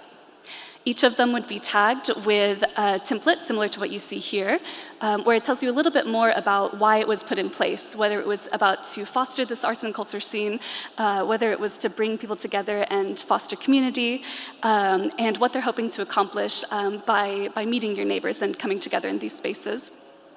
So each of these boosters, as the residents begin to take this challenge and start their implementation, you first need to do a very deep dive into the social demographic analysis, followed by a deep spatial analysis, and finally a selection from what was called the booster catalog. So this included over 300 examples of different spaces and spatial components that could be added throughout the city that would allow residents to come together and spend time with one another and get to know their neighbor. For example, as we can see here modeled, there was an empty alleyway that typically was used by residents and commuters, but partly because of its location, but also partly because of how narrow the site was. This wasn't a space that was typically activated. If it was selected for a social booster, we could imagine that this could turn into an arena that was focused on health and sports and safety, and boosting different family groups, children, as well as different age groups as well. So here's that same alley that we see taken on site. And as you can imagine, by implementing these spatial components, we can begin to measure the impact of how people are coming together, how long they're staying, and how that's really impacting not only their physical health, but also their social health as well. So the call was really about implementing this throughout the city, so that residents would also have ideas about ways that they could boost and socially boost different unactivated spaces within their city. Working directly with the mayor's office, they had very positive feedback about how even investing in some of these intervention styles would produce really positive outcomes, especially when it comes to different age groups, which typically tend to self-isolate, or if they were feeling new to the area, if there was a way to better integrate with the locals as well. Next, I want to move to our next project, which is another student project working directly with the municipality of Athens in Greece. The city of Athens has a lot of very large, ambitious climate goals that they're hoping to reach within the next couple of years. And they have a lot of statistics and a lot of numbers that they're hoping to reach. And they have this vision of reaching there for all the residents and providing this equal access for their residents. However, what the group wanted to do was really bridge what we saw as the vision, these urban analytics, and the strategies for action. So, as we know, the city of Athens typically makes the news every summer for the number of heat waves that it experiences. It's often dubbed as Europe's hottest capital. As we can see, in the 1980s, there was one documented heat wave. In the 2030s, there's a projected amount of seven elongated heat waves. But as we can see, within the next couple of generations, we'll see even more than 40 documented heat waves within the year. Looking at what was collected from 2020, we're seeing that the summer months are typically above the thermal comfort threshold. This is typically set as the threshold of what the human body is able to accommodate without major health implications. But as we can see, even the projected numbers for 2030 and 2100 show that most of the year is actually crossing this threshold into a very dangerous zone of not only moderate heat stress, but dangerous and potentially fatal heat stress as well. When we worked with the municipality, they had several ideas about how they could accomplish this drastic change in environmental relief. They were hoping not only to improve access to mobility, but access to public spaces and relief spaces as well. There are several documentations from the city administration that includes the Climate Neutrality Action Plan, as well as objectives from the city administration. This is looking towards several different objectives that they're hoping to reach within the next couple of years. However, we saw that there were synergies between what the foundation was working on and what the city was working on, primarily that they were going to plant 35,000 trees within the next couple of years, and they need to find locations in order to do that. This could be a strategy not only for heat relief, but also to regenerate some of those urban spaces as well. To give you a little bit of context, The city of Athens and the municipality itself is actually located in the center of this diagram. However, when you're on site, you wouldn't necessarily know the boundary between what is municipal and what is Greater Athens. And so while we were working directly within the municipality of Athens, a lot of the strategies that were developed could be expanded up into the Greater Athens region as well. Right now, looking at carbon emissions from the city, we see that business as usual is quite concerning. However, these climate neutrality plans that were published in 2019 showed that they were hoping to be climate neutral by the year 2040, which is fantastic. And then the most recent one, which was published, is hoping to be climate neutral by 2030. This is, of course, incredibly ambitious, and for anyone in the room who has experience working with carbon emissions and carbon reduction can see what an immense challenge this is going to be, but also all the opportunities that can stem from this. So the students then took a very deep dive into the urban analytics part. Following the post-World War, there was an incredible mass production of housing and a rapid sprawl that was a result of this. Because of this rapid sprawl, we realized that there was a sacrificing of green and blue spaces in the name of densifying as quickly as possible. When this happened, that also means that the imperviousness of the city was incredibly high, with over 70% of the municipality completely impervious, meaning that it's covered with concrete, asphalt, and a lot of heat-trapping materials. Additionally, because of this rapid sprawl, we also realized that that means that there's a high car ownership and therefore poor walkability. All of this was done on site in Madrid. However, during our site visit, we were able to validate all of these findings. As you can see, the streets are car dominated, whether it's cars that are moving or cars that are parked. The pedestrian not only is forced to find alternative ways to move through the streets, but it's often not encouraged at all for pedestrians to move through here. We also see that the urban composition itself includes a lot of high-density buildings and small urban blocks, which results in limited space for nature, as well as narrow car-dominated streets, and narrow sidewalks if they're there at all. We know that there is a large population, and specifically a large residential population to the north of the city. We saw that a lot of the tourist accommodations would be in the center of the municipality, and therefore a lot of the housing blocks would be dedicated to hotels and tourism arrangements. However, if you're looking to make the greatest impact for residents, you would look towards the outskirts of the municipality, specifically in the north region as well. We also started looking into the idea that the city was hoping to plant trees, and if that's the case, then how are they doing on that progress so far? So currently they have over 90,000 trees already planted on the streets, and looking at that number, that's very impressive for a city in this region, in the Mediterranean climate. And so there was a little bit of relief when we found this data set.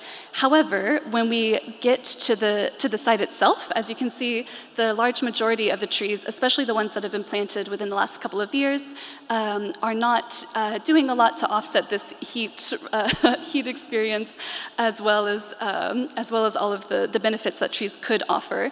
The ways that they've been planted are often haphazard, not well maintained, and this is the opportunity that the students wanted to jump towards. Within the municipality of Athens, there was over 944 kilometers of streets. And because of this, we understand that although right now it's one of the current challenges of the city, we believe that the streets are the greatest asset of Athens and the future of its climate resilience plans. If we believe that streets are public space, then that means that the streets are for everyone, that they should be multimodal as well as comfortable and safe, not only for the cars and vehicles, but also for the pedestrians and the people who navigate them. The students wanted to develop a tool which would be an interactive platform for the government as well. This would be measuring different layers of what was termed as the Urban Comfort Index. So this was not only looking at issues related to heat, but also looking into how well the city is serviced in terms of mobility, relief, and walkability as well. If we look at a more granular study, every street would be ranked based on these components. It would allow a user who is coming in to select a certain street and understand how well or over or underperforming it would be doing. And by taking 10-meter segments of every street, we would have a very granular understanding of each street composed within the municipality. Of course, similar to previous projects that we've been looking at, this also means that we're not only understanding the street itself, but how it can be aggregated to larger building blocks, districts, and communities as well. Within the municipality of Athens, there are actually 7 districts, what they also call communities. And so we also wanted to have a better understanding of how each district is performing against one another. And so as we go through the different layers of this Urban Comfort Index, we can see that we are looking at the Experienced Universal Thermal Heat Index that was taken in 2020, as well as the Shade Index, Mobility Index, which is looking at public forms of transportation, including buses, metros, and trams, as well as a Sidewalk Quality Index.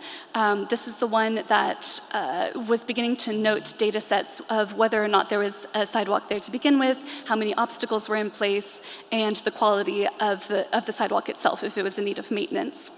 And finally, access to relief. And relief takes on many different forms within the city of Athens, but a lot of infrastructure around access to public drinking fountains, as well as cooling shelters, and moments of relief from this very intensive heat.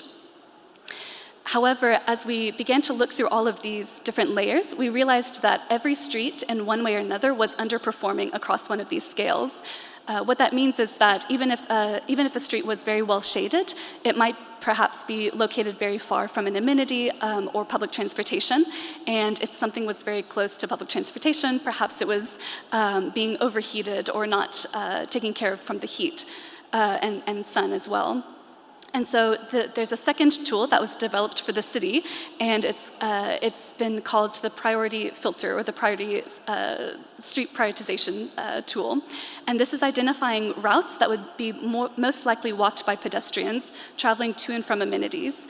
And so as we look at what that means, similar to centrality analyses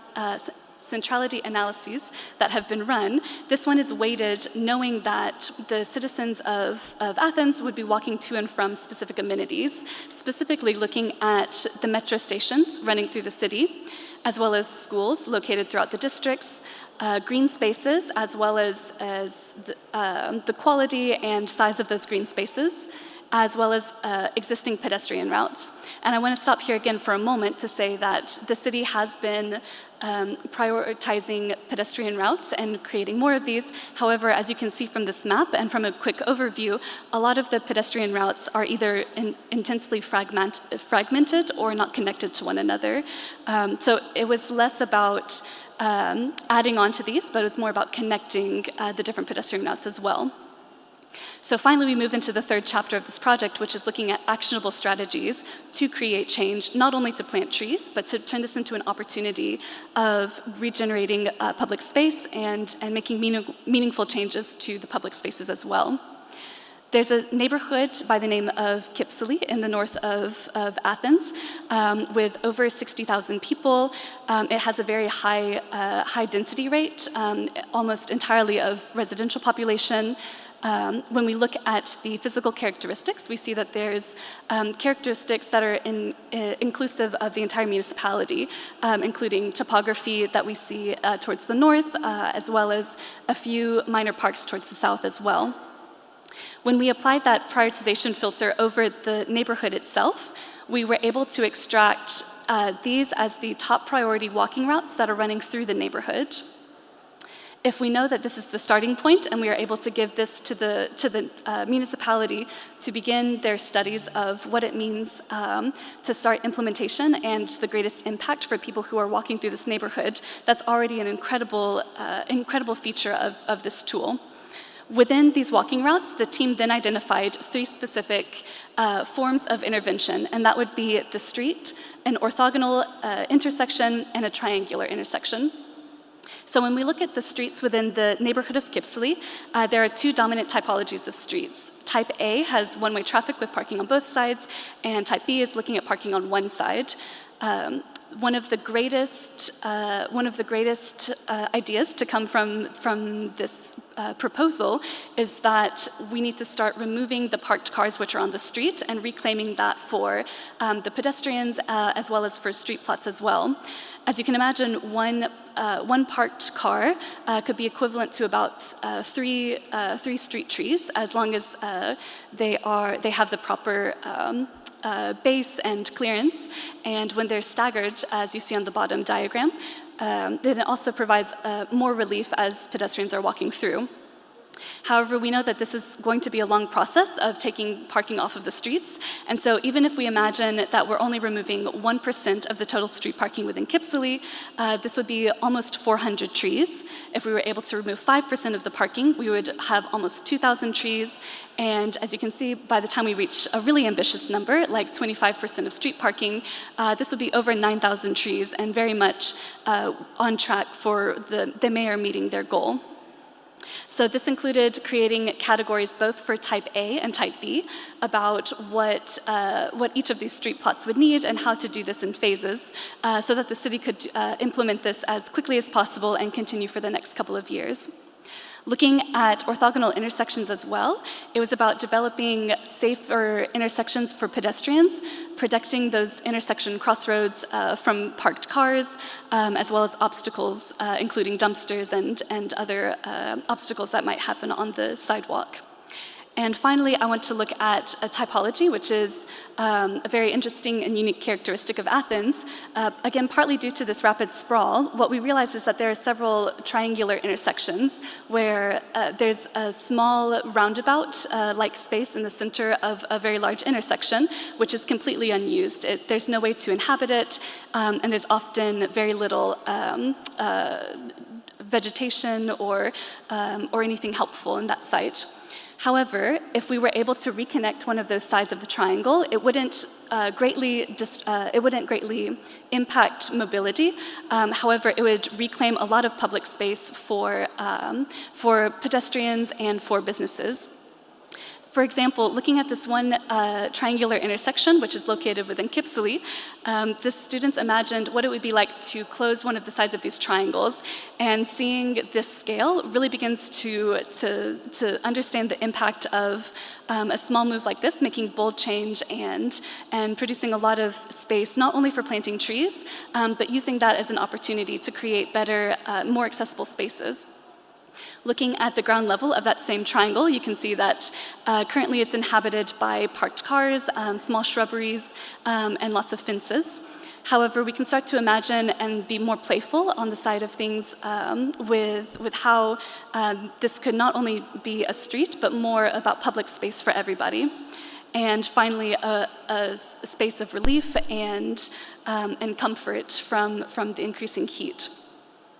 Kipsili is only 5% of the municipality, and it was estimated very conservatively that the city would be able to plant over 11,000 trees within that neighborhood. And if you can imagine that for one neighborhood, you can imagine that that same framework could be scaled up to different parts of the city, not only for the streets, but also the intersections and the triangle intersections as well.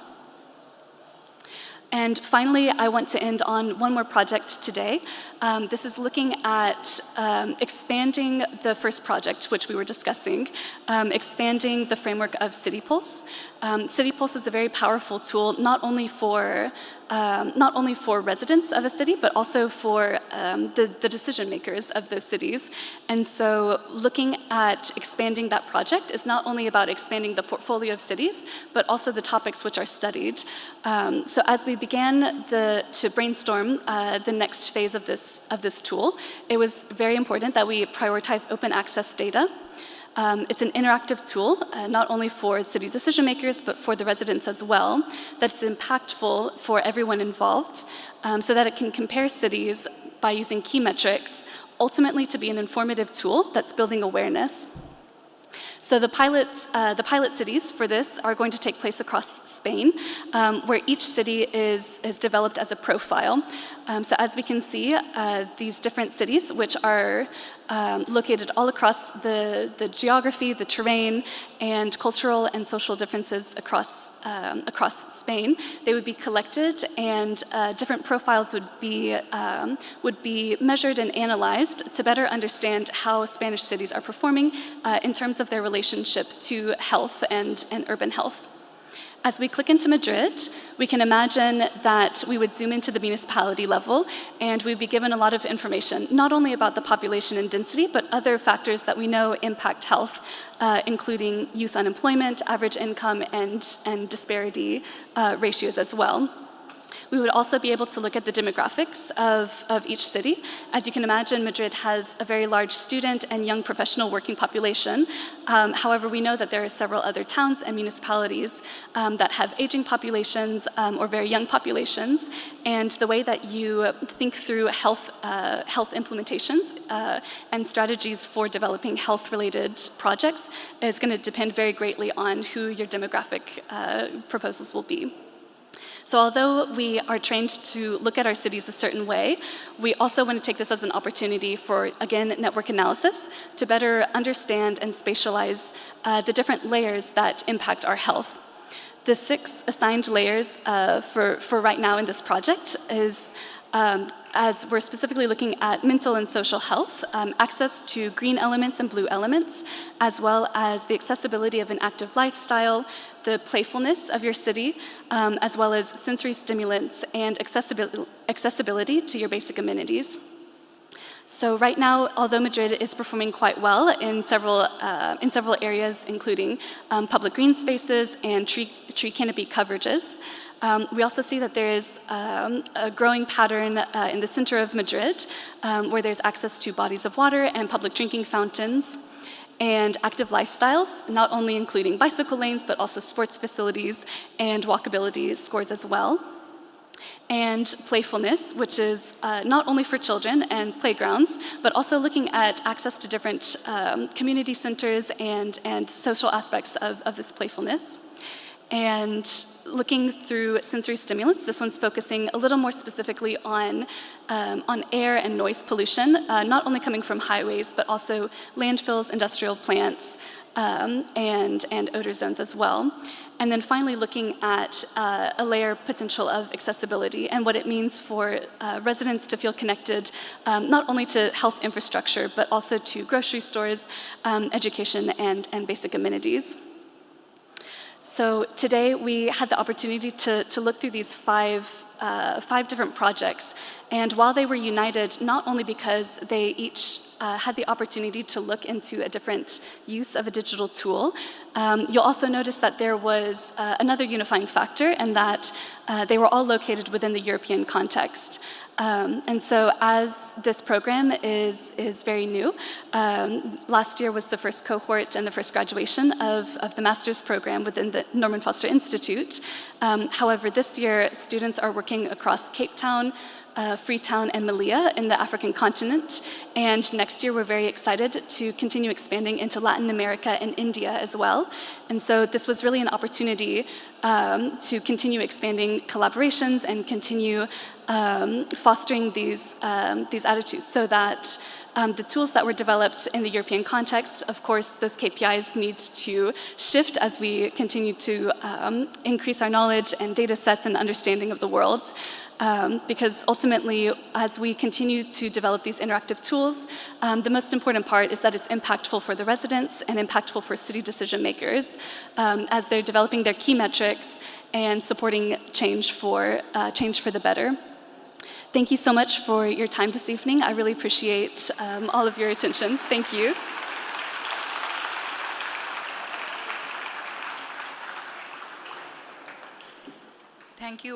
Thank you, Olivia, for that deeply insightful and critically grounded presentation. Your work reminds us that intelligence, urban or artificial, must always remain accountable to the civic imagination. We now move from infrastructures of governance to the architectures of geometry, fabrication, and computational innovation. Now it is my pleasure to introduce architect Shajay Bhooshan, Associate Director at Zaha Hadid Architects and co-founder of ZHA Code, the Practices Computation and Design Research Group. Since 2007, Shajay has worked at the cutting edge of computational geometry, robotics, and parametric urbanism, advancing both theory and applied technology across architecture and construction.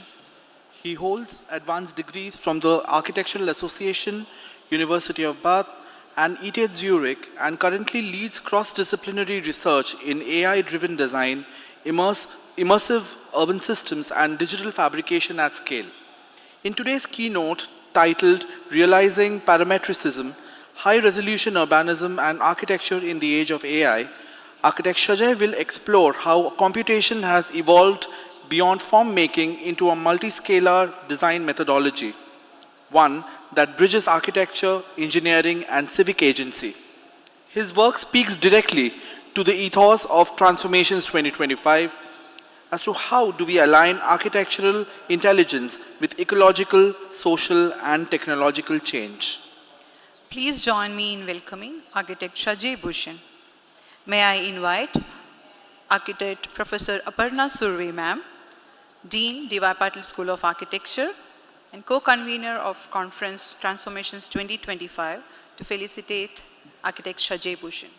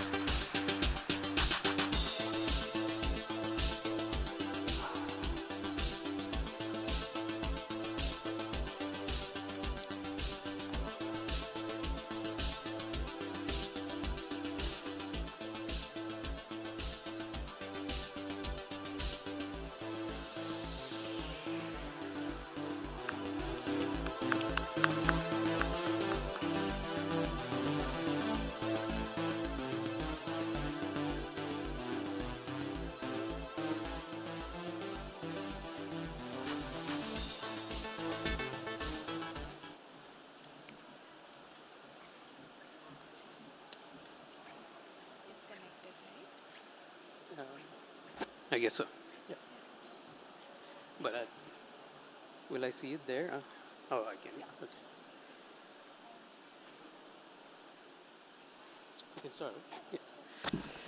All right. Thanks everybody for your patience. First of all, thanks to D.Y. Patil School of Architecture for the invitation to and the opportunity to speak to you all.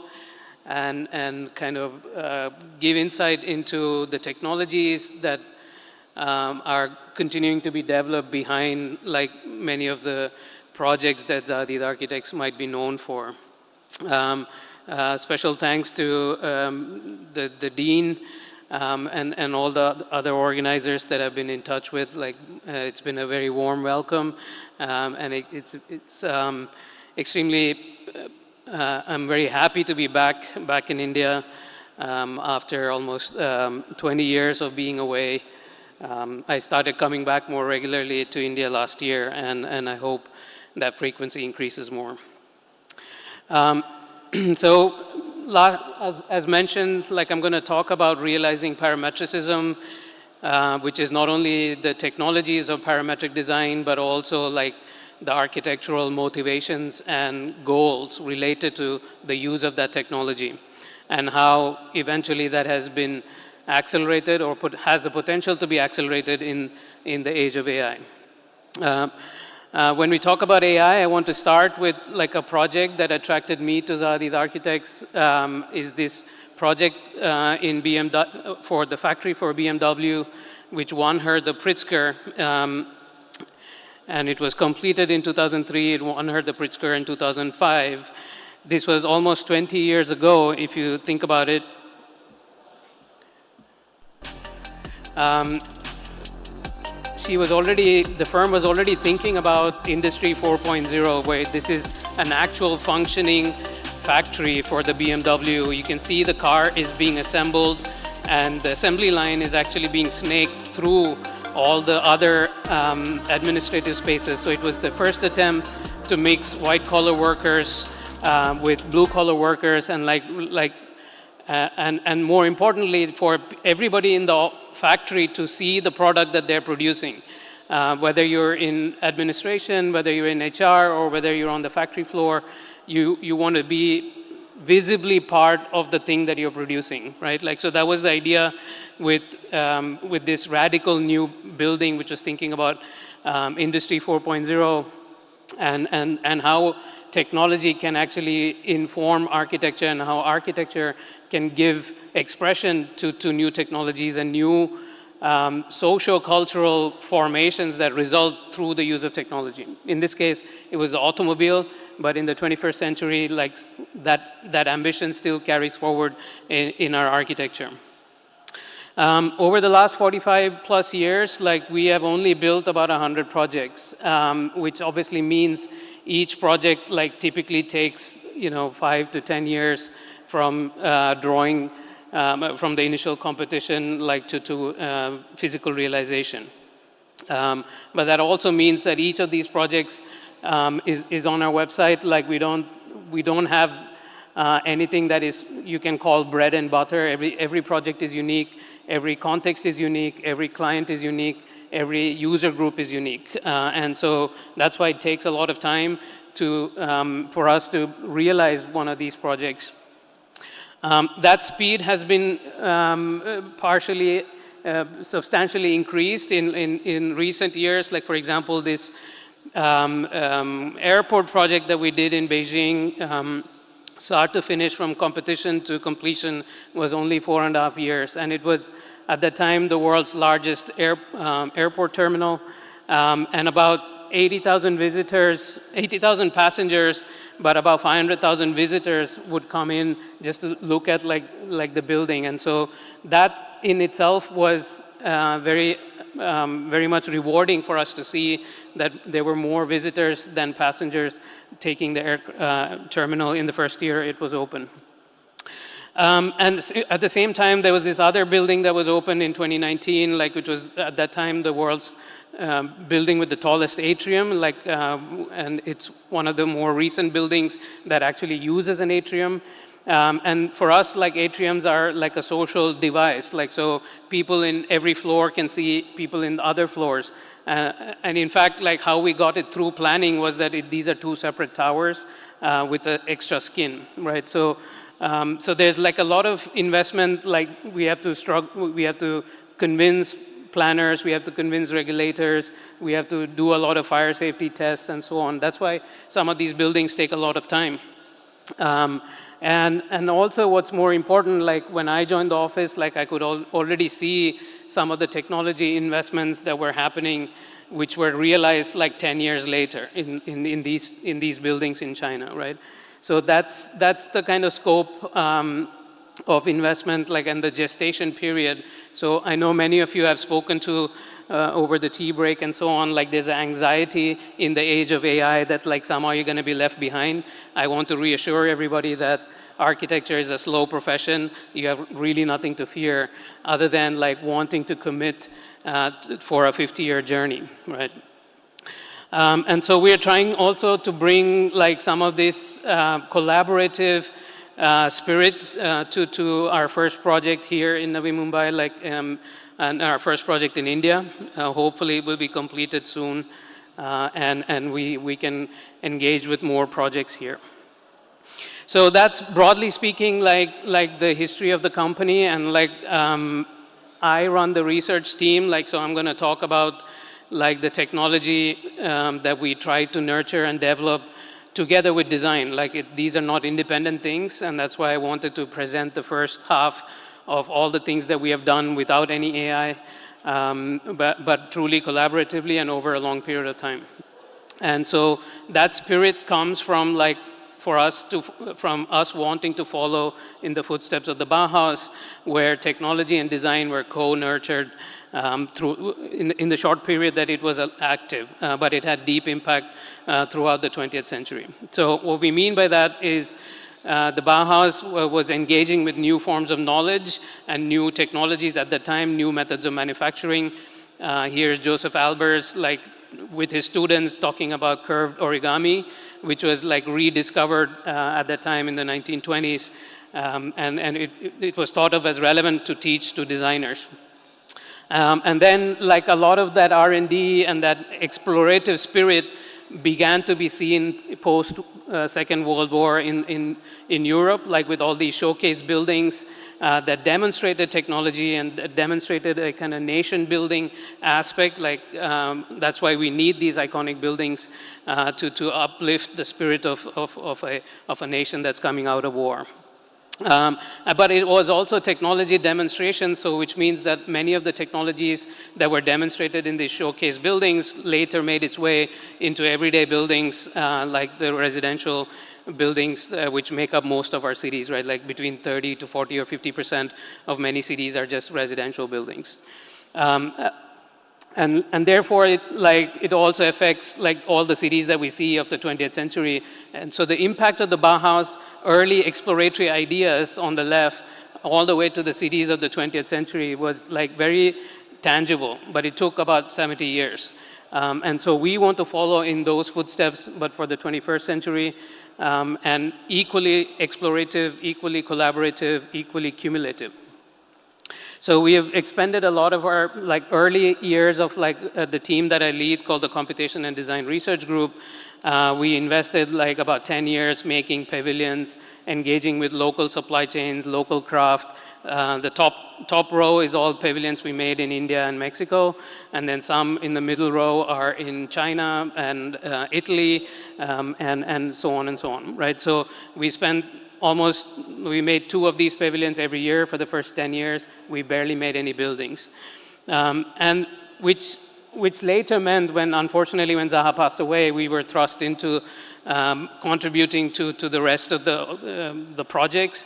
And we were able to contribute positively to all these projects since she passed away, unfortunately, that we were utilizing all of the R&D and all of the cumulative and collaborative work that we were doing through these pavilions.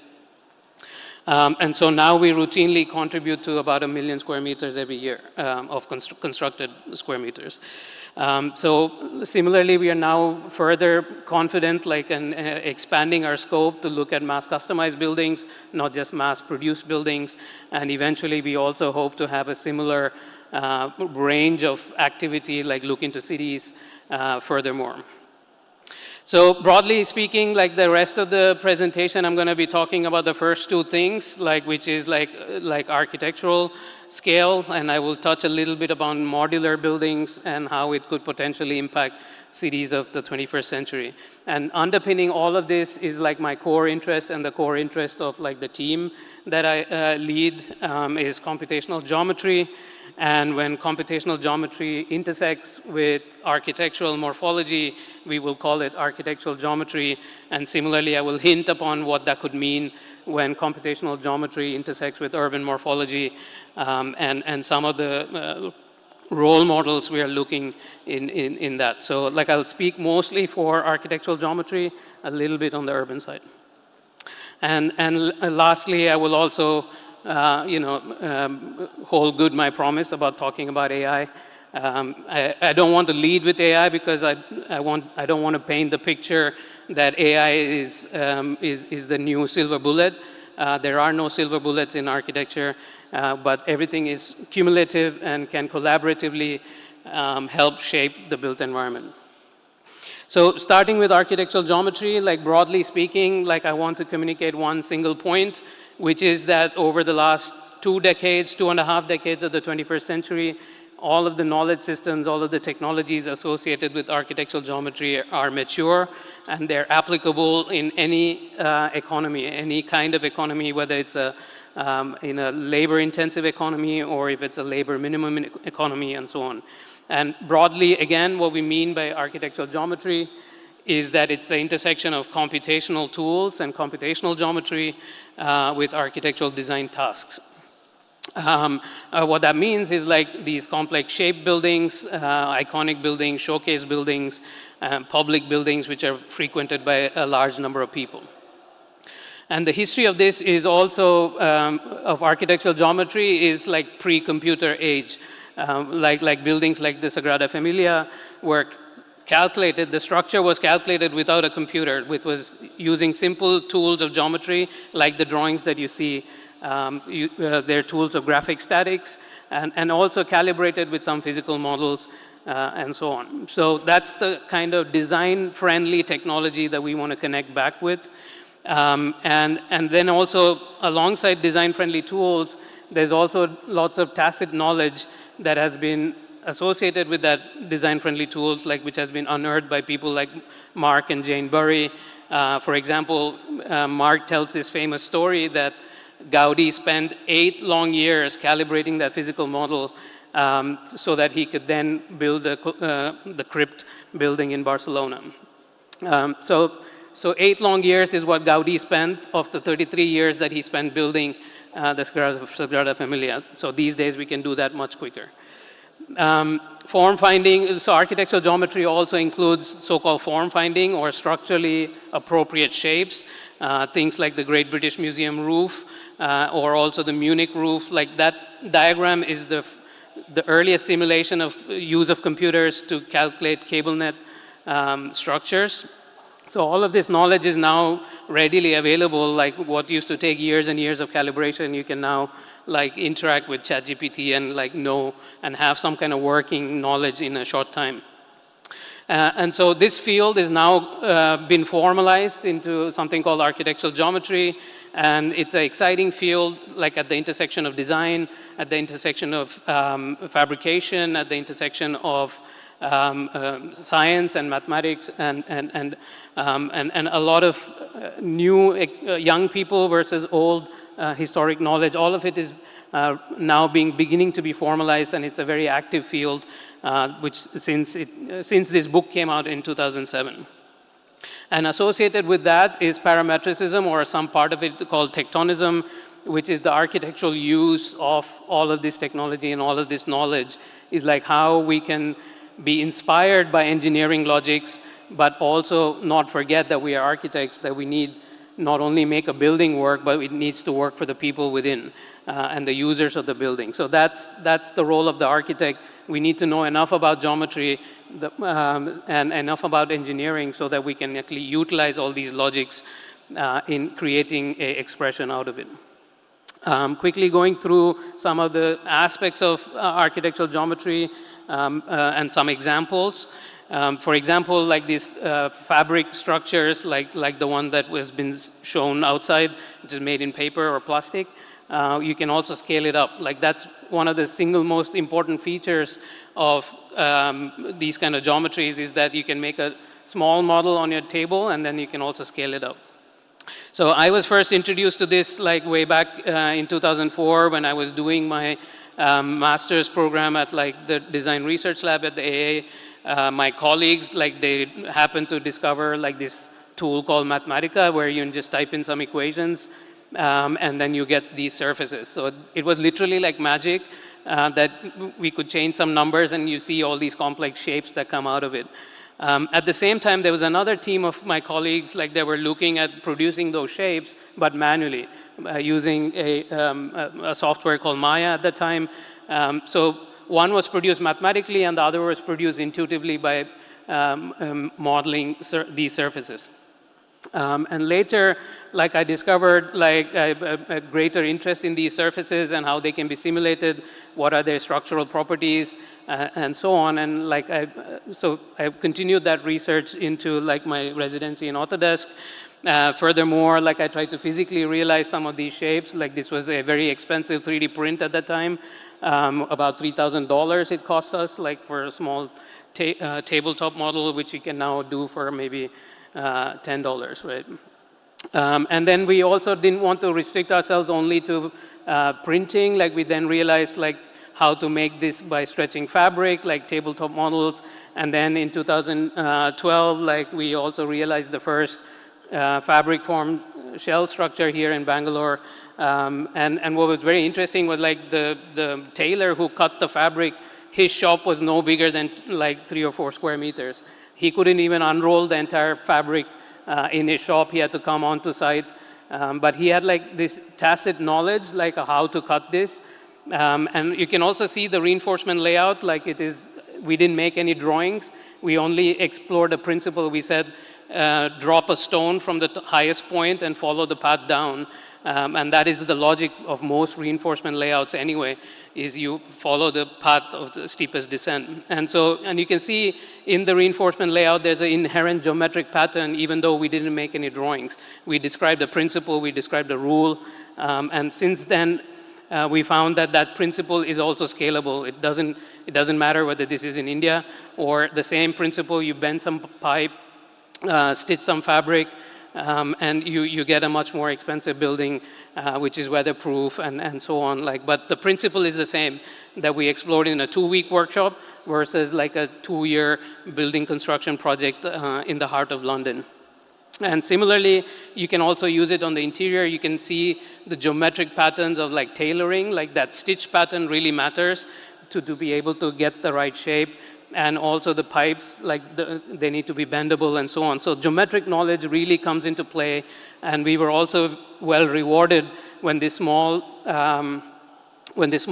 gallery project of 1,000 square meters, like just in the first year, attracted more than 1 million visitors. And many of them would stay on in this gallery because it was like a pleasant place, like designed for rest and speculation and contemplation and so on. And the other thing that we did was to lower the bar, the lowest height, to the height of a child, so the child can go through whilst adults have to dip down. So like that's how we created spaces within spaces, because the gallery was very tight, very small, only 1,000 square meters, and we had to exhibit like a large number of objects. But same technology and the same R&D we also applied for this deployable emergency school in the Syrian-Turkish border, because we had to make these schools available for these refugee children before the winter would roll in. So we use the same umbrella logic, like it comes flat packed, and you unfold it and you stretch the fabric and you get a school which can be deployed in like about a week's time. And after many years, it's still standing, it's still being used by thousands of kids, and the refugee camp has unfortunately grown bigger and bigger. But the same logic still applies to a stadium roof, like whether it's an emergency shelter or interior project or a cable net structure for a stadium roof, which we again, start to finish, we built in about 3 years, which is only possible in China. So this is the completed project, but again, you can see like the logic of making models, like you make a small scale model, a slightly bigger scale model, and instead of stretching fabric, you stretch some cables, and the construction process is also exactly the same. So you bend bigger pipe and you stretch bigger cable, but like the principal scale. And so what started as a playful thing, like many in 2004, by 2024, like we are like applying that intuition at the scale of a stadium, like a 60,000 seat stadium, which can be built in about 2 to 3 years. Because like everybody on the team is well versed with how these things work, right? Like, and so that's the benefit of investing in a long-term research program and a long-term conviction about playful experimentation and slowly building up capacities. Similarly, I'm going to quickly run through this idea of digital concrete or 3D concrete printing, where you have digitally placed the material rather than pour concrete into a formwork. You use a robot to digitally place material only where it's needed. And how did we get started with 3D printing? Again, in a playful way. Here you can see, we just, on a cold winter day in London, we asked our students to heat some wax and like squirt it. And so as you squirt it, because it's cold, it like, it freezes. But you can see it's like the way it settles is a certain arch-like shape or a vault. That's because wax has no tensile capacity, and the only way it can be stable is if it forms these arch-like shapes. And so that principle applies to concrete as well, because concrete, like wax, cannot have any tensile capacity without introducing steel.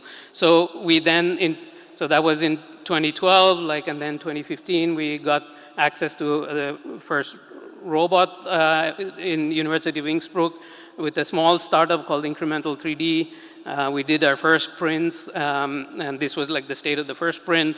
And we also, alongside, developed a lot of, hacked together a lot of software to run the robot. And then that gave me enough confidence to do something, base my entire PhD on this topic, which I started with the block research group in ETH in 2017.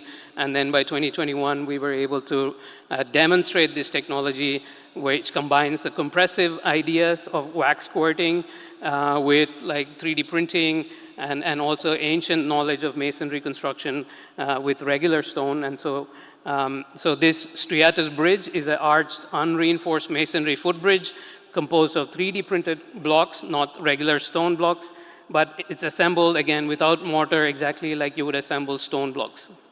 And I will run a little video that shows you, gives you an idea what that is. This one has some sound, if you can.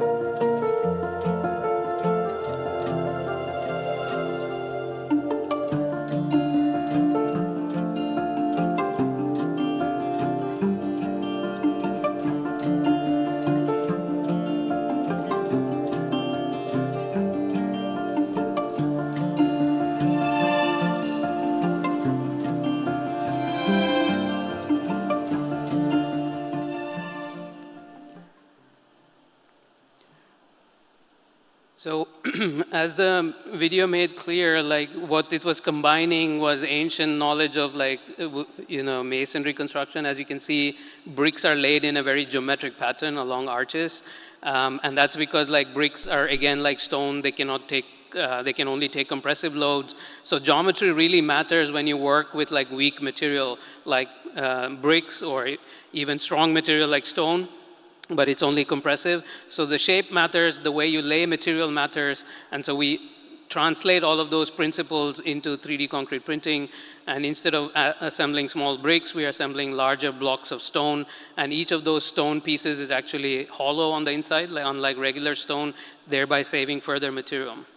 And because like all of the ancient principles of masonry construction have been studied and also been digitized and upgraded by the work of the block research group, we were able to put together this kind of workflow in a short period of time. This entire project was only about 4.5 months. And it was, all of the research was untested. So three separate teams working in London, working in Vienna, working in Zurich, were able to collaborate and put together such a workflow from start to finish. Like, so designers can manipulate the center lines and everything else gets computed on all the way until the assembly sequence. And this is only possible because it has been, all of the knowledge has been cumulatively and collaboratively developed for well over a decade and a half. And these are just some of the bits and pieces that have been individually, separately developed. And each one of these pieces sometimes is a PhD worth of work, right? So including like the famous thrust network analysis algorithm developed by Philippe Bloch, and also other demonstrator projects that were developed by my colleague Matthias Rippmann and so on. And the same for the 3D printing aspects, the same for structural design and so on and so on. And all of this comes together, all of the knowledge, like the Bauhaus, is coming together to like really help deliver sustainable ways to build, like rediscover ancient principles, but upgrade them with digital technologies and robotic technologies to achieve some of the sustainability goals, like reduction of material, repairability, reusability, recyclability, and so on. And similarly with robotic fabrication, like with every other piece of technology that we have ever explored, we start with playful things. This is a $25 robot that you can get in any electronic store, and the principles are exactly the same. Like whether it's this dollar, and then we invested our hard-earned like savings. We bought a slightly better robot, put it in our living room, and tried to get it to draw a bit like Zaha. And we invested in making some more pen holders, and then further start more complicated end effectors, like this one. So now this is 2013, and then 2013 to 2016, like we went to an industrial factory called Odico, which had a whole bunch of robots, including hanging ones and so on. And so for a period of 6 to 7 years, where there were robots, we would all turn up as students and kind of pester people until they let us use and transfer a whole bunch of their knowledge. And this was again, Asbjorn, he started his own company now, and then we also went to Boston for 3 years. Until such time that like we now have our own robot lab in the basement of our office. So again, a 10-year period in which to convince our colleagues, convince and learn a lot from other people, so that we can then leverage that and communicate that further. So here's a process of wire cutting. Instead of cutting stone, we are cutting foam here. But all of these, since it's happening in the heart of London, is communicating like the growth of our discipline, the growth of our profession to kids, to other professionals, other designers in the company, and so on. So when projects happen, we are now beginning to explore material tectonics and all those textures that the robot can deliver.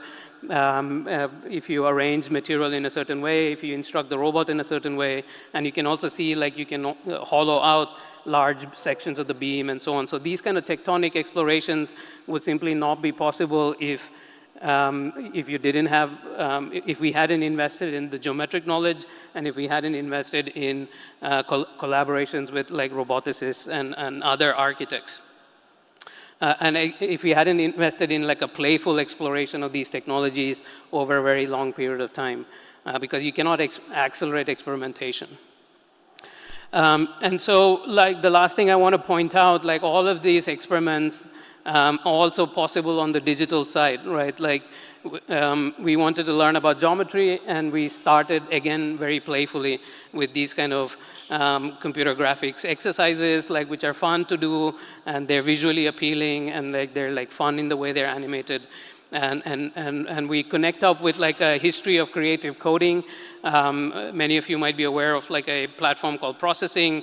It was a PhD thesis of Ben Fry and Casey Reyes, which is helping creative people become coders, right, in 2001.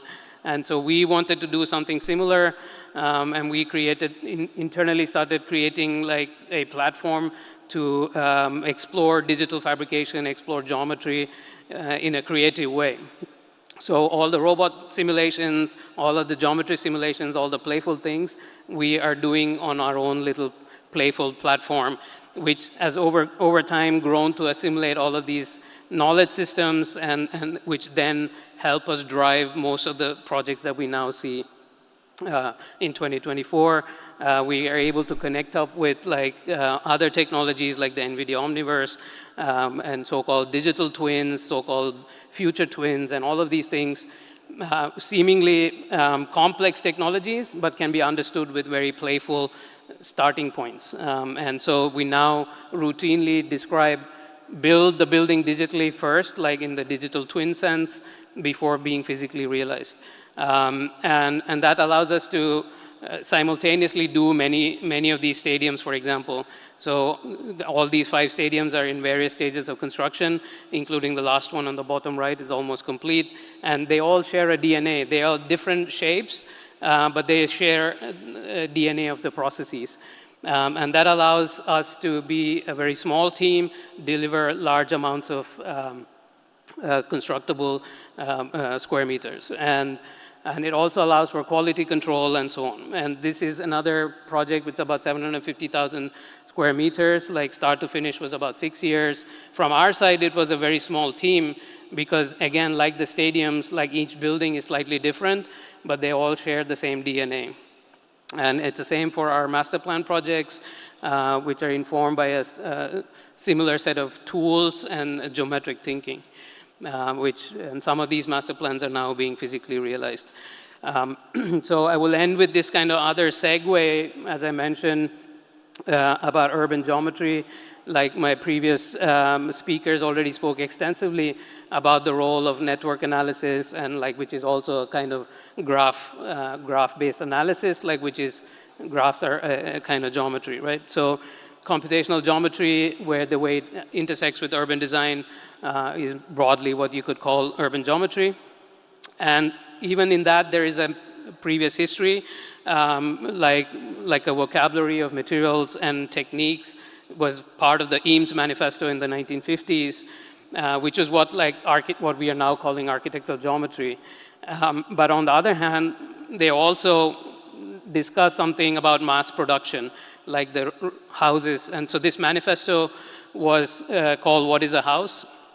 And they were already thinking about in the 1950s, how systems of mass production can help shape the residential buildings of our cities, and therefore really affect the way our cities are functioning and how cities look and feel. So that's the history of the case study houses that Eames, the Ray and Charles Eames, both contributed to.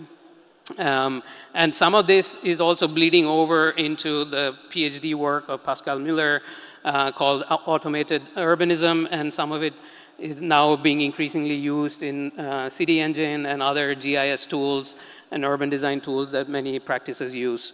And if you trace back the history of this software, again, to the first principles, to scientific papers from the early 2000s, you will realize that a lot of these simulations can be geometric.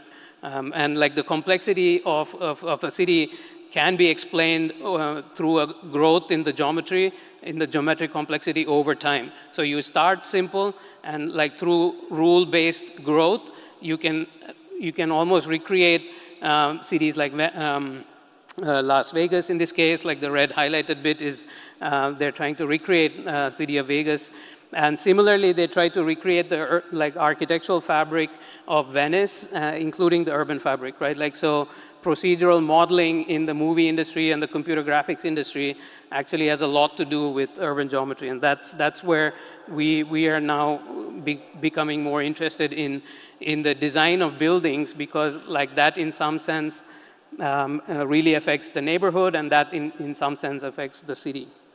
We are not yet there in terms of the urban morphology aspects, but we are now investing time in the bulk buildings. We are trying to revisit prefabrication, revisit modular, revisit ideas of mass customization and so on, which is again rule-based design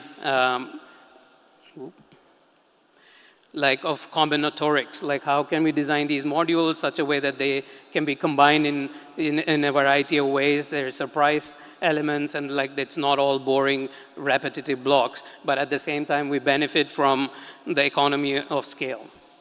And so, like with every other technology, as I mentioned, we start with a playful project.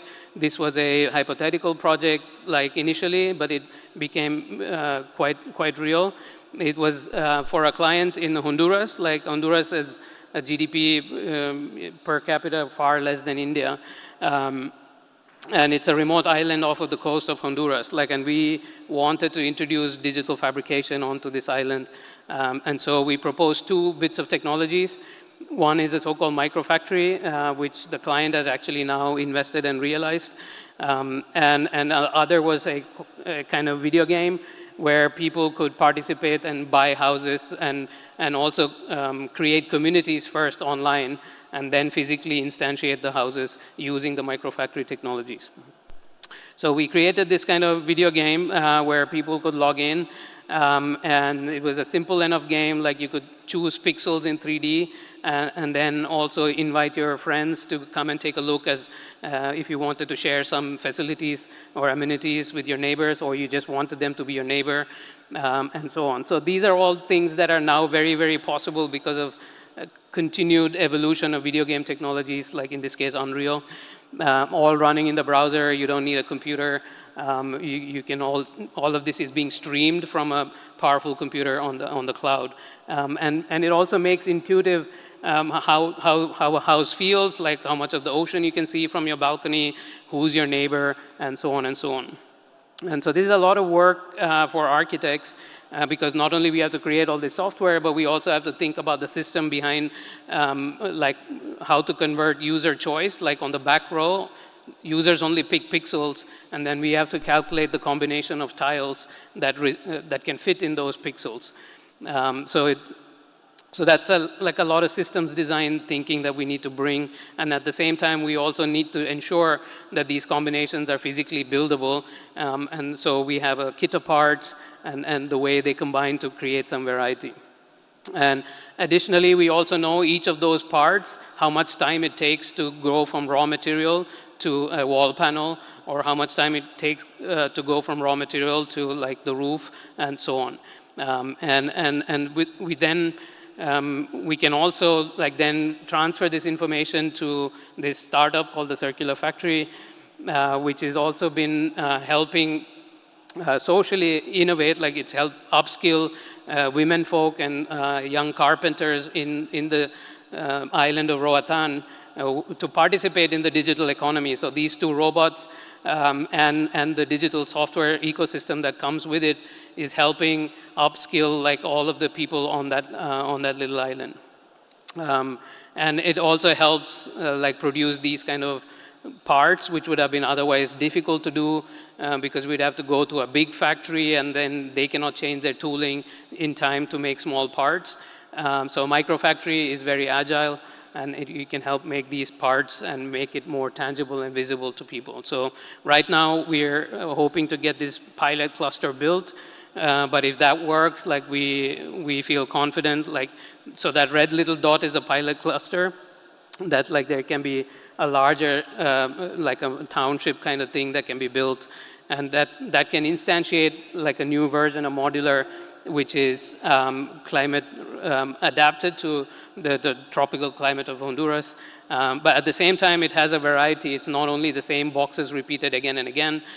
We have a variety of villa types, like we have a variety of co-living types. So this is the kind of design technologies that we want to develop to help build, on the one hand, rapidly build cities, but also they need to be desirable, which means they need to have variety, they need to have environmentally sustainable thinking, they need to have some kind of social innovation, and so on. So that's broadly where we are thinking about going with like our interest in geometry, particularly computational geometry, and its intersections with architectural design and its intersection with urban design. And I will end with like a few glimpses of like what we are currently doing with the intersection of computational geometry with AI, or the latest generation of AI, and I'm going to call it early experiments because that's what it is. Like the latest generation of AI experiments are only 2-3 years old. And like with every other technology, like we start with a playful thing. Here's a collaboration we did with Rafiq Anadol, who's an artist, a data artist, let's say, and we very early on got a glimpse of what AIs could help us in the design tasks. And so we fed it a whole bunch of like ZHA photographs and ZHA images and renderings, and we could see that already that the computer can dream up things that are similar to what we would produce manually or we would imagine, because of we only fed it a whole bunch of our images. And so that became a very powerful way for us to ideate and extend our own ideas, feed it our own images, look at what comes out of the machine, and then so the top row is all images that came out of the machine by just saying like I want a Zaha Hadid like building, or I want a Zaha Hadid like interiors, and at the bottom is like the same image that is interpreted by a human designer, and a very skilled human designer, because like an image is not something that you can build with. And an image doesn't give any client the confidence, like whether it can be built on the budget or on the time. But once a human designer can interpret that image, all the confidence starts to return, because the human is the one that is giving the confidence through the expertise of the team and the track record and so on. So this became a de facto procedure so that we now apply to almost every project at the early stage. We ideate through text to image, and then we convert to image to 3D manually. So we can explore text to image very quickly in about in this image in 2 hours. There were more than 100 iterations of how the spaces could be used, how many different kind of spaces we can have, and so on. And then once that ideation is relatively complete, you transfer and interpret that into 3D, which further takes a lot of time, but you're now saved a lot of front-end time, and you have engaged with the client, because the first process, the clients can engage with you, and they can see how the spaces can be used, which is not possible to see in the 3D model. It's not possible to see in the BIM model. So the client really doesn't care for the BIM model, but they care for the confidence it gives them. But they do also care for how the spaces are going to be used, how it's going to be looking and feeling, and so on. So I will end there. I will skip to a video about the company, the journey that we are gone through so far in the last 45 years as a factory of ideas, and a factory that has been built on a digitally native mindset, a digitally native methodology, and also a digitally native set of technologies. So it's not that we're drawing by hand and then CADing it up and so on. Our ideas are born digital, and which we think is in a way what future generations of architects and designers are likely to do. So bear with me when I'm going to skip through a few slides, and I will end with the video. I will end here. So I want to just conclude by saying geometry is a kind of gift that keeps giving. Always start with fun experimental things, joyful things, playful things, and slowly build up over time. And that's what's going to make technology fit for purpose. That's what's going to make technology fit for the future. And as hopefully I've shown, the intersection of computational geometry and architecture and urbanism truly results in a scalable set of innovations that we can collaboratively and cumulatively help shape the cities of the 21st century. And so I will end now with this video where it gives a glimpse of why we wake up on a Monday morning happy. Thank you for your attention. I think this practice is a factory of ideas. Every day I walk through the office, I see people spinning beautiful three-dimensional models of buildings. Then I see people coding complex algorithms.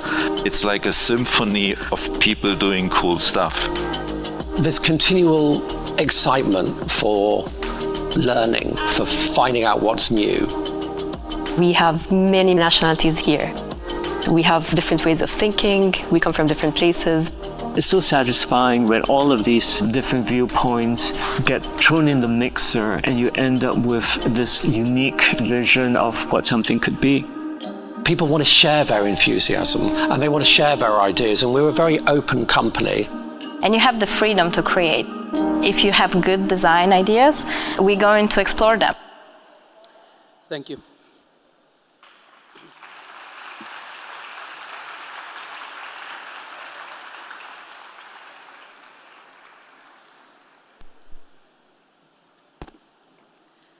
Thank you, Shajay, for that expansive and forward-looking presentation. Together with Olivia's insights, this evening's keynotes have brought us into the thick of what Transformations 2025 aims to provoke, a rethinking of the systems, codes, and capacities that shape the built environment today. We will take the questions for this session along with the audience questions after the moderated caucus. As with the earlier sessions, please use the QR code on the screen or on the back of your ID cards to send us your questions, and don't hold back. Let's make this conversation expansive and honest. It was quite a powerful set of keynotes, wasn't it?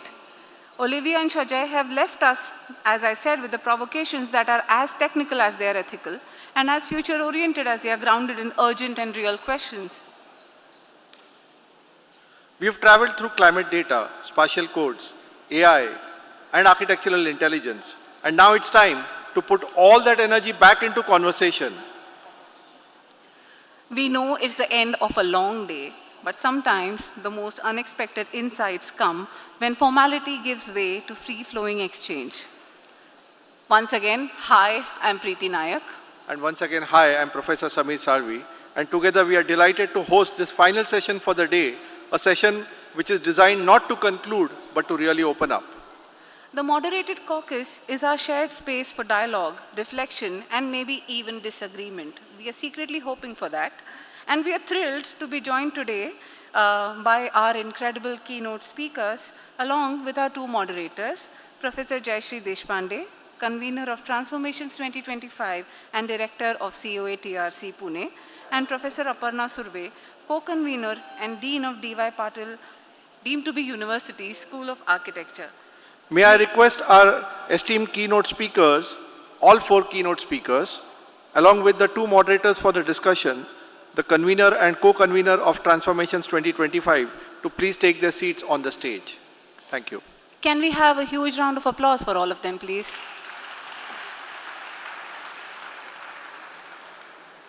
To set the stage for this dialogue, we begin with brief reflections from our moderators, architects, educators, and institutional leaders, both of them, who have shaped the vision of Transformations 2025 from its very inception. After their reflections, we open the floor to our moderators' questions for the panel and to the audience. It is my honor to invite Jayashree ma'am to share her thoughts on the keynotes we've heard today and the intellectual terrain they have opened up.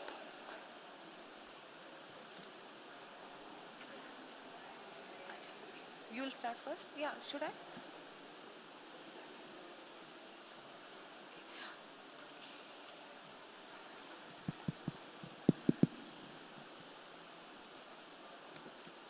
Thank you, Preeti. Today's been a very long day, but I know it's been very exciting. Simply because technology allows us to look at all these projects on the internet, in so many books. But as you rightly put it in the morning, Joao, he said that to be able to hear the designer himself speak about how that project was conceptualized, or to hear the researchers say how and why they did a certain thing is really, really exciting. I must thank all the four speakers of the day for setting the tone for this conference. We came across certain terms, mindful urbanism and what it means to the city, its people, and its culture.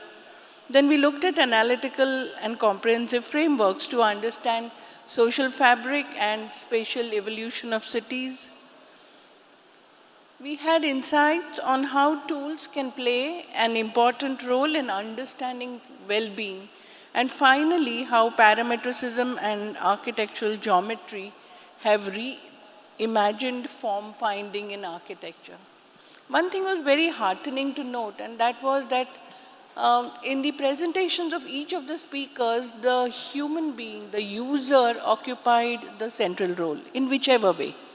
So when Shajay spoke about playfully involving the public into telling us what kind of design they want, it was really good to note that in spite of the technological inputs into our design field, we still believe that the human being is most important and most powerful. So thank you all for bringing that important note to this conference. I think there are a couple of questions that we can still ask all of you in spite of the lovely presentations. Maybe I can ask the first one to Sergio. Sergio, there's a feeling that traditional design knowledge is at risk of being lost due to so many tools which are coming up. So I was just wondering whether you could tell us about some historical or contemporary projects where morphological principles have been successfully used to design cities which are responsive to the needs of people. Just name them. It has been a long day.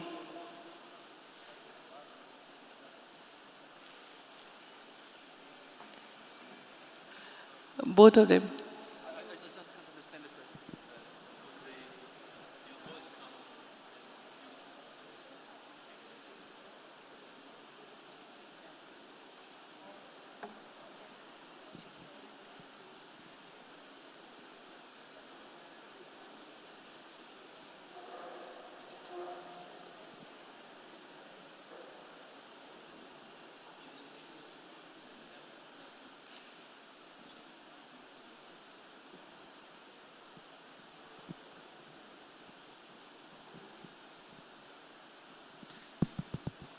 Yeah, so again, I'm struggling to understand because the return of the voice is a bit confused, so, and probably my English is not that good, honestly.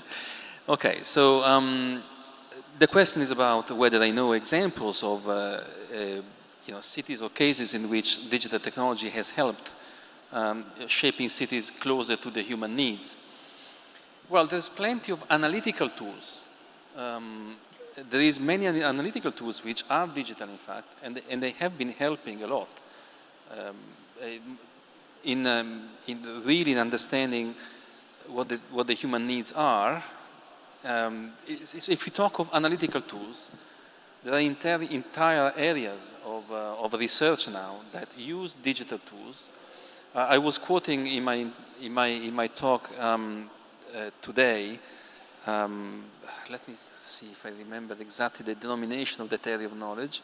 It is, anyway, it is the application of social understanding and sociology to, for example, social media data that comes from the social media and are used, for example, to navigate the traffic better, right? So these kind of things are very mature now. And they are used continuously, and they are used for research and also for applications on real cities. Well, there are many analytical models, like space syntax was named before, and we all know it. It's been there since 1985, and then even more, even earlier. Actually, it comes to the 70s, even in the first applications. And we have built on it, myself, the multiple centrality analysis is similar, very similar, identical in philosophy.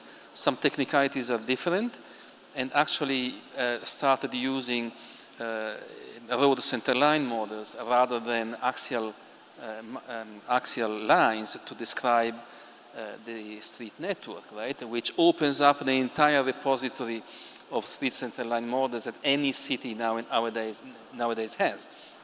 So that was a big improvement. And that's what we did, and that was 2005. So there's a long history. There's a number of those things. So the digital technology is helping a lot in understanding the needs, monitoring what's happening at a scale which is unprecedented, and what we now understand regarding the link between centrality of streets, for example, and a number of other very tangible things. For example, the location of shops and services.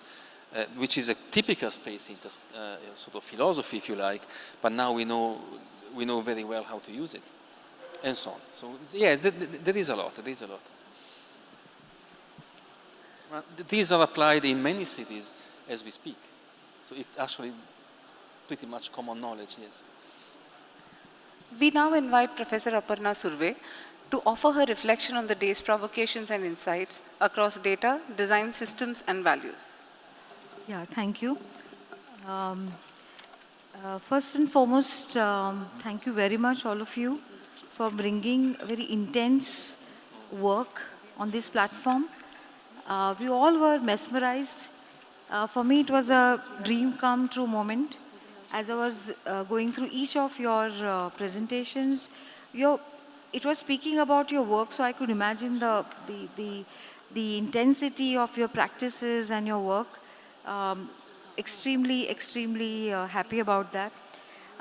We could all see that there were 4 parallel tracks which were woven around the theme of transformations, whether it was about large-scale buildings, then about urban design and morphometrics, planning processes by Olivia, and finally looking at architectural geometries and how they actually are part of the process of building creation. So these 4 tracks, as onlookers, we felt that we could interweave and draw a lot of parallels, which was also the purpose of this transformation conference. And I think we have achieved our objective in a large way, and we are definitely going to document and probably create a docket and send it to you for your review. So I wanted to, I'll be asking a couple of questions to the couple of you. So to Olivia, your work is about high-resolution urban analytics. It talks about, at some point, digital twinning, and you also look at how the technology is also becoming a process where we can actually democratize city making as a process. And lastly, you are also invoking the idea of how AI-driven insights would become a very important tool. All of these are leading to a kind of each one of us who could participate in the process. So I want to ask a question in this context, that in Indian context, or rather any urban context, how do we evaluate the ethics of implementing smart infrastructure, algorithmic planning, and predictive systems? Because we become more and more, it is accessible to everyone, which is what you believe as your hypothesis, I would say, for sustainable governance. So my question is about how this transformation is going to control the idea of, ethics. Thank you.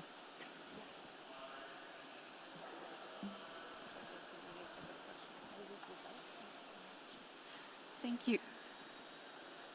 Thank you so much. I think that is it coming? Okay, great.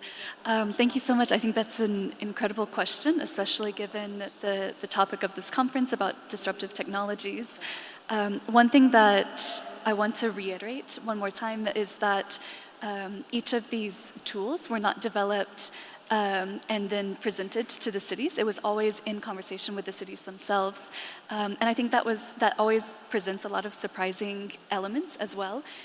For example, I can use Bilbao as an example in this context of coming to the city and saying, we want to help you develop a sustainable tool to help better understand the sustainability of your city and municipality.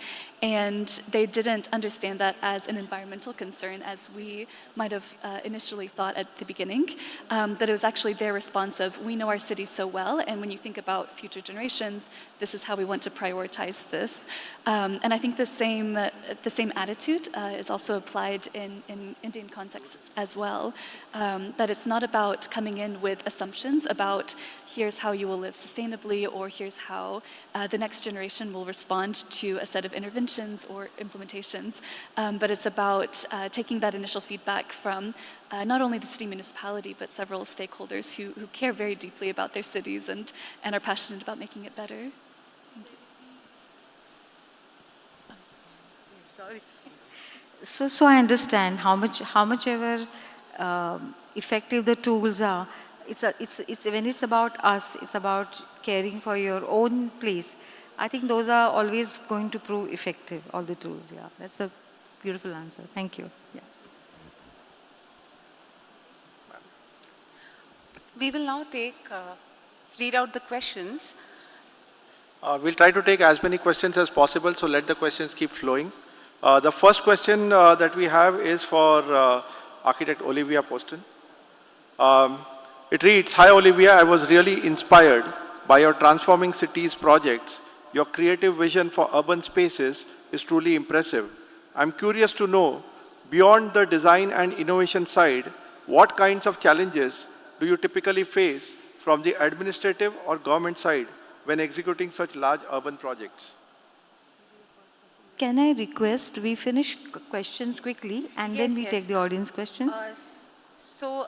We will be taking this question later after the moderators finish their discussion. Just a couple of questions. I know you all have waited patiently, but it was a beautiful presentation. So may I request Jayashree ma'am, if you could ask, or maybe I will go with the question. I wanted to respond to Shajay's presentation. I told him that it was crystal clear, as clear as geometry. That you looked at. So we saw 4 points that you were making. I think one is computational geometry. Second thing which I observed was the employment of robotic or robo-based fabrication. And presently, for many years, you have been experimenting.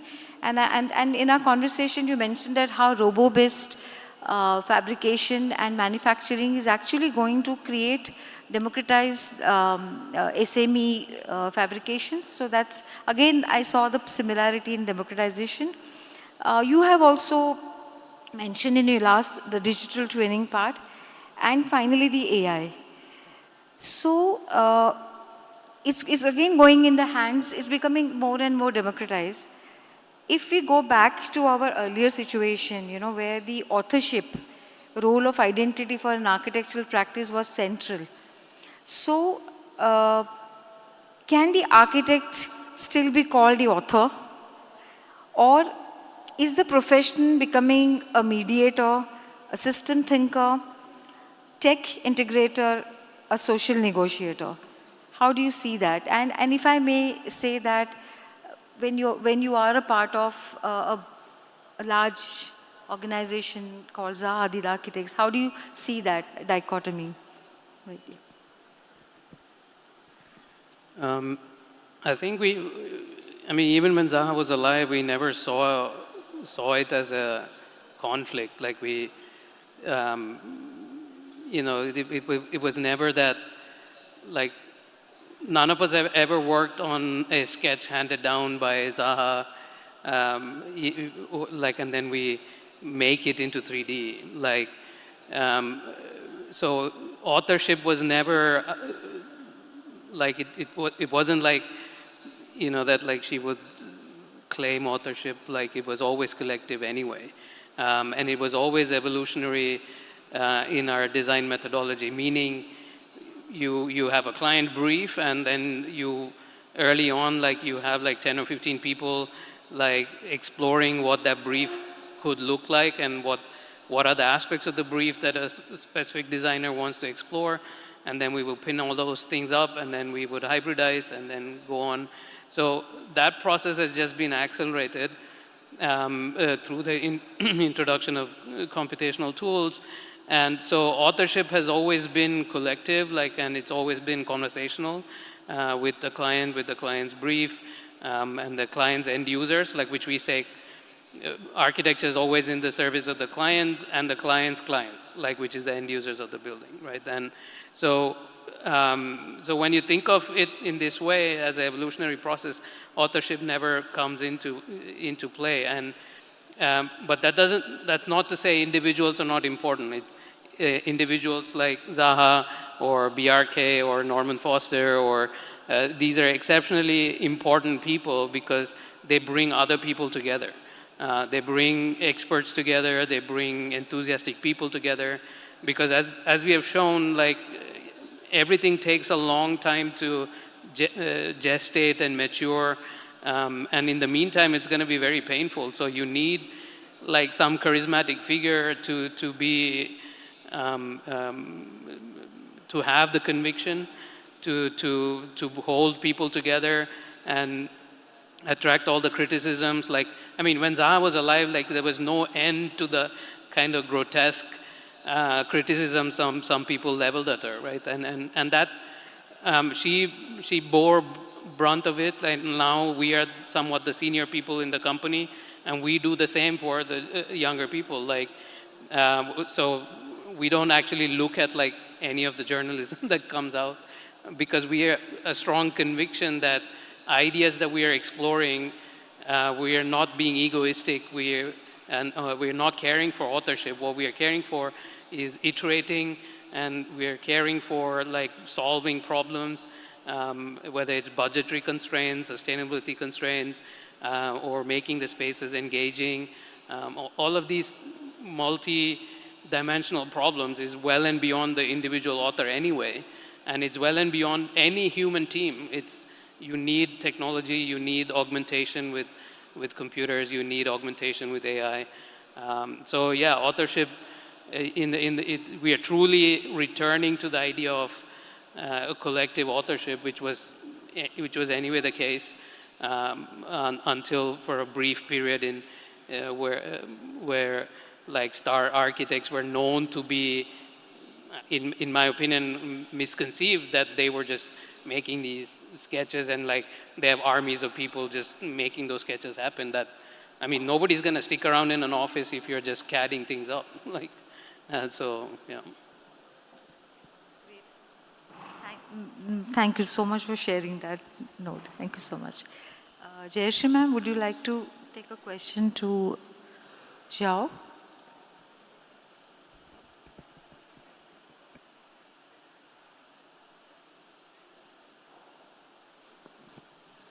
So in the morning when we were looking at your presentation, we were amazed by the variety of projects that you showed, so many typologies, such scales, and to be able to do that in an age of interdisciplinarity and multidisciplinarity, I'm sure must have been a challenge. So I was telling myself that perhaps he's wired differently to be able to do that. But I think it is an ability that has been cultivated over time, knowingly and willingly. Today in our audience, we have a large number of students. We are in an educational institution and we have a good number of teachers here. Many of our youngsters are going to be practicing in 2050 and beyond. So I would like to hear from you, what are the skills that you think that these youngsters must develop to be able to survive in an age 30 years from now or 20 years from now? I mean, the skill set is one that is becoming rare nowadays, also socially, which is to listen to others, because ultimately, what do you do, as Shajay was saying, is collaborative, right? So, creativity, also all of our firms here are, although they have an individual's name in front, they're actually the outcome of everyone's collaborative process and creation. So as Bjarke says, he's not the creator of ideas, he's the curator of ideas, right? And that's what the leaderships of the companies do. They curate, the leaderships of the teams, they curate those ideas. But teams work at its best when it's collaboration, right? So again, fearlessness of not trying the wrong thing, because it's by creating errors and making errors and mistakes that you actually discover novelty. And it is by listening that you often develop, and by dialoguing that you develop and discover ideas. And I think ultimately is also curiosity, right? It's asking what else can be done for that same challenge, because every project is an opportunity. So I think you just got to expose yourself, be willing to expose yourself that you got to try everything until you feel that it's the right thing to do for the right place. And once you get there, because you tried everything, I promise you that you know when is the right idea.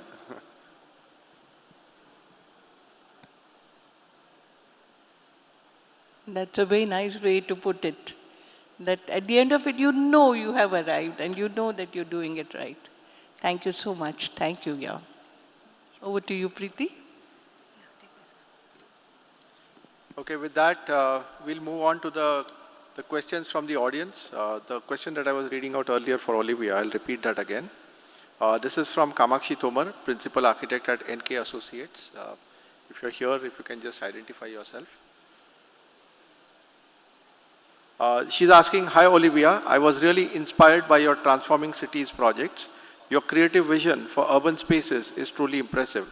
I'm curious to know, beyond the design and innovation side, what kind of challenges do you typically face from administrative or government side when executing such large-scale urban projects?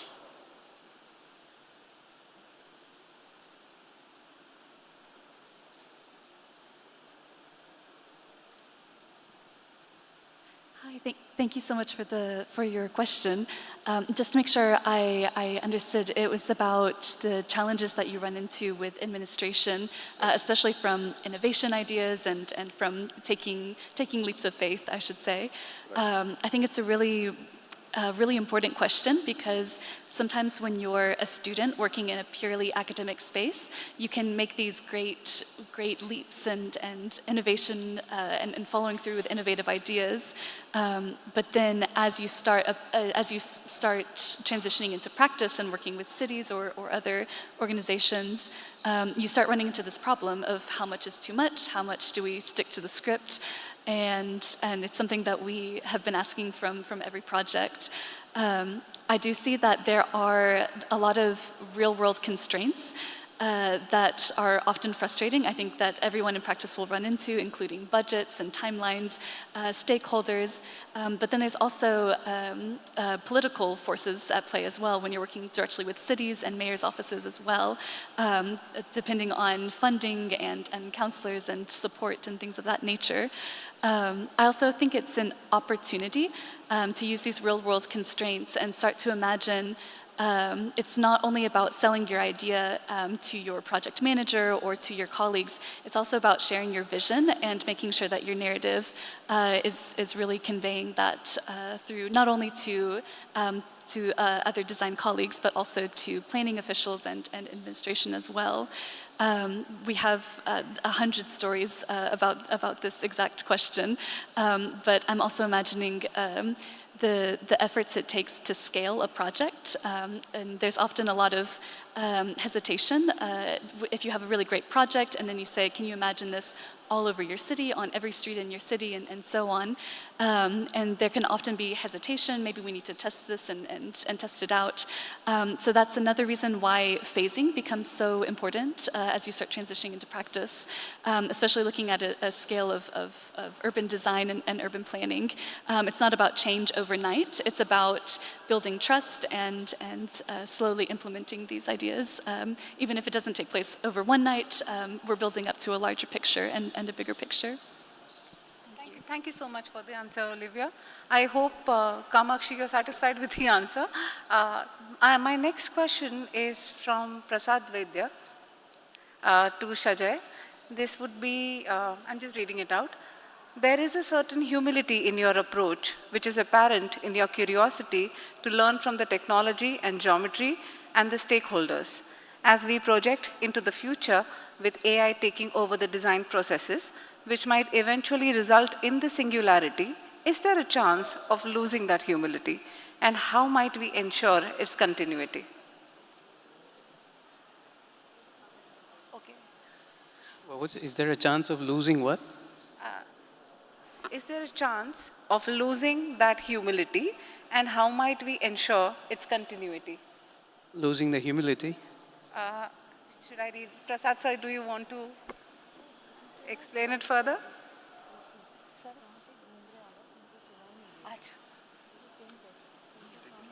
Yeah.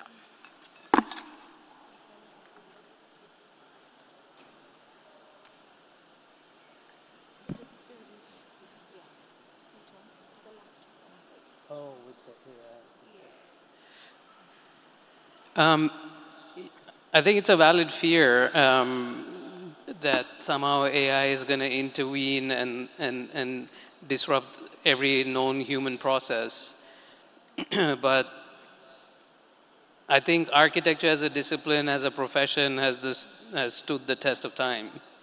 And like, we should have no fear that technology is going to disrupt architecture, like, you know, with capital A architecture. But it is going to disrupt if you're only doing technician things, which in any case you are not doing architecture if you're doing technician things. And not to say there's anything wrong with the technician things, it's just to say architecture is beyond technology. It's about engaging with the client and the client's client, as we have always said. That and the questions you ask about the brief and which problems you want to solve.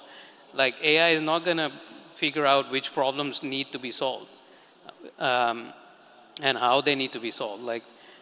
So in that sense, it's as AI is as much a medium like as clay or as other digital mediums, right? And the other reason I feel very optimistic that AI has, even though it seems that it's going to fundamentally disrupt everything, it's actually the greater revolution was, CAD and BIM, Grasshopper, and all of these things fundamentally provided new capacities of expression, allowed new kinds of architecture to be explored.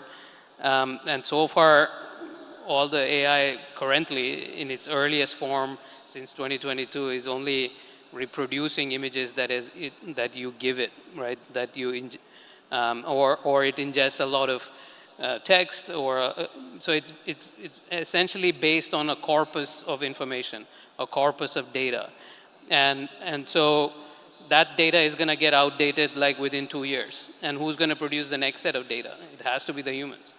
And so I have really no fear about AI, particularly. I mean, in general, we don't have any fear about technology because architecture is an enduring profession. It's been a pillar of society for millennia, and even otherwise, the problems that we choose are because of the human problems that we want to be solved.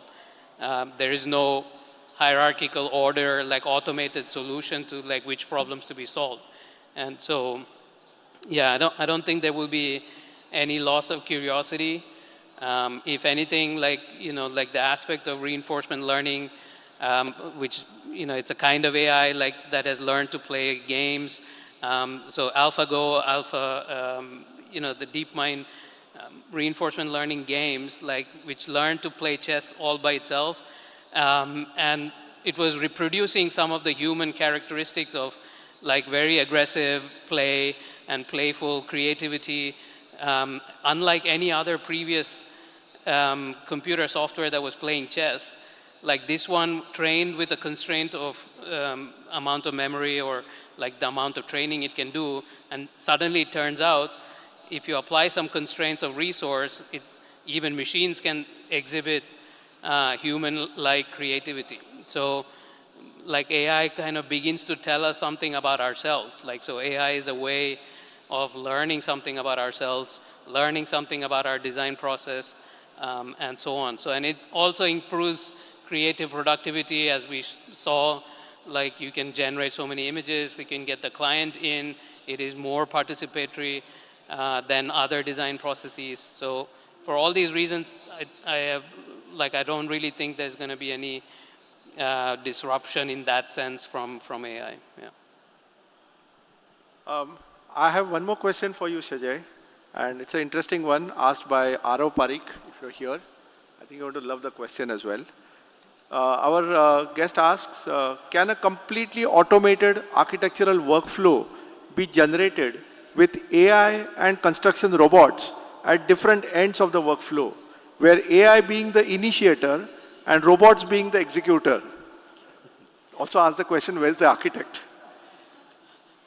I mean, it is conceivable that once you figured out, let's say you're scaling up a technology, that is possible, I would think. If you have a very limited problem to solve, you want to redo many houses in a row, but the exploration part has to be human machine and team-based collaborations.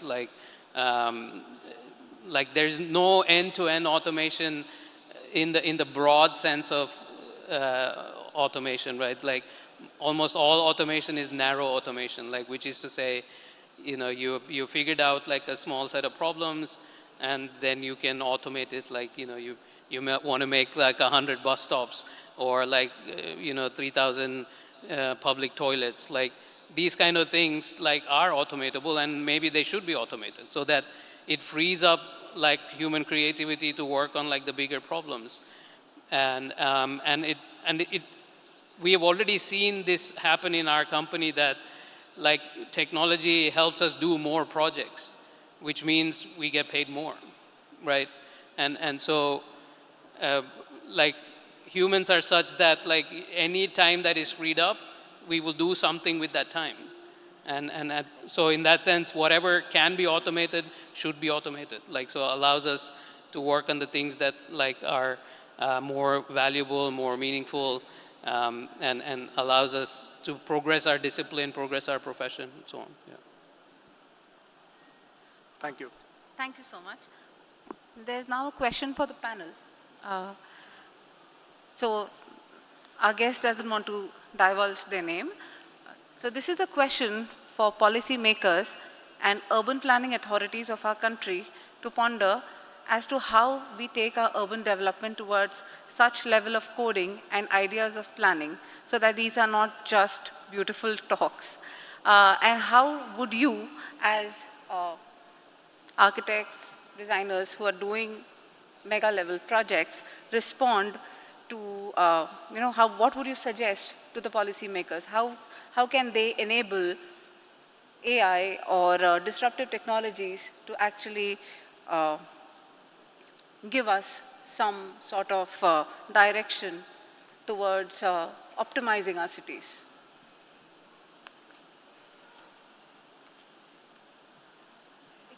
This question is for the panel, so I would invite maybe all of you to just share your thoughts on this.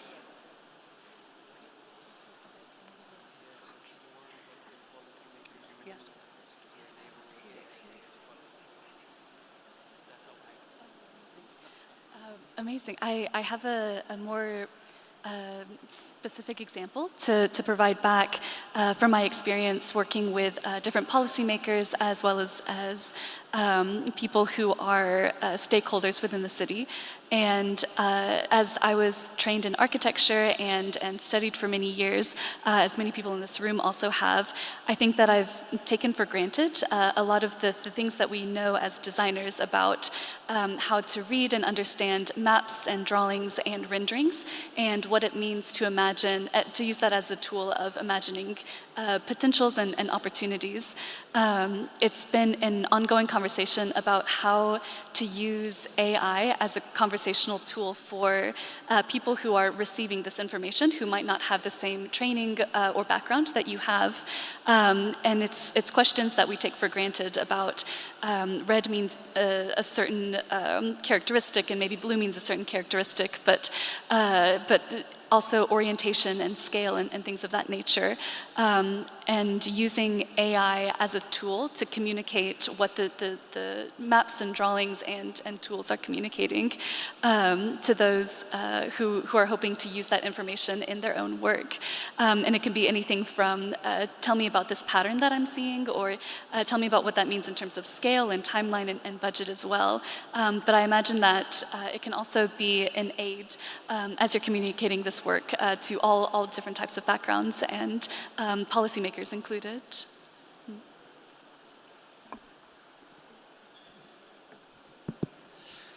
Well, I'm not entirely sure I heard the question correctly. If I heard it correctly, it has to do with AI and participation.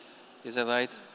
So what AI can do to, disseminate and foster policy making which is more aware of public participation. Right. Well, I got an answer to this, which might not tackle the question really, or maybe circumnavigate the question rather, because my opinion is that maybe the problem with participation might not be a technological problem at all. It depends very much on what kind of participation we are talking about and what kind of material you want to take from the people, right? And make it a material for public policy. This is a very, very important question. Now, public policies are about creating things, creating solutions, creating processes, and objects in the end, which respond to needs fundamentally, right? So those needs are hardly to be tailored on the singular person or to the singular community even. And the reason is that the person and the community change all the time. So we are always back to the same problem. So it's not like, you know, crafting a jacket for the person that wears the jacket for a few years and then take another jacket. We are not in that kind of domain. We are in a domain in which the things that you produce with those policies or with those designs, in fact, are going to stay much longer than the person you are talking to when you are engaging with this particular specific community or people or clients, in fact, no? So the real question to me is how can you extract from the people you're talking to the material that go beyond the people themselves, that actually belong to everybody, the kind of material that actually makes us human as such, because then the people will change, and the artifacts will remain, or the infrastructure will remain. And so what shall we do? Shall we change the infrastructure, for example, a digital infrastructure, or, I don't know, a solution for traffic, for example? Shall we change it because the people we ask to have changed? Of course, that is nonsensical, right? So this is the question. Now, the answer we gave to this question when we were experimenting on these facts were that, you know, you have to really establish a conversation with the people you are working with in public engagement processes. You have to establish that conversation at a very deep level. Because if you stay to the surface, the answers you get from the people are very superficial and tend to be idiosyncratic, tend to be very person-specific. I like it white, you like it blue. I like it long, you like it, you know, you don't move beyond that. So in order to do that, you really have to be sophisticated in the way you prepare, for example, the room. I want to be very practical here. You know, for example, we were very attentive whether we had to serve tea or not, where we were starting the conversation. What was the first question? What was the second? What was the third? Should we play some music or not on the radio when we invite people to come? Because what you're looking at is asking people to reveal to you things which are for them extremely difficult even to understand, right? And that is extremely difficult to have. Imagine to convince a person that you don't know and who doesn't know you to reveal to you the most intimate things that they feel, because it's about feelings in the end. So that is extremely difficult. So AI here, I'm not sure, maybe it can help. Maybe it can help, but I don't think it is central to this, frankly. Because normally it is when the conversation goes into what kind of digital technology you can use to ease the process of community engagement, then immediately you go into, of course, I don't know, a questionnaire that you can spread around on the internet, right? We have done it many times. Or visual preference surveys, for example.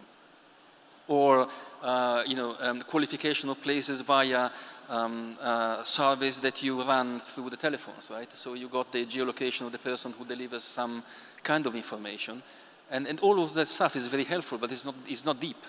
It's not deep.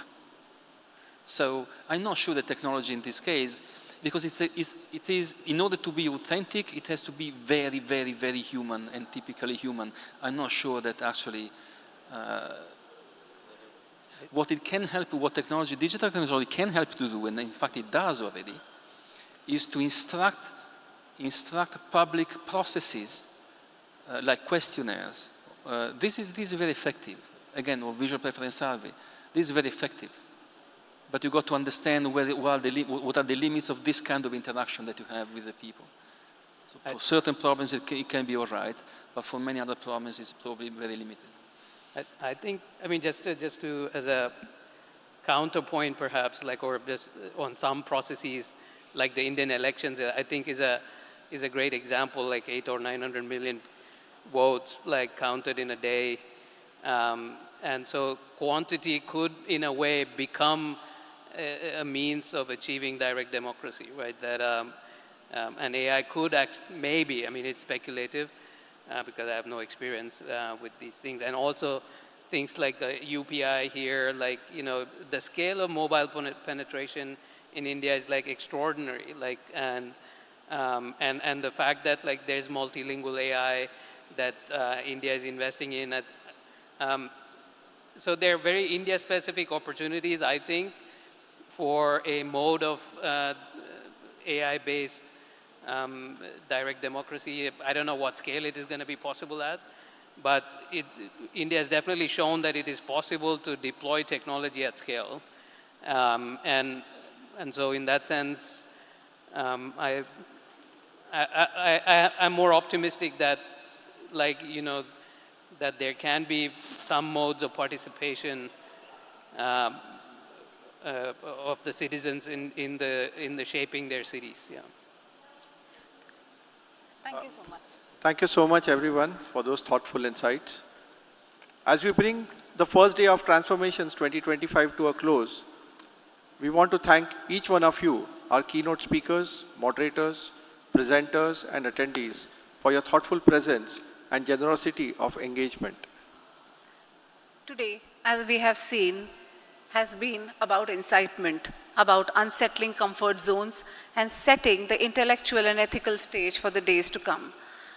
We've moved across geographies, scales, and systems, and it's only the beginning.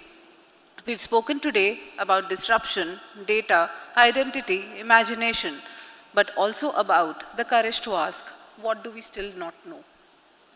We extend our gratitude to the Council of Architecture, our speakers, collaborators, and each one of you for the energy you've brought to this space. Thank you for showing us that transformation happens not just through big ideas, but through shared questioning. As we close this first day of Transformations 2025, we also want to look ahead. Tomorrow, 27 June, we move on from incitement to deeper engagement. The theme for day 2 is disruption and dialogue, a space to explore tensions between emerging technologies, contested urban imaginaries, and pluralities of practice that shape the building environment today. We begin at 9:30 a.m. tomorrow with a plenary session featuring Nuru Karim, Krishnamurthy, and Sahil Tanveer as offline sessions. And we have curated online sessions with Ombretta Romis and Matilde Marengo, voices whose work intersects computation, craft, pedagogy, and ecology in disruptive yet grounded ways. The schedule is here for you to see. Following that, we invite you to engage with the research paper presentations spread across curated parallel tracks. These sessions bring together scholars and practitioners presenting work that spans material practice, pedagogic experimentation, and critical urban inquiry. We'll conclude tomorrow's program with an insightful panel discussion moderated by Dr. Sanjeev Vidyarthi, an urbanist and educator whose work bridges planning theory, spatial justice, and institutional change across global context. He'll be joined by a diverse selection of panelists bringing together voices from academia, design practice, urban policy, offering multiple lenses through which to interpret the disruptions and dialogues we've traced throughout the day. We hope you'll carry today's questions into tomorrow's conversations, bringing with you the same curiosity, openness, and intensity that defined our inaugural day. But before we formally close, we have a little surprise for you. Courtesy of our publicity and media team, please sit back and enjoy a specially curated highlight reel capturing the spirit of Day 1 of Transformations 2025.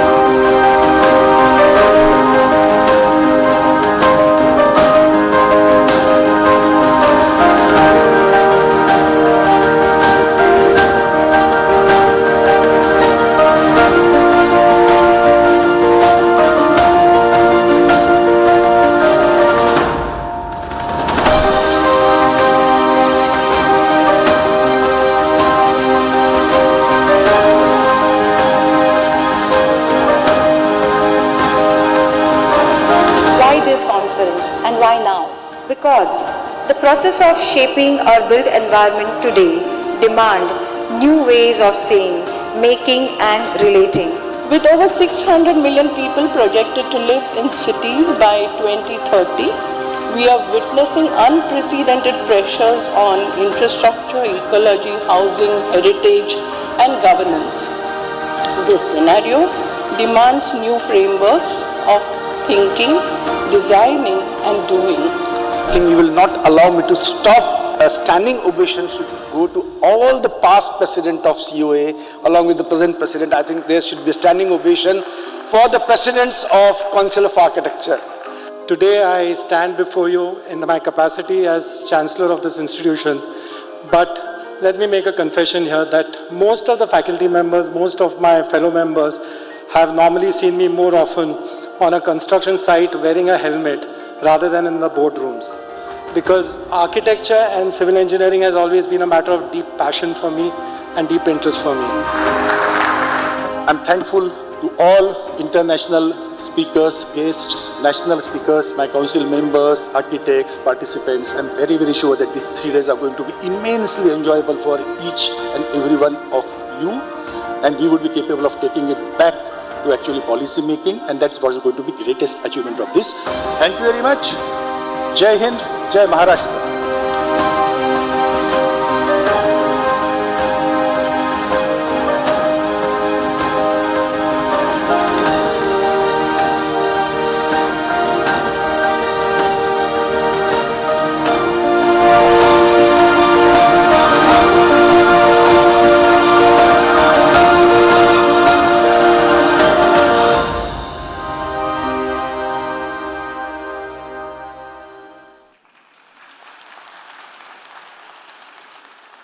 That was really put together so quickly. Before we part for the evening, we invite you to continue the conversations over dinner. The networking dinner is being hosted on the first floor. Please do join us upstairs for an informal gathering of ideas, laughter, and shared reflections. Thank you once again. Have a restful evening. We look forward to welcoming you back in the morning of day 2 of Transformations 2025. Good night. And a small announcement. Thank you. You may applaud. A small announcement for the faculty of D.Y. Patil School of Architecture. All of you are please invited for a group photograph with our keynote speakers and Jayashree ma'am and Aparna ma'am. Please come ahead.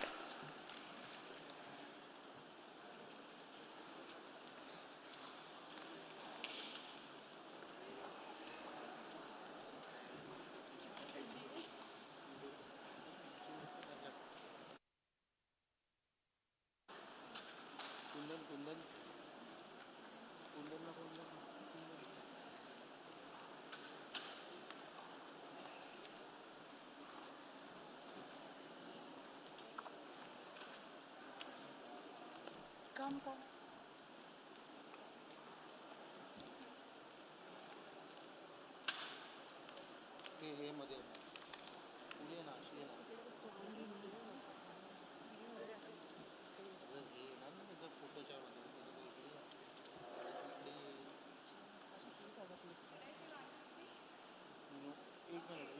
There is a podium in between, so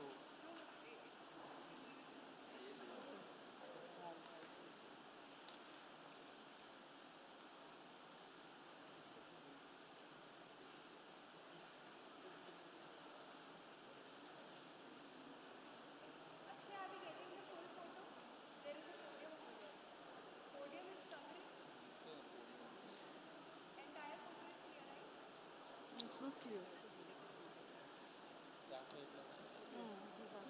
I think you should go that side.